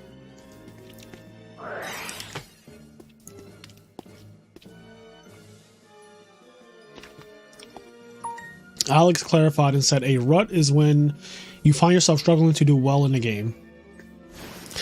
So, Alex, I don't know if I've experienced a rut in Yu-Gi-Oh! Because outside of when I was like a kid, like an actual kid who didn't really know what the fuck they were doing, by Teledav format, I was always a threat in my area. Like, I was winning all of the tournaments that were like PlayStation tournament, like PlayStation 3 tournament, or whatever the systems were at the time, iPad tournament, stuff like that. Whatever the tournaments were at the time for like prizes and stuff like that. Regionals, I topped a bunch of regionals back then. And then once I got old enough to travel, I traveled and started topping like YCSs and stuff. So throughout my time playing Yu-Gi-Oh, I don't recall being in like a rut where I could not do well. There are formats that are like harder than others to do well in because there's more RNG. But I think every format that I played in, I was able to top like YCSs in, which is nice. And in Edison format, like I've topped 2 of the Ultimate Time Wizard tournaments. I've been to 2 of them, Nationals and Richmond. I topped both of them. And yeah, it's not like, for me, Yu-Gi-Oh! Is not a hard game to me at this point. I play it because it's really fun. But in terms of difficulty, like, because I've played so much of it, and because I've been around good players for so long, and I just talk to good players often, I'm constantly just like learning and getting better without necessarily playing the game too. Like, that's just like a thing that happens. So I'm always down to like travel to events. I'm never like, oh, I'm not going to this event because I think I'm going to do bad. Like, that's never been a thing that has happened for me, where I'm like, I think I'm going to do bad, or like I'm in a rut, so I'm not going to go. There's formats where I'm like, this format's fucking awful, and I still flew out.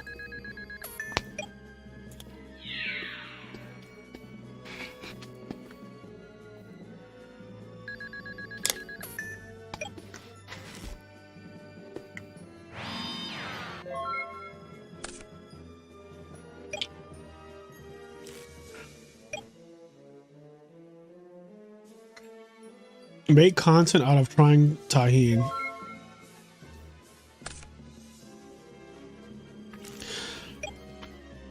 Japanese transit makes me upset about the States. Yeah, Japanese transit is wildly efficient.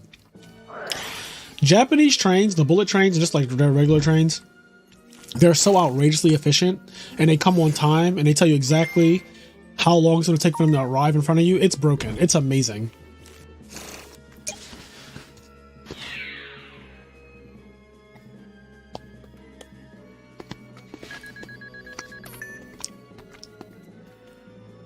Philip Campbell said, I remember sitting next to you round 10 of 11 at Nats in 2012. Like, I fucking made it. 2012, that was wind-up format, right? I remember playing wind-ups. I went 9-0 at Nationals in 2011. I was undefeated day 1, which is something I've only been undefeated in Swiss twice. Like, where day 1 is over and my name is at the top of the list. Well, it was me, and it's actually my friend Mark Velez, who was playing wind-ups as well, and goes to my local. Me and him finished 1st and 2nd in Swiss at 2012 Nationals for Yu-Gi-Oh!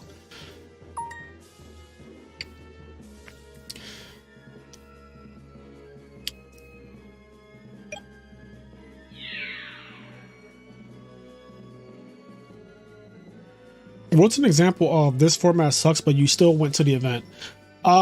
I think the entire 2012 of Yu-Gi-Oh! Was bad Yu-Gi-Oh! I think 2012 was one of the worst years of Yu-Gi-Oh! In terms of like just how RNG the game was, because you had 4 really ridiculous decks that year. You had Windups, Insectors, Chaos Dragons, and Dino Rabbit, and they like all beat each other in weird ways. Like, the Dino Rabbit deck started maining D-Fisher and Macrocosmos and shit like that. So that naturally just like beat on Chaos Dragons. Then Insectors would like beat on the other deck, and then windups would beat on the Chaos Dragon deck, and there was like this whole thing happening. It was gross. 2012 was so fucking ugh. I hated Dino Rabbit. Even though I topped in Dino Rabbit, I still hated it because like you're at the mercy of losing a die roll, because this is still when you draw for going first, so there's no incentive to ever go second.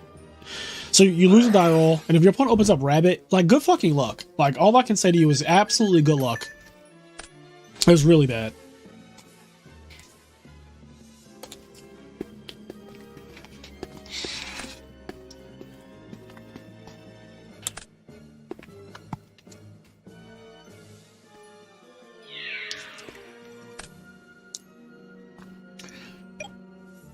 Uh, 2013 wasn't nearly as bad.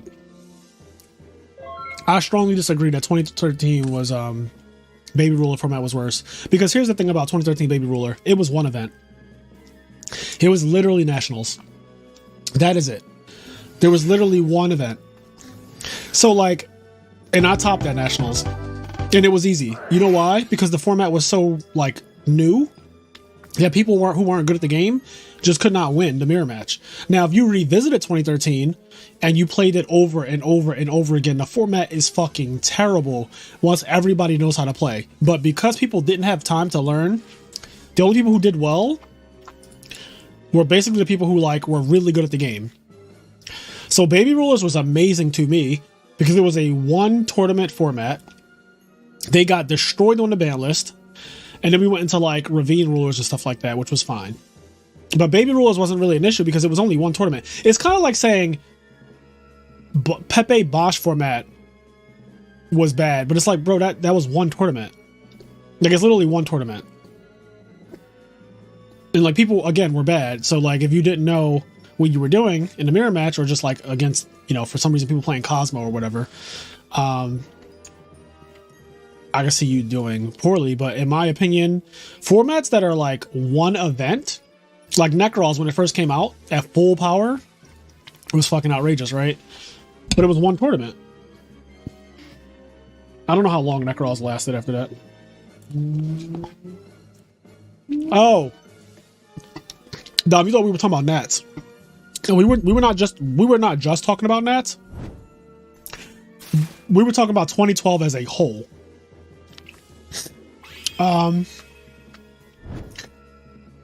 In terms of Nats, 2012 had hand loop windups, which I was playing and went undefeated, and I hand looped all 9 of my day one opponents.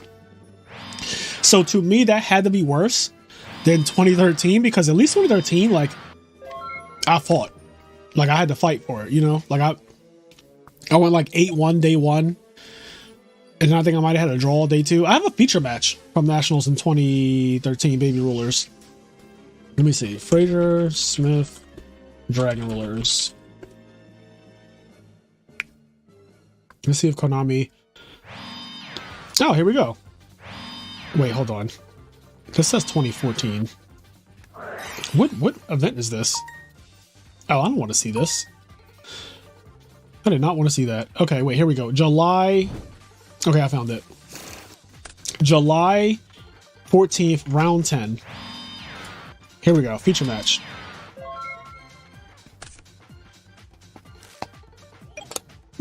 This is the grand finals, isn't it? I have to fix this. I also just finished my ice cream.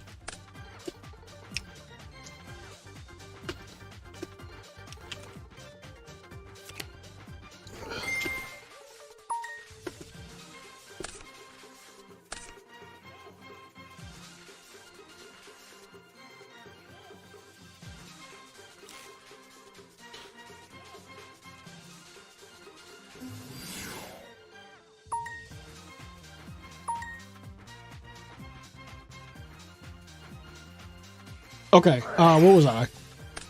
So yeah, I had a feature match at Nationals.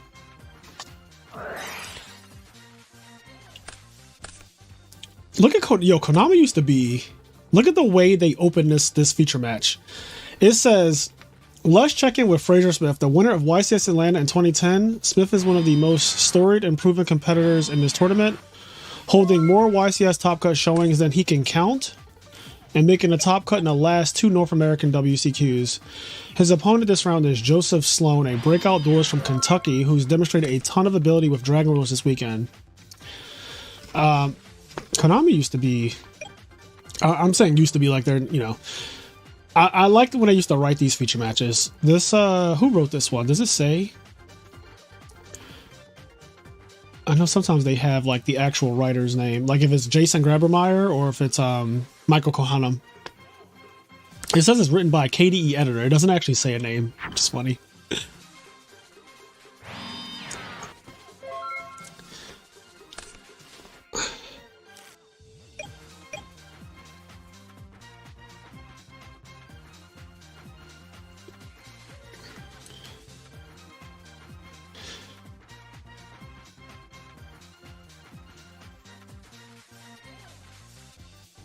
I'm just catching up on chat.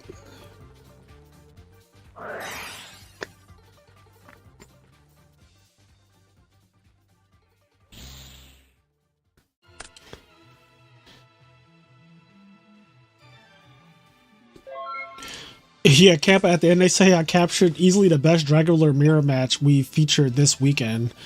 Taking a 2-0 victory in a back and forth contest. Smith may now be a lock for his 3rd consecutive top 64. So I thought Dragon Rulers, again, like, strong opinion here about that, because I thought Baby Rulers was fantastic, but that's because everybody that I played was just worse than me at it. I was so fucking good at that. I would just sit down and like the second they started doing Dragon Ruler things, I'm like, oh, I win. The scary deck for me was actually, I didn't want to play against spellbooks because that shit is erratic. Like some games, they summon the Jowgen and they do the Spellbook of Judgment, they draw fucking 18 cards and they end their turn with like full setup for next time to do it again. And you just kind of lose because you get flooded out by the Jowgen if you don't draw it else. But like, Dragon Ruler mirror match? Yeah, I'm just winning. Like you're just not winning. Casper says, do you think you could top today? Like, do you mean top modern? Because I think it's clear, if you know anything about Yu-Gi-Oh! And you know anything about me, that I can top in literally any format. It doesn't matter, right? Like, I've literally topped in every format that I've played in my entire life. Like, every single format that I've played in, I've been able to top tournaments. So it's like, if I played Yu-Gi-Oh! Today in Modern, I would 100% just be one of the top Modern players. No question. I just do not like the current game at all. It just does not speak to me at all. Like, it does not look entertaining. It doesn't look fun. It is a completely different game. It just has the same name as Yu-Gi-Oh! But, like, that shit is so different from... Like, look at what these two people are doing right now in Grand Finals. One of them has 4 back rows and a set monster, and the other one has 2 back rows and a Stratos. And then you zoom all the way to 2024, and you guys are literally killing each other. Like, you're literally killing each other. Immediately. Like turn 1, full combo, you ain't got the answer, Sway, you lose. Like, I don't know what to tell you. You're out the game. I saw the Sinful Spoils deck that like won 2 YCSs in the last like 6 months or whatever. And they summoned the card that like search 4 traps or some shit. I don't know what the cards are, but they did something that you ended up getting like 4 traps out of your deck or some wild shit. And I was like, what is happening? Like, how is that okay? And then it won the tournament. And I was like, well, no shit, it won a tournament. The guy just like added 4 traps from his deck and set them. Like that just can't be right. Do y'all know what card I'm talking about? Because I know I sound like wild because I don't know what the cards are, but it was like the Sinful Rescueways deck, I think. And the guy like searches like a ton of cards when it summons or something like that. It's just a different game. I don't think it's necessarily a bad game. I don't want that to be like misconstrued. I'm not saying that Modern is a bad game.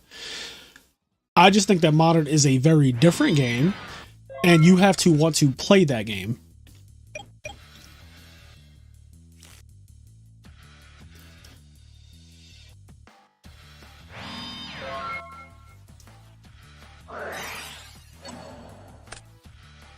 Don't get me wrong, there are times where I literally want to just pick up a Modern deck and go to a YCS and then make top cut just to do it.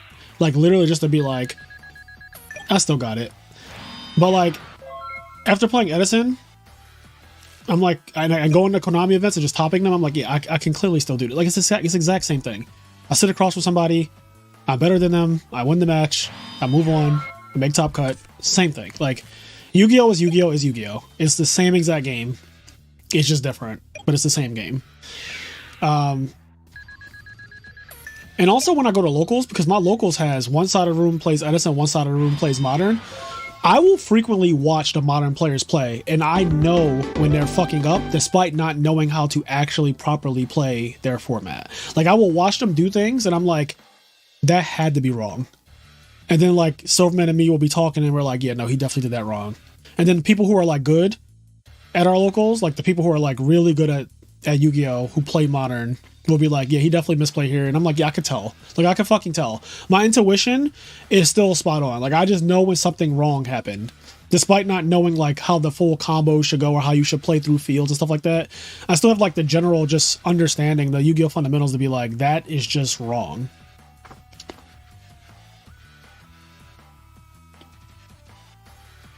King Vegeta said, I think it's a bad game. That's so funny. Yeah, I try not to, like, I try not to say that Modern Yu-Gi-Oh! Is bad because I don't want to sound like I'm bitter about Modern Yu-Gi-Oh! It's just not for me. Like, there are a lot of things in life in general, right, that are just not for me. And that's okay. Like, other people enjoy them. Like, I do not like NBA Youngboy. Like, you know, he's a very popular artist. He's not for me, though. I don't like his music. It's not for me.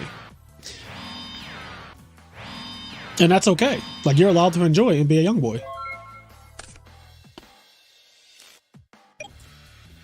If you played old Yu-Gi-Oh, you understand new Yu-Gi-Oh better than anyone who didn't, despite them being different games.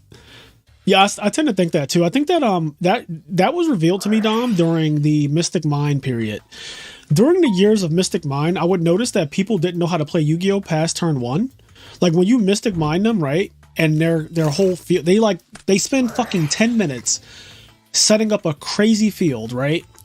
And then on the next turn, the opponent goes Mystic Mine, and the game is now 10 turns long. And all of a sudden, people have no idea how to play Yu-Gi-Oh! Because they're like, well, I only know how to do my combo, and hopefully you scoop. But now the game is 10 turns, and I have no idea how to trade my resources with your resources in a positive way to win the game. I have no idea how to do it. And I would see it happen over and over and over again. And I'm like, bro, people are awful.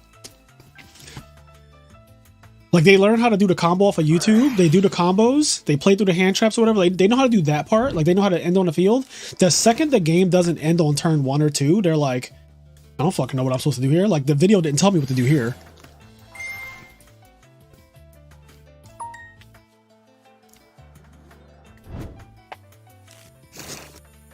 Dom says, I think Yu-Gi-Oh! Has the most translatable skills of any card game. I tend to agree. I think that Yu-Gi-Oh! Players go into other card games and do well in other card games because Yu-Gi-Oh! Is the hardest card game. It has no resource system. You can do everything or nothing on your turn. It is very hard to play a game where you could do everything or nothing. Where I always compare it to, like, other games, right? Every other game basically has a resource system, which means you play a land and you could play a card that says, I only require 1 land. So your turn 1 is, like, very linear. But Yu-Gi-Oh! You can go Special Swap Frog, discard a card, summon it, send Treeborn Frog to the graveyard, bounce it back to my hand, normal summon Swap Frog, send another Treeborn to my graveyard, activate 1 for 1, discard a monster, summon Substitute, do a combo, and just, like, set 2 back row, heavy storm my 2 back row for no reason at all, bounce the Swap Frog to my hand, pass. You can do whatever you want. You can do whatever you want. You could also end on fucking 4 searchable traps by a rescue ace guy called Turbulence, apparently. So, like, because you can do everything or nothing in Yu-Gi-Oh! I think that is a very hard decision tree, because your decision tree isn't just play a land, then play a 1-drop, then turn 2, play a land, then play 2 1-drops, or play a 2-drop. Turn 3, play a land, play a 3-drop, or 1 1-drop and 1 2-drop, or play 3 1-drops.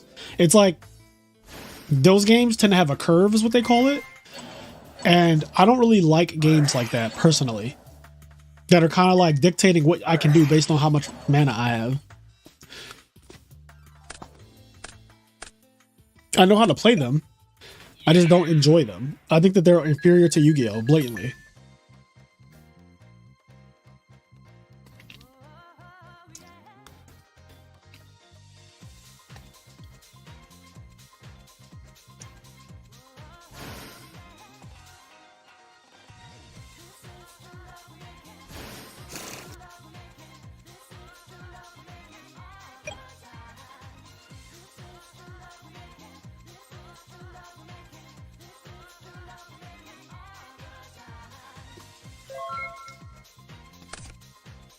I love this song.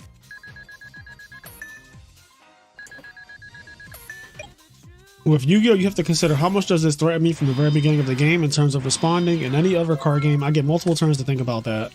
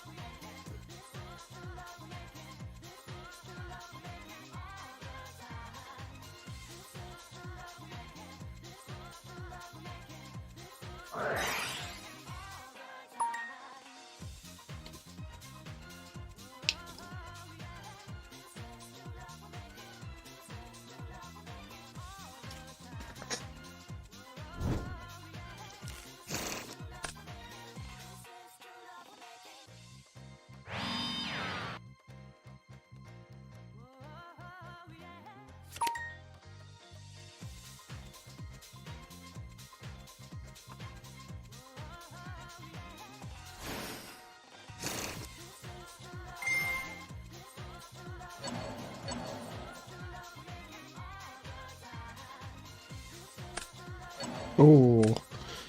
Oh, Jizar's resolved for... Oh, that's wild.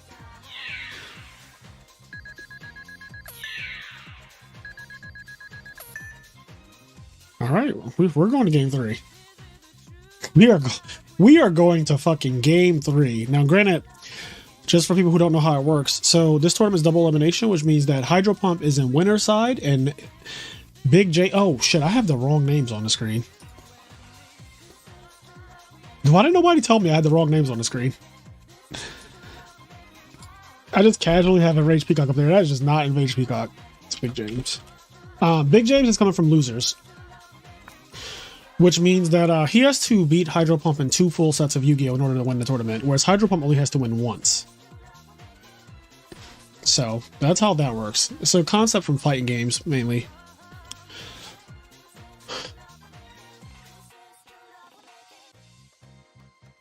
It's crazy that GB's about to win the tournament.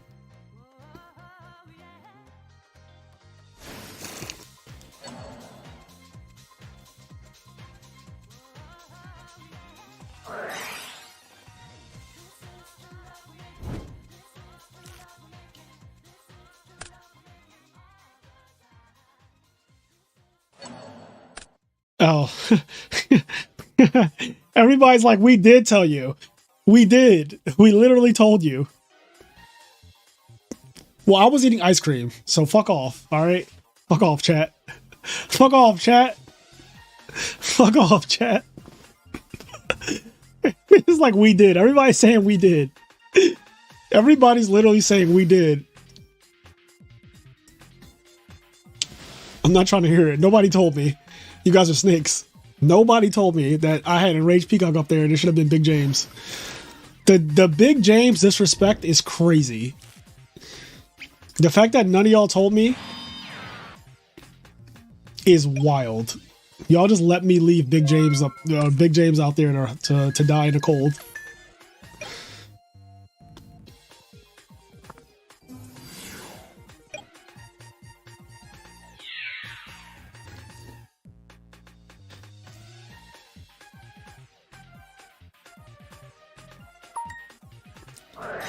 God did. God did. Another one. All right, we're going to game 3. So this could be either the last game of the tournament or it could be a reset. Oh God. Can Big James just dig deep? Can he just dig so deep?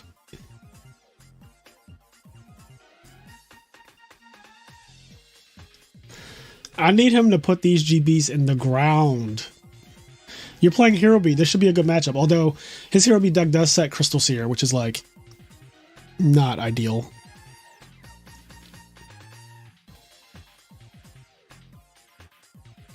You just knew it should have been Peacock, and that is a shout out to the Enraged. I like that.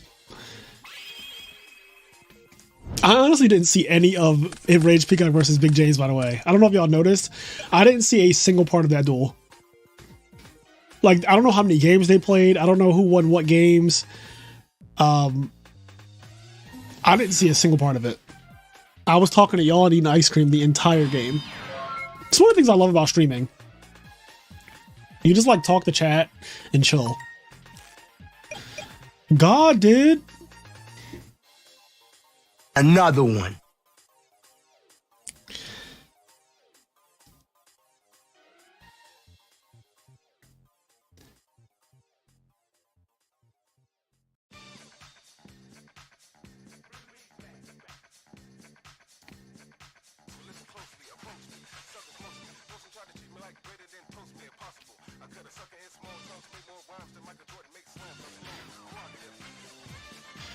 Oh wait, you lost the Foss Niner with the rock deck? That's interesting. This field looked like a setup.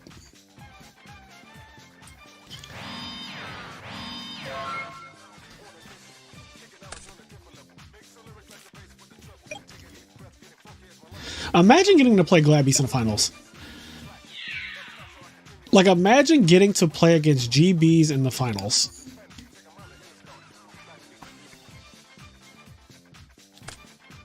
Ooh, Greg the Stallion.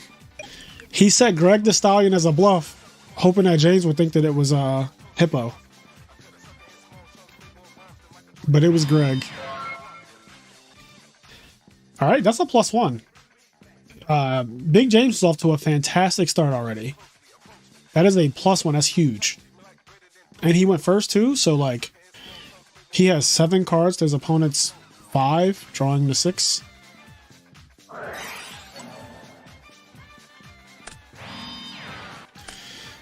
Okay, he's doing some trick shit. Yeah, Greg the Stallion. Look at him. This is Greg. Gladiator Beast, Greg the Stallion. Tell me that's not lit. I mean, first of all, he's a horse, so tell me his name is not Gladiator Beast, Greg the Stallion. I'm going to create a custom Yu-Gi-Oh card, and I'm just going to change his name.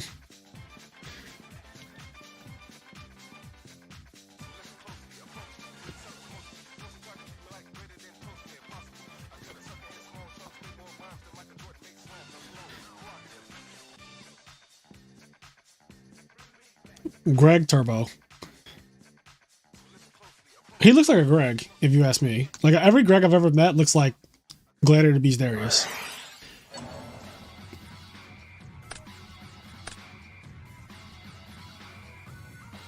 Okay. Where is this going?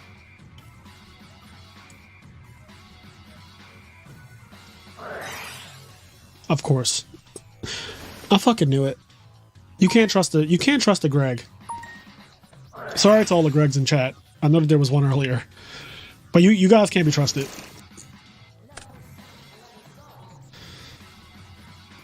Now he gets to pop freely. Then he gets to attack directly.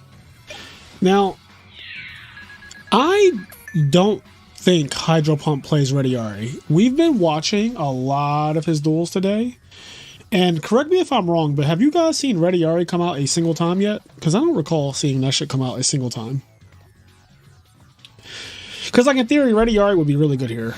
Like, it removes the alias, and then you don't have to worry about Hero Blast, you don't have to worry about Miracle Fusion. But I don't think he plays it. Like, I really don't.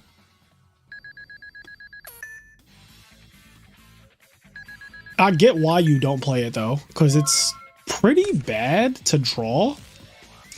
But I do think that tagging out to, like, I think tagging out to Ready Ari here would have been good. Does that justify playing Ready Ari in your side deck or your main deck? Maybe not. But I think that right in this specific situation where, like, Ready Ari would get the alias banished, and I think that that is a genuine way to beat Hero Beat. Like, banishing their aliases is a win condition against his deck. And you need Ready Ari in your side deck anyway, because if you play against Frogs, you need that card, right? It's your searchable DD Crow. So, yeah, there's definitely no Test Tiger. We've watched way too... God damn it, I stained my pants. I knew that... I always get chocolate ice cream on something, and it fucking stains the shit out of whatever I get it on. It doesn't matter, though. These are pajama pants. I don't know what point I was making, but... Okay, Snowman Eater killed the big one. And then regular Laquari goes in, and here's the fucking Hero Blast. Oh my god. Oh my god. Remember when I said Ready Ari? Y'all remember that, right? Did y'all remember when I said ready, Ari? Okay, well, if you just have fucking everything, it doesn't matter, right? Then you don't need shit. But now he has a hero in the water, and Miracle Fusion is wild right now. Miracle Fusion is amazing right now in this situation.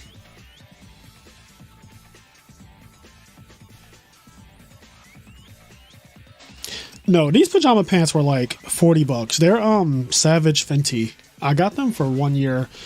My family had like a Thanksgiving dinner where everyone had to wear pajamas, like black pajamas, because we were going to take family photos and all that. And they're very comfortable. They're very soft. The only thing I don't like, they don't have fucking pockets on the sides. They have a pocket on the right ass cheek. They don't have a pocket on the side, so I always try to put my cell phone in like my pocket, and it just, there's nowhere to put it. Like I have to put it in my back pocket, which feels weird. And yeah, not having I just don't like not having pockets. Like pockets are very necessary. Dom, are you going to Vegas? I think I recall you saying stuff about like people who need a Tengu player or something like that. But yeah, are you actually going to Vegas like 100%? You're going to YCS Vegas in 2 weeks?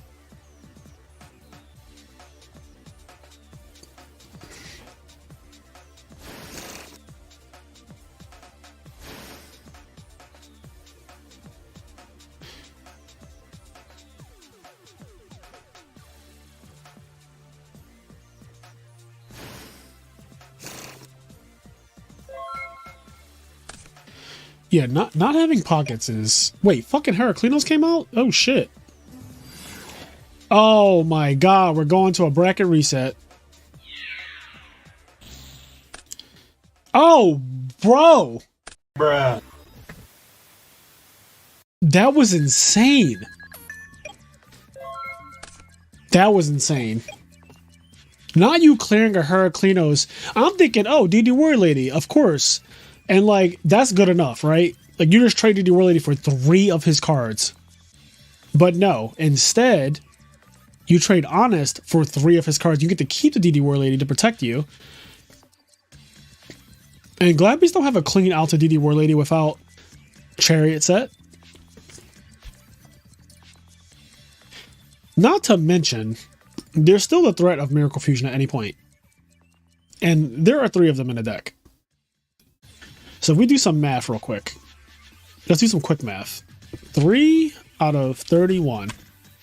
He has basically a 10% chance to draw it. It's like 9.6%, but we'll just say he has a 10% chance to draw Miracle Fusion if he has 3 of them in his deck right now. Oh my God. Bruh. Got him. Bro. Got him. DD War Lady soloed. Another one. DD War Lady literally soloed. Double fucking Honest. Another one. Oh God. You love to see it. You fucking love to see it. You fucking absolutely... She did her job. If she has to go to the banner zone by herself for once, he said no. He said no. DD's gonna ride out.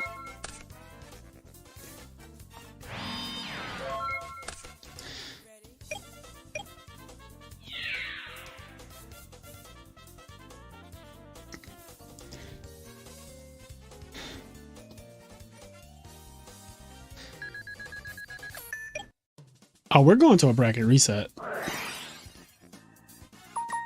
We are going to a bracket reset. I'm about to change the fucking title. This thing that says Grand Finals, this is about to say True Grand Finals in like 2 seconds. In 2 seconds, this is about to say True Grand Finals. Greg the Stallion could not hold it down this time. He said Greg the Stallion turn 1. Shit ain't been the same since.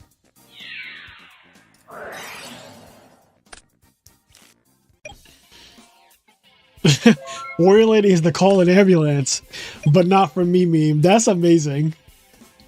She's like in distress. She's like, oh, no, Equest, don't attack me. And then her eyes turn red and then fucking Honest comes out. She grows wings. Red Bull gives you wings.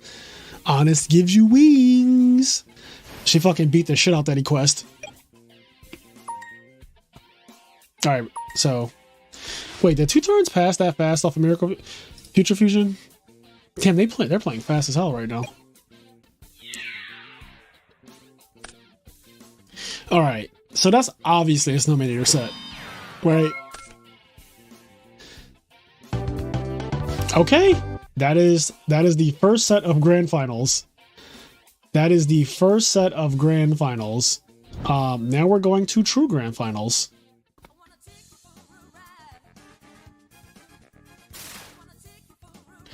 All right, let me change my thing to say true grand finals. God damn it. There we go. Properties. All right, so this is true grand finals. And so we could just remove that off of Big James. All that matters now is who comes out on top this set. This is the set that matters. And also James gets to go first. And he opened up Stratos. He didn't brick this time. I don't know, y'all. I don't know. It's looking a little dark. Have you ever been swallowed up? Oh no, not Stratos plus Dust Shoot plus going first against GBs. Yes, GBs are getting exposed. Yes, yes. Meta decks, expose them. Meta decks. Give me that same old boring Edison meta deck. One time for the Hero Beat, one time for the Black Wings, one time for the Hero Frogs, one time for the Value Turbo. Those are the 4 horsemen of Edison. Put these fucking decks down. Put these fake decks down. No GBs, no rocks. The 4 horsemen are here. God damn it.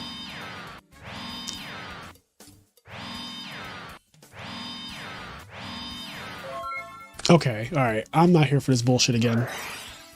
Oh, he did it back. Look at that. Look at that.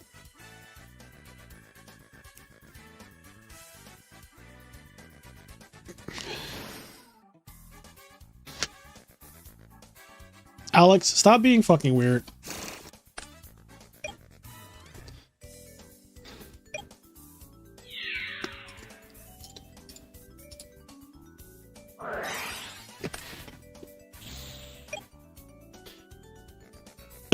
Miles said Hydro wins this clean.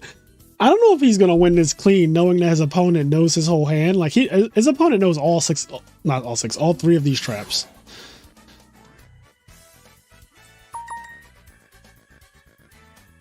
These are all known. It is known.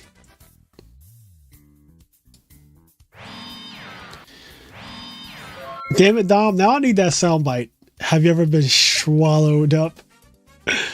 I need it. God damn it. Oh, god damn it. I need it. All right, let me go on YouTube. That's such a good one.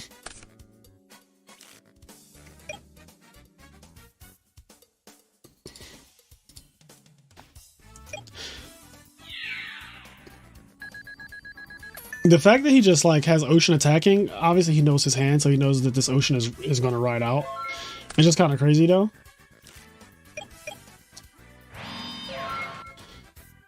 All right, let me see.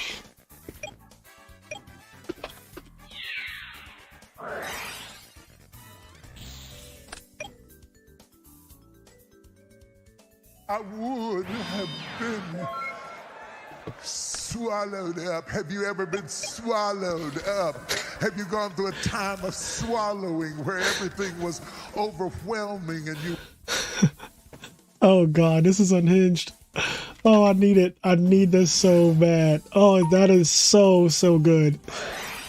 One more time. Hold on. I'm sorry. I would have been swallowed up. Have you ever been swallowed up?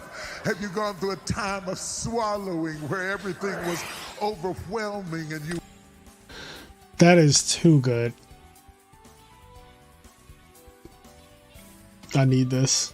I need this so bad. This soundbite is gonna go crazy. I want to. Oh, it's gonna be on all the next. So not this stream, but the next couple streams. I'm just gonna be asking y'all, have you ever been swallowed up?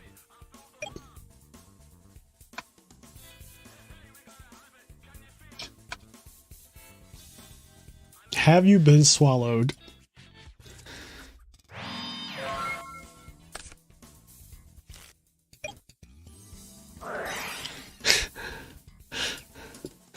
All right, so I downloaded it. I need to edit it though. I don't like the beginning of it. So we're going to edit the first like little bit of it because we don't need all of it.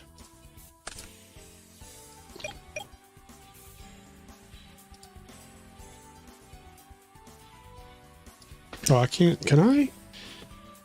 Where is this playing from? Hold on. Where is that playing from? That's playing from my headphones, but I don't... What the fuck? I don't hear it.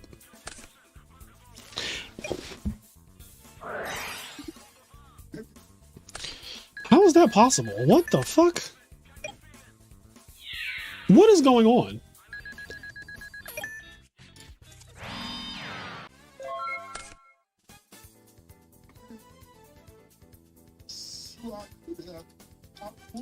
Okay, alright, relax. Relax, TD fucking Jakes. Oh, okay, I see what's happening. No, I don't actually. I'm lying.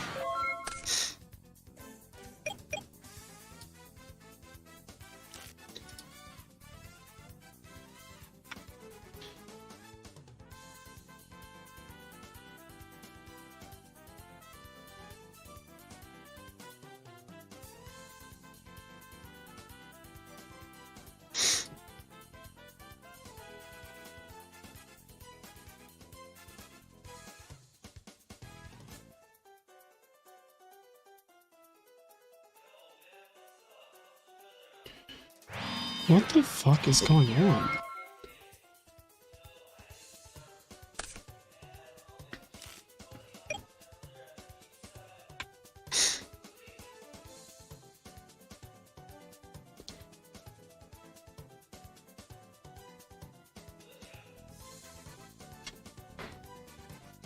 Okay, anyway, that was a rant.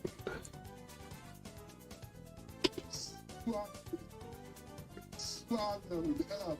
Have you gone through a time of swallowing where everything was overwhelming and you... Alright, there we go. I got what I wanted.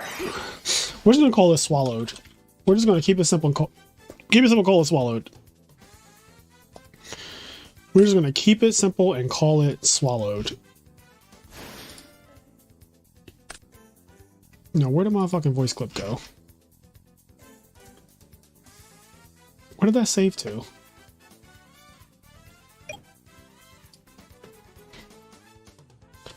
Who's getting thrashed in the game? I'm not paying attention. Oh, I think I know where it went. It probably went here. Yep, it went there. We're gonna cut it. We're gonna put it in our folder with all the rest of our ridiculous clips. There we go. Okay. So we got swallowed. Now I need to put it into SoundPad, add sound file, swallowed. Swallow, there we go. Swallows is in there. Now we're going to program it to our... so which one do I want to take off here?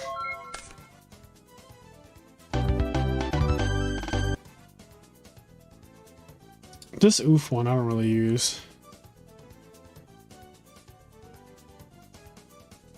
I also don't, yeah, I don't use the oof one. Okay, we will get rid of that sound.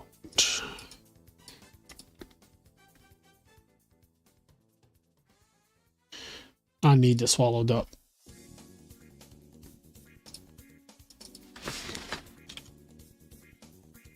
Oh, that's going to be so clutch. All right, there we go. And now I have it, so... Swallowed up. Have you ever been swallowed up? Have you gone through a time of swallowing where everything was overwhelming and you... Yes, yes. I need more. I need more good clips. I love funny clips. Warrior Lady seems like an OTK versus Glads. You know what else is an OTK versus Glads? Big monsters. And by big, I mean 1900 and up.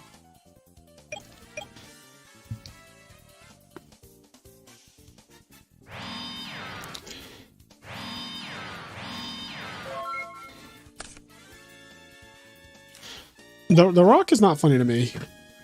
This is like the second time that y'all recommended The Rock, and I'm gonna be honest with you, that's not my sense of humor. I do not find The Rock funny. Drewski is funny. If y'all know who Drewski is, Drewski's hilarious. Like this one. That's got to be racist. There's no way. I'm gonna just keep it real. There's no way that is like of our culture. Like that's hilarious. Drewski's fucking hilarious. But like, I've never, The Rock has never said anything that's made me laugh. Not a single time. I'm not, yeah. The Rock has never made me laugh. What do you mean by that is a good one?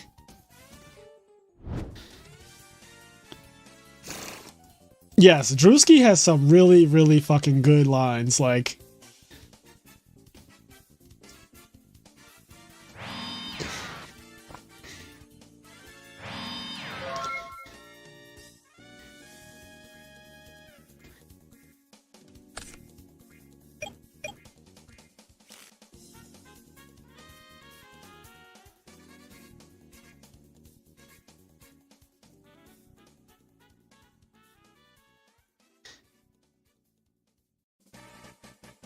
Hydro's fighting for his fucking life. He's trying not to get swallowed up.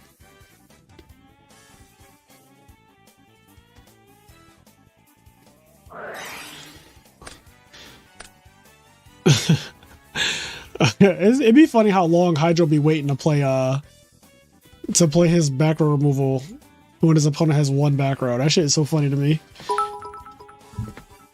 Thank you, Zach, for the sub. Zach McFarlane. You know what I have to do?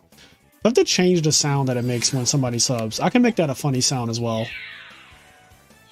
Maybe that could be swallowed up. Maybe every time somebody subscribes to the channel, it just starts saying that shit.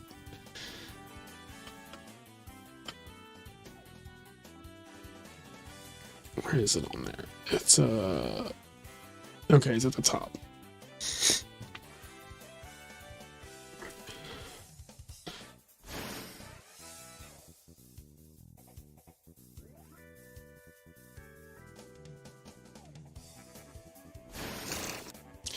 Double Macquarie.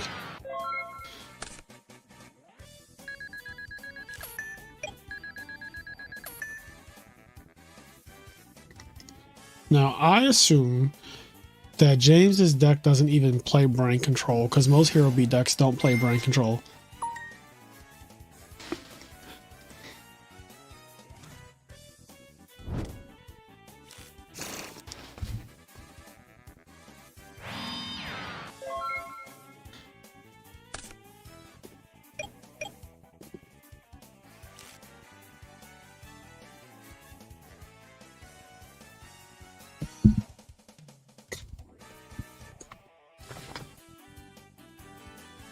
So Torrential is gone. Mirror Force is not, but your opponent obviously just drew Stratos, right? Is that the situation? I haven't been paying attention to this full duel. And there was a trap Dushy, so he also knows his cards for the most part, I assume. Like he just knows what his opponent has. Oh, he didn't even tag off for Bestiari. I guess it's because he knows that the back row is bottomless trap hole, right?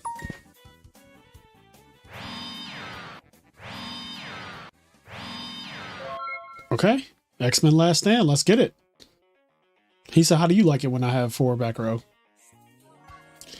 Have you ever been swallowed up?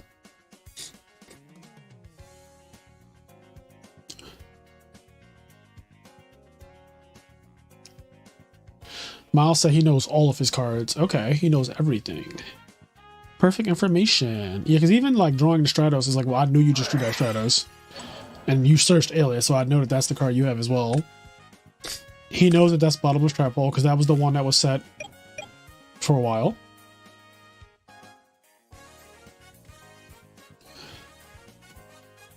The best part is that you know he doesn't have fucking Honest. Let's just say that. After what Honest did last game,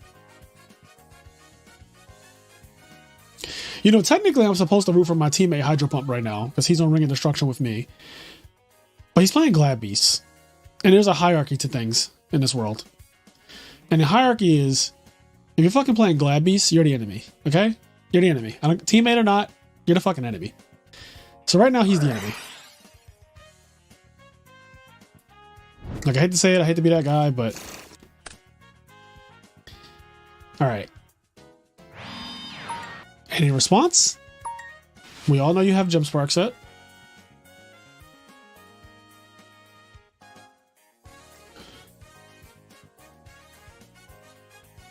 It doesn't matter who your teammate is if they're using GB. Exactly. I agree, Marcus. Also, Marcus, if you don't mind me asking, which Marcus are you? Because I know some Marcuses in Yu-Gi-Oh! Mans is the ops. Exactly. Teammates don't let teammates play GB. Oh, God.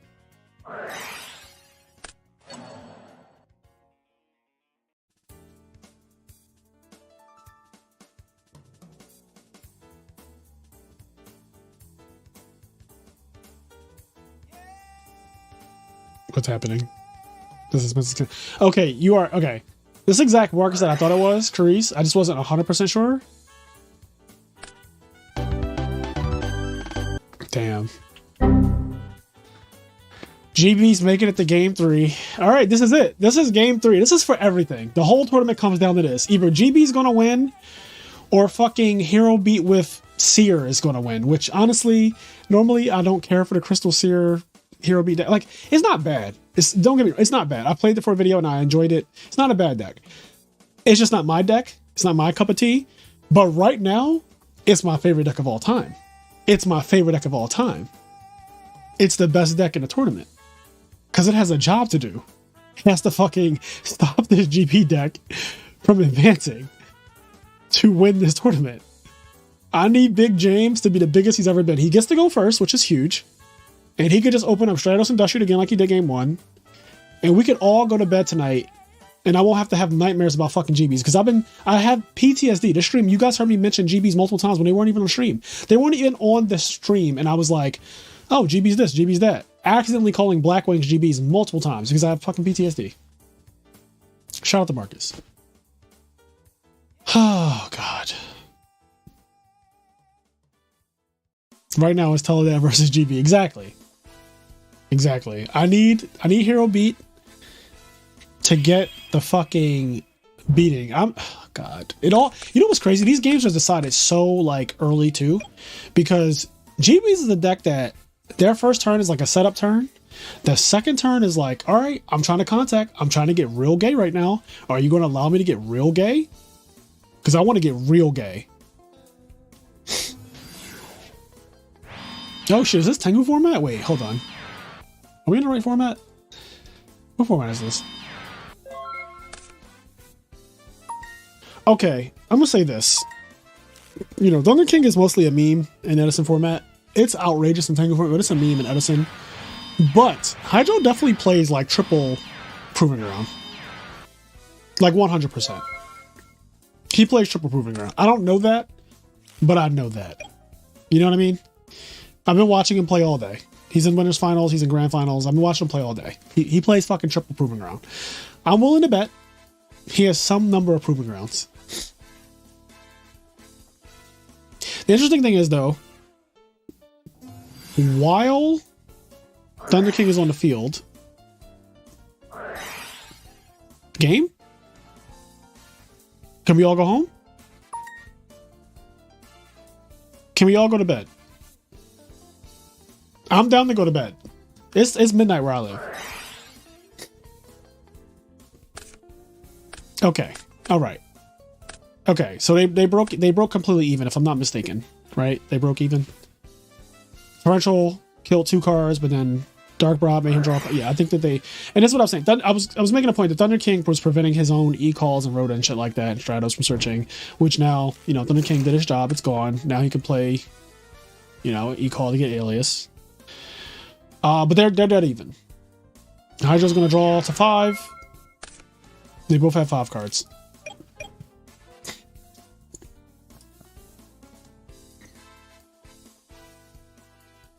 Yeah, none of this half gay shit. I need full-on guy-on-guy action, you know? Mirror Force. Instantly. No trap stun. Not a trap stun in sight. Now, when this Alias comes down... I don't know, because you know Alias is like an OTK. Alias is like a fucking OTK versus GBs.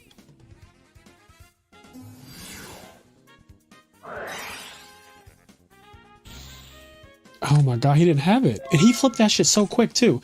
He flipped that bottomless. You know, whenever I have to bottomless and Alias, which thank god I don't play decks that play bottomless and have to do that to Alias, but when I have to bottomless and Alias, I like hold my breath. Like I wait a second, like when they summon it, I go like thinking face. I do like a thinking face for a minute.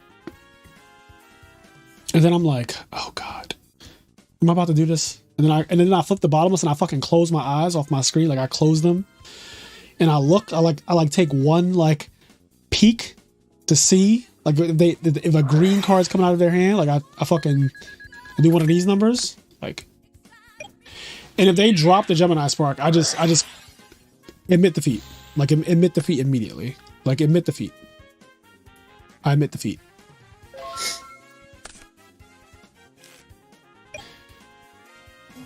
Yes, Stratos. Oh my gosh, Stratos in a top decking situation is outrageous. Unhinged. All right, wrap this shit up by 12:30. 12:15 if you nasty.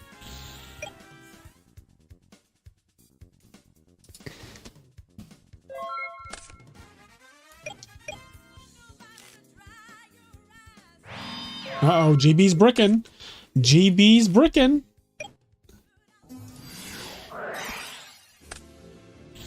Oh god, he only has one Alias left. GB still bricking.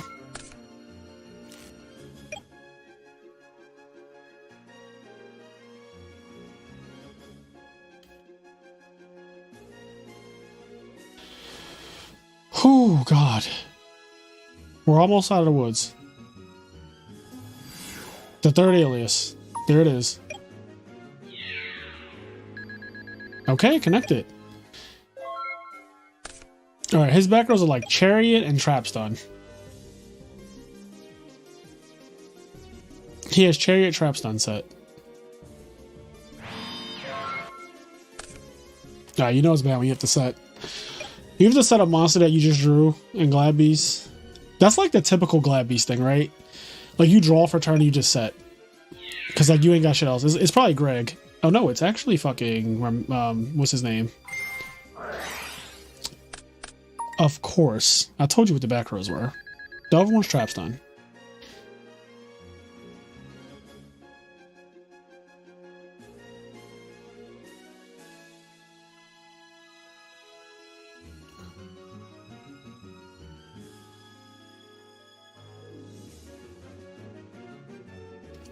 Hydro does have the most second places. Hydro is the second place king of the IMNerd podcast tournaments. That is a fact. It's a weird fact, but it's a fact.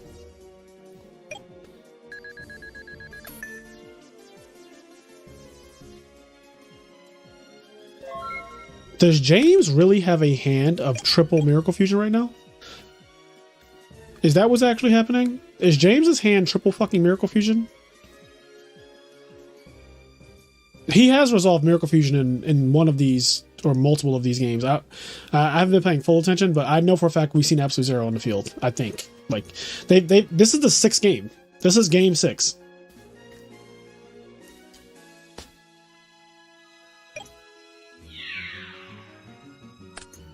Okay, that's all 3 Alias, by the way. That's every single Alias, and he doesn't have a water monster, so. There's at least 2 Miracle Fusions in his hand. It could be 3 Miracle Fusions, guys. Because, like, if you think about it, what the fuck is he not setting? Right? Like, all 3 Aliases are gone. Like, all of the Aliases are gone. It's either triple Miracle Fusion or Rhoda, E-Call, Miracle, whatever he just drew.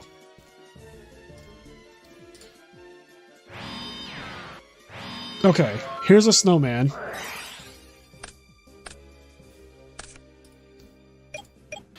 So if he draws like, okay, all right, snowman. Yep, there's the snowman, of course.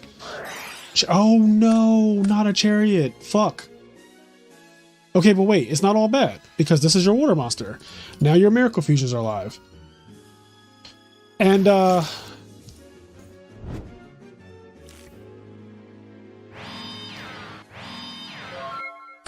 now you need heavy storm. Summon Cyber Dragon. Amazing summon. Amazing right here.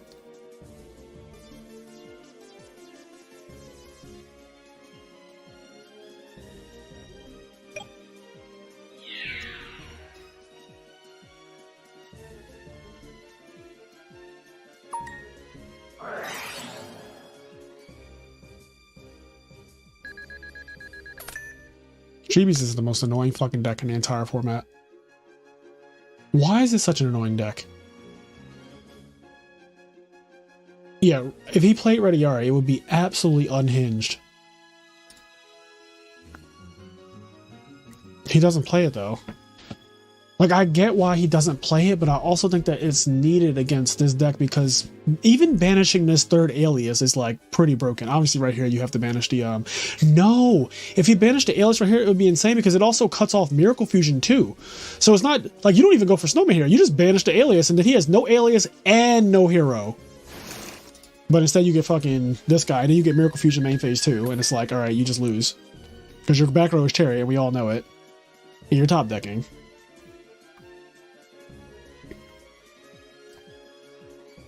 Honestly, if he has Miracle Fusion, I would have Miracle Fusion in main phase 1.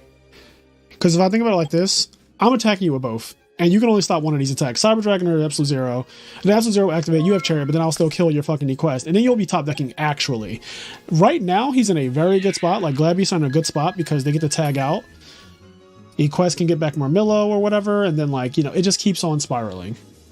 There's no more aliases is the problem. So he can freely, like, tag out into an Equest here. Or whatever he wants, really, because there's no more 1900 monsters coming down to beat on him, really. I think that Rediari would have won the game, though. Rediari would have absolutely won the game. Because then it's like, you have no top decks. You have no heroes. I think that's all the heroes this deck plays, too, right? It's just like 3 Alias and a Stratos. So, like, once this Alias is gone, all of your Miracle Fusions are dead forever. Like, in perpetuity.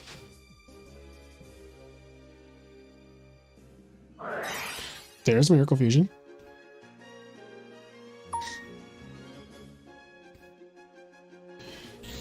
Oh, they play Ocean. Okay.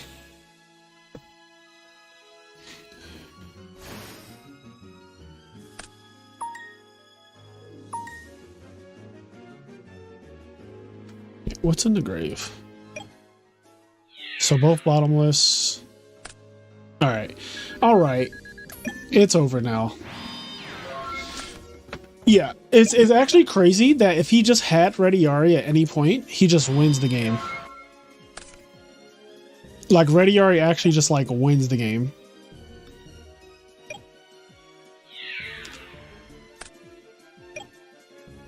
And this is where Glad Beasts start to show that they're really bad. Situations like this, once you establish that first big monster, the second you attack a Glad Beast and it just goes through, you're like, oh, I win. I just win. Free. Like, I win free.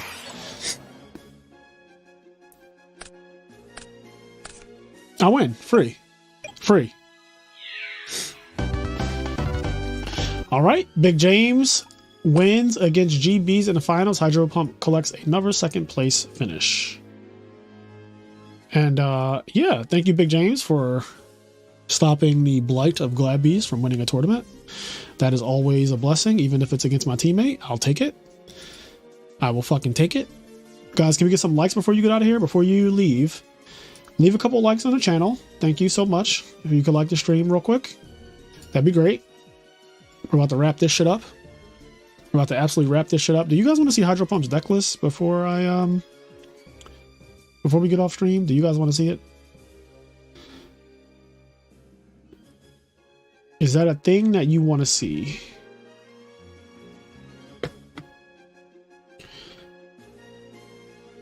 Oh.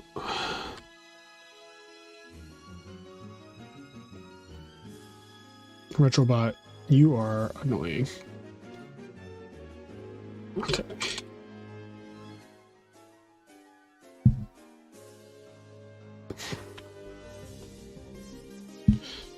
Okay. All right, we got some deck lists. So, okay, I'll start with the winning deck. It's just, you know, the way I should do this. Start with the winning deck. Let me do this. Downloads, DB decks. Actually, can I just... Does this work? This is like... I don't like that it does this. It piecemeals the cards. I'm not going to do this to you guys. I'm just going to import it. Okay. I'm gonna switch this to Ferran and Guardian. Oh, what's that? Who just subbed? Thank you, Nick, for subbing. Import deck. Okay, this is Big James's first place deck. He's played this deck many times. This is like his deck. He brought this deck into Edison. This deck didn't exist really before Big James. So I do appreciate the fact that like he made this deck and he's been sticking with it, and now, you know, he's been doing really well, able to win tournaments and stuff with it. It's really good. It's a cool deck. I actually like it a lot. Like, again, it's not my kind of deck, but I like it as a Hero B deck because when I did play with it, it felt smooth. Like, the problem with Miracle Fusion decks is always the same thing. You have to get a Water, you have to get a Hero, and you have to get Miracle Fusion. You have to see all three. And she helps to bridge the gap between the Water, the Hero, and the Miracle Fusion. She just helps. She gives you that little bit extra to do it. It's not as explosive as Diva. It's not as broken as Diva. Diva's fucking insane. No one will ever say it's not. But you also have to play double Spine Gilman, which, dear God, double Spine Gilman. Enough said. Okay, and here's Hydro Pump's deck, which I don't even know if I should show this. Should I show Hydro Pump's deck? I feel like I'm contributing to the problem if I show this deck. I feel like I'm contributing to the problem if I show Hydro Pump's deck. Should I show it? Do you guys want to see his deck? Do you want to see Glad Beast? It's toxic. It is toxic. Here we go. Y'all ready? Can you... Okay. All right. We're at 37 likes. Can we get 40? Can we get a solid 40? And I will discuss Hydro Pump's Glad Beast deck against my will. If we get the 40 likes, I will have a discussion. I'll even bring Hydro Pump into the chat, since he did ask. Hold on, wait. Let me get Hydro Pump in here. I bet he's feeling great. I bet he's feeling fucking awesome. He probably stepped away from his computer. I would have. The shame. I would have stepped away from... Hydro? Yo. Oh, you are here. Hold on. Hey. All right, we got the 40 likes. I'm gonna fucking show your deck. All right, here we go. Let me turn the music down. Let me cut the music for a second. All right, here you are. This is second place Hydro Pump. This is your deck from tonight, and it's Tigerless GBs. Yep. And also Rediari lists, which I do think that is a mistake, by the way. I have a Rediari in there. Oh wait, where is it? Wait, what the fuck? Why did you never at any point ever tag into this?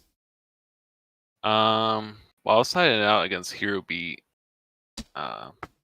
just because he's kind of bad to draw, but obviously it would have been good to tag out in that last game. Yeah, I think start banishing and stuff. I do think that Rediari in that game that you just played specifically was worth its weight in gold. It literally would have won the entire game because it was his last hero. Now that doesn't always happen. Your opponent happened to not draw a Gemini Spark, right? So like, you know, that's the real reason why you even got two of his aliases banished. But I think also just like, I don't think Rediari is bad against Hero Beat because you can keep them off of Miracle Fusion, which I think is your biggest problem, and you could deal with their regular monsters with your regular cards, like your 1-for-1 cards. Yeah, I'm sure it's good at some points. Yeah. Now, you know, the rest of your deck is solid. Triple Trap Stun, Triple Chariot. These are I get mad when I see Gladiator Beast decks that play 2 Chariots. It infuriates me. You know why? Because Glad Beast is a bad deck, And the only thing that makes Glad Bees not a bad deck is Chariot. And you need to draw it. You need to see it. It's the card that everyone's afraid of when they play against the deck. Like, oh God, I hope he doesn't have Chariot. It trivializes every single matchup this deck has when you see that card. So like, I'm glad you're running 3. It should be obvious to people to run 3, but people don't run 3. They run fucking 2 sometimes. And they're like, oh, Chariot's like such a bad draw. It's like, bro, if you don't see Chariot, you can't stand up to these other decks. Also, Chariot being spell speed 3 came up for you multiple times today where it was like broken because it was spell speed 3. Yeah. Like it just ended That's chains. crazy. Yeah, it just like ended chains for you. And I'm like, that's actually not okay. They're like, Quaggy Mirror Guardian. You're like, Chariot. No more responses. Your bottomless actually just has to sit there now. And you lose the game. Like, I don't know what else to say. You lose the game because Chariot is actually ridiculous. So Nice, triple Trapstone. monster negate you got there. Yeah. Nice monster negate. Mines is better. You know? Mines, a place you excavate coal. So double Hippopotamus, how was that? You like the double hippo in this meta? That card's pretty crazy. I'm even considered maybe playing a third just for like hero beat Yeah. because it's really good against them. Just because they have to against Black Wings or hero beat, they have to attack into it, and if they go honest or collude, then you just War Chariot. So, playing Hippopotamus makes War Chariot even better. Well, pretty good against those matchups. Yeah. I do think exactly what you said. Like, turn 1, your opponent goes summon Shura, attack face down, and it's a hippo. And they're like, oh fuck, I'll collude. Right? They're like, I'll collude. And you're like, I'll Chariot. And then the game just falls apart immediately. Like, it just starts falling apart right there. Like, on the spot. Things are bad. And then you tag into Marmillo. You pop the Shura, so now they can't activate Icarus attack that turn. Like, it just falls apart. Triple Shrink. Apparently, this is one of the best cards to play in this deck. Yeah, So, I kind of like it more than Book of Moon just because you go in the damage step and you can be a little more aggressive with it. yeah, you don't play Secutor in the main deck anyway. So, like, you don't get the Book of Moon Secutor thing, right? Like, you're not doing that because that's like one of the plays with the Book of Moon. But if you're not playing Secutor, you're not playing Tigers.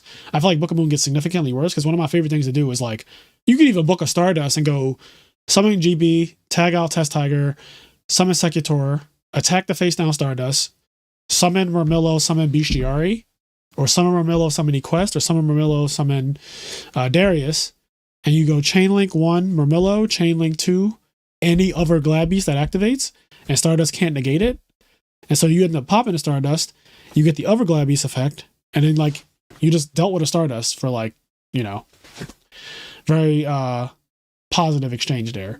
So Book of Moon not being in a deck, it makes sense because Shrink is just better in Glad Beast. It does so much for this deck.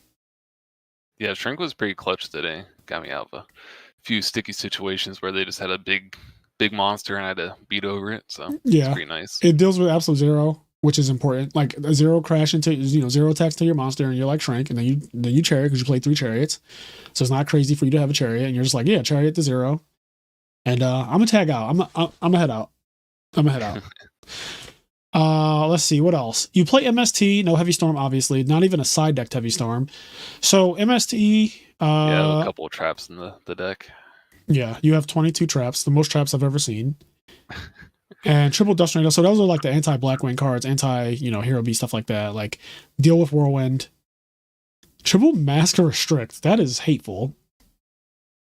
Yeah, Master Restrict's pretty. Well, I don't like D Fisher against frogs or any of those decks because one, you already have Radiari, and then if you have like D Fisher, it cuts off. If Bestiary ever goes to the grave, you're kind of screwed. So, What the fuck is this? what were you looking at? What? Okay, hold on. Let me share my screen because I don't. Yeah, no. Oh, I don't know. Don't just say I don't know.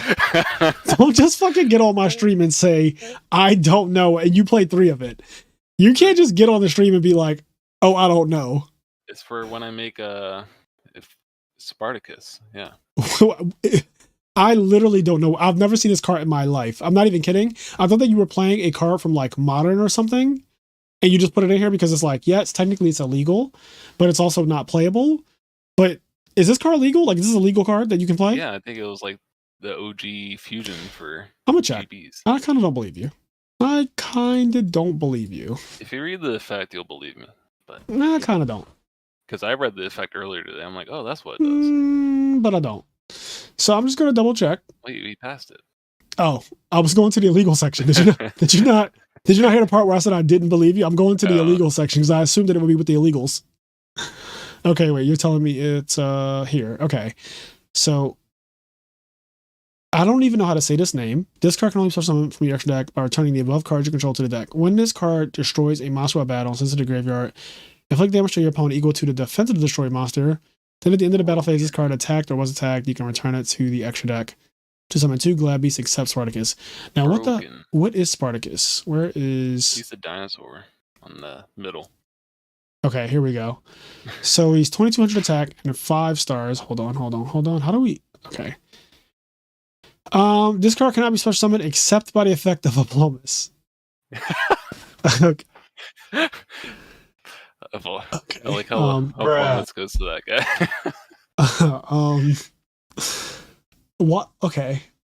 Why is the only way you can summon this specifically by Hoplomus? That's why I play Hoplomus for Spartacus. When this card is special summoned, add 1 Gladiator Beast equip spell card from your deck to your hand. Broken. At the end of the battle phase, if this card attacked or was attacked, you can special summon 1 Glad. Okay, so he's just like a regular Glad Beast. Except that, you can only summon them with Hoplomus, apparently, which is like...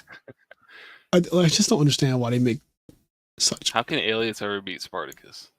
They run into Hoplomus, and then you Spartacus them, and then you make the fusion, which I don't know what it's named, but... This is crazy. This is, like, unhinged crazy, like...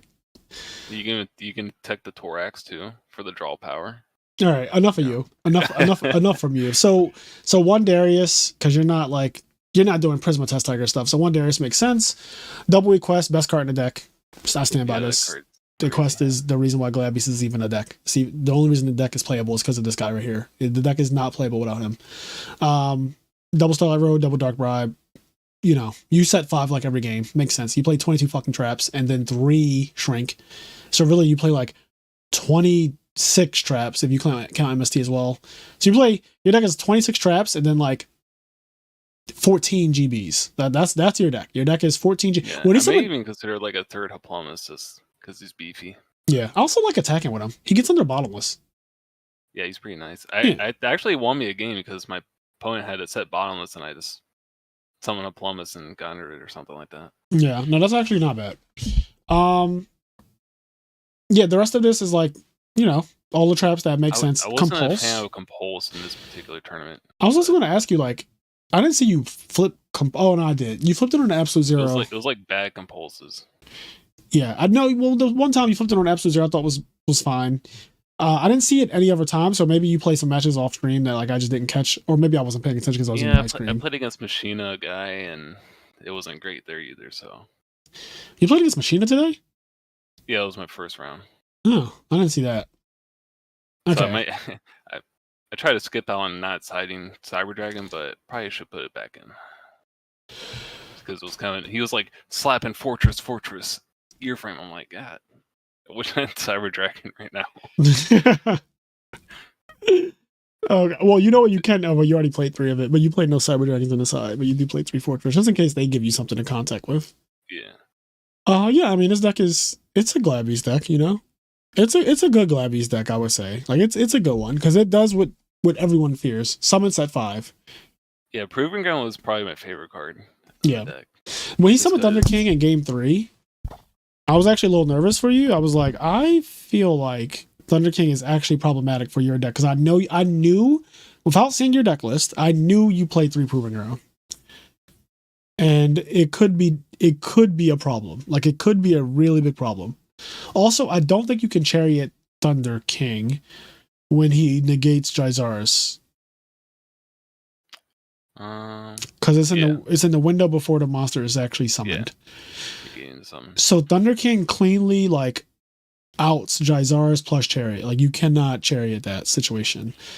But it doesn't stop a Plumbus. Okay, well, that's quite enough of you. Chat, I hope that you enjoyed interview with second place Hydro Pump. He's gotten second like 4 or 5 times now. Yeah, I'm good at that. Yeah, I mean, you also have won a tournament though. You have the tournament winner role in the Discord server, if I'm not mistaken. Like, I'm pretty sure you have it. I don't think I do. Are you serious? You haven't won a single tournament? I'm pretty sure I haven't. I'm pretty sure I just got second in like all of them. Bro, you really don't have it. Oh, you really don't have the role. That's crazy to me that you do not have the role. Wow. We're trying not to get the roll out here.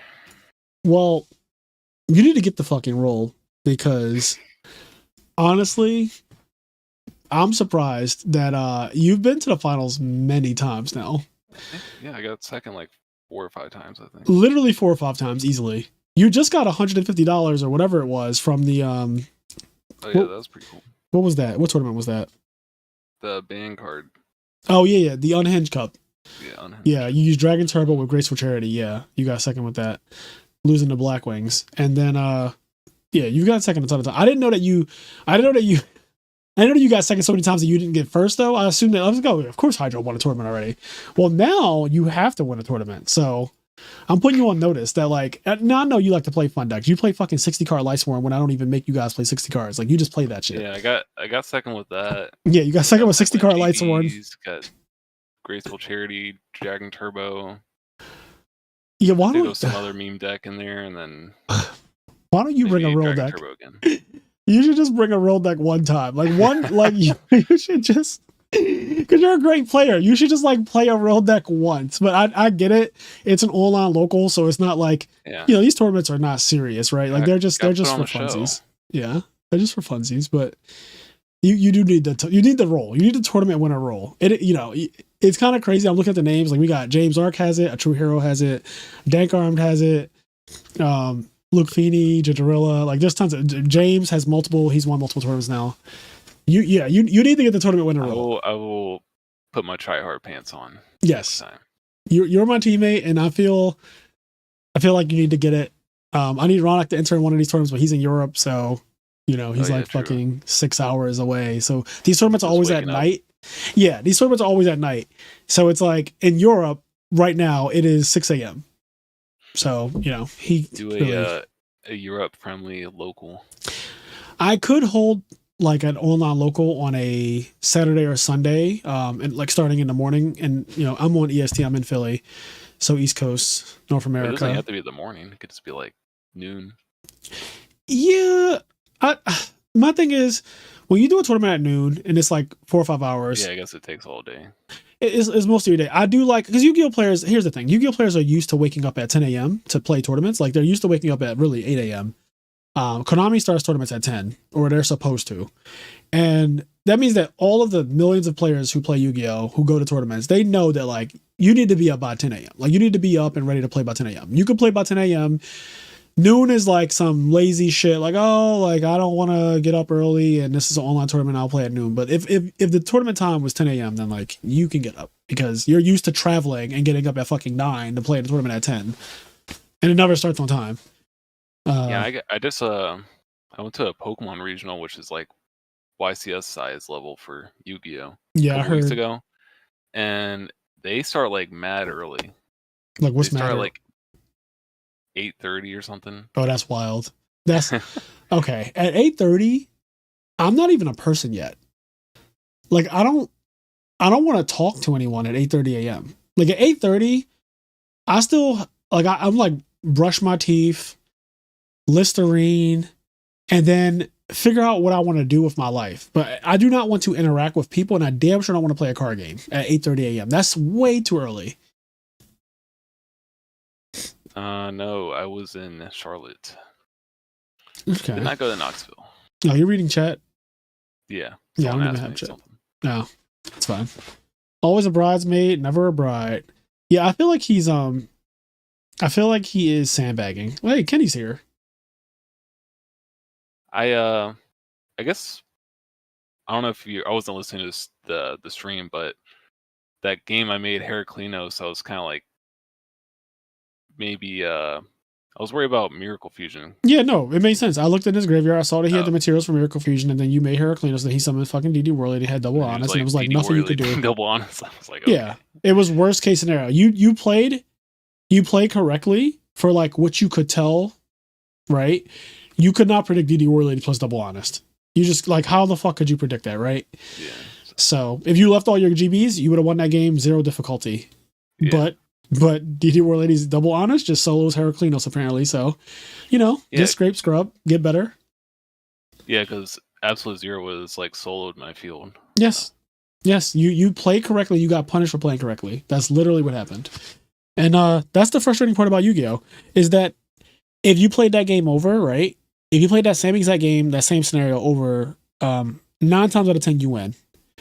Because 9 times out of 10, the Heraclinos stops a Miracle Fusion play, and he has nothing else to really deal with a Heraclinos. But in the 10% of games, they have DD Worley with Double Honest, and you lose. So Yeah, that was the only game I saw in Heraclinos. yes, it is, because Heraclinos does not come out. Especially he does not come out in a build without Test Tiger. Yeah, if you have Secutor, he comes out way more frequently. I'm not gonna say he comes out all the time, but way more frequently. But yeah, with the way your build is set up with no Test Tiger, no Secutor, Heraclinos is like very low to the ground build. Yes, this is a stun deck. This is like the typical scary fucking GB deck that everybody is like, I don't want to play against this in rounds 1 or 2 of any tournament. This is like the scariest deck to play against. It's fragile because it's Glabbies, but when it works, it just wins. Like it just wins the game when it works. So Someone said, why did you side Secutor? You can bring it in against like Dragon Turbo or something. Like that makes sense. It's good against Dragon Turbo too, because they leave their field open and then you just like summon her. Yeah, and then they can't play spells. It's kind of even iffy on the side deck. I don't know if I really like it all that much, but it's there. Yeah. I think going forward, if you're ever going to play Glabbies again, respect Rediari in the Hero Beat matchup a little bit more often. Yeah, it would have been nice in that last game. Though. I think there were other games too, though, because you played against Big James 3 sets. And true. I remember because you guys played like 9 games today. Like you and him played 9 fucking duels. Right? Or no, did you 2-0 him? No, they all went to game 3. They all okay. So I lost a die roll in all 3 games or matches. So. Okay, so that's frustrating. Rock paper scissors. Yeah. So you played 9 games versus James, and I remember watching some of the games. I only watched some of them because that's just how I am. But when I watched some of them, I would see multiple situations where you would like tag out 2 guys and you could get 2 things, and it would often just be like Laquari plus Hub Plumbus, right? And that's usually fine. Double Laquari is also fine. But then I look at the graveyard and I'm like, bro, he has 1 water monster. Like a Laquari and a Rediari right here, I think is actually better than the Hippo Laquari thing, and then having to rely on the trap to deal with 0. Like preventing the 0 altogether is better than having to use your trap on the 0 or whatever you plan to do. And yeah, I think that yes, it's bad to draw, but then you have Shrink to make Rediari not bad. Like Rediari still beats all his monsters with Shrink, so very true. It's something to think about. I think other than that though, like everything else is perfectly fine. Yeah. Like there's, Hippo, triple Hippo. I bet you were doing this. I bet you were going this, gets sided out, and then this comes in like this. Like I bet this is what you were doing. This is exactly what you did. I noticed what you did. This is what you did. You said I'm playing against Hero Beat, and this is what I'm doing. That's what it's for. Yeah, this is what you were doing, and you were like, this guy sucks, and I think he does suck against Black Wings and a lot of other decks, but I think against Hero Beat, I think you know what this probably sucks against Diva Hero Beat because they end up with like double water. Yeah, I guess they have a lot more targets, and I think against James's Hero Beat, this is actually like really good because he plays a very slow way to get waters. So maybe it's only like maybe it's not actually good against Diva Hero Beat. The Crystal Seer beat. Yeah, because now think about it, Diva Hero Beat, even like a Gilman, right, is a problem with this guy on the field. Like you don't want if they summon Gilman, you're like, God damn it, I have to deprison this fucking Gilman right now. Like who wants to do that? But, very true. All right, guys. Well, I am going to get out of here. It is very late. I'm very tired. I ate a whole pint of ice cream. So yeah, that's what it's giving. You guys have a good night. I will catch you maybe tomorrow night. I'm not sure. I don't know. I'm going to Maggiano's with the boys tomorrow night. So me, Silverman, McCabe, we're going to Maggiano's. We're going to get some Italian food. And It probably will be, I don't know. It might be too late to run a tournament. I might still be in a mood if people want to do like a really late night tournament. For people who live in Cali, congratulations. It won't be late for you. But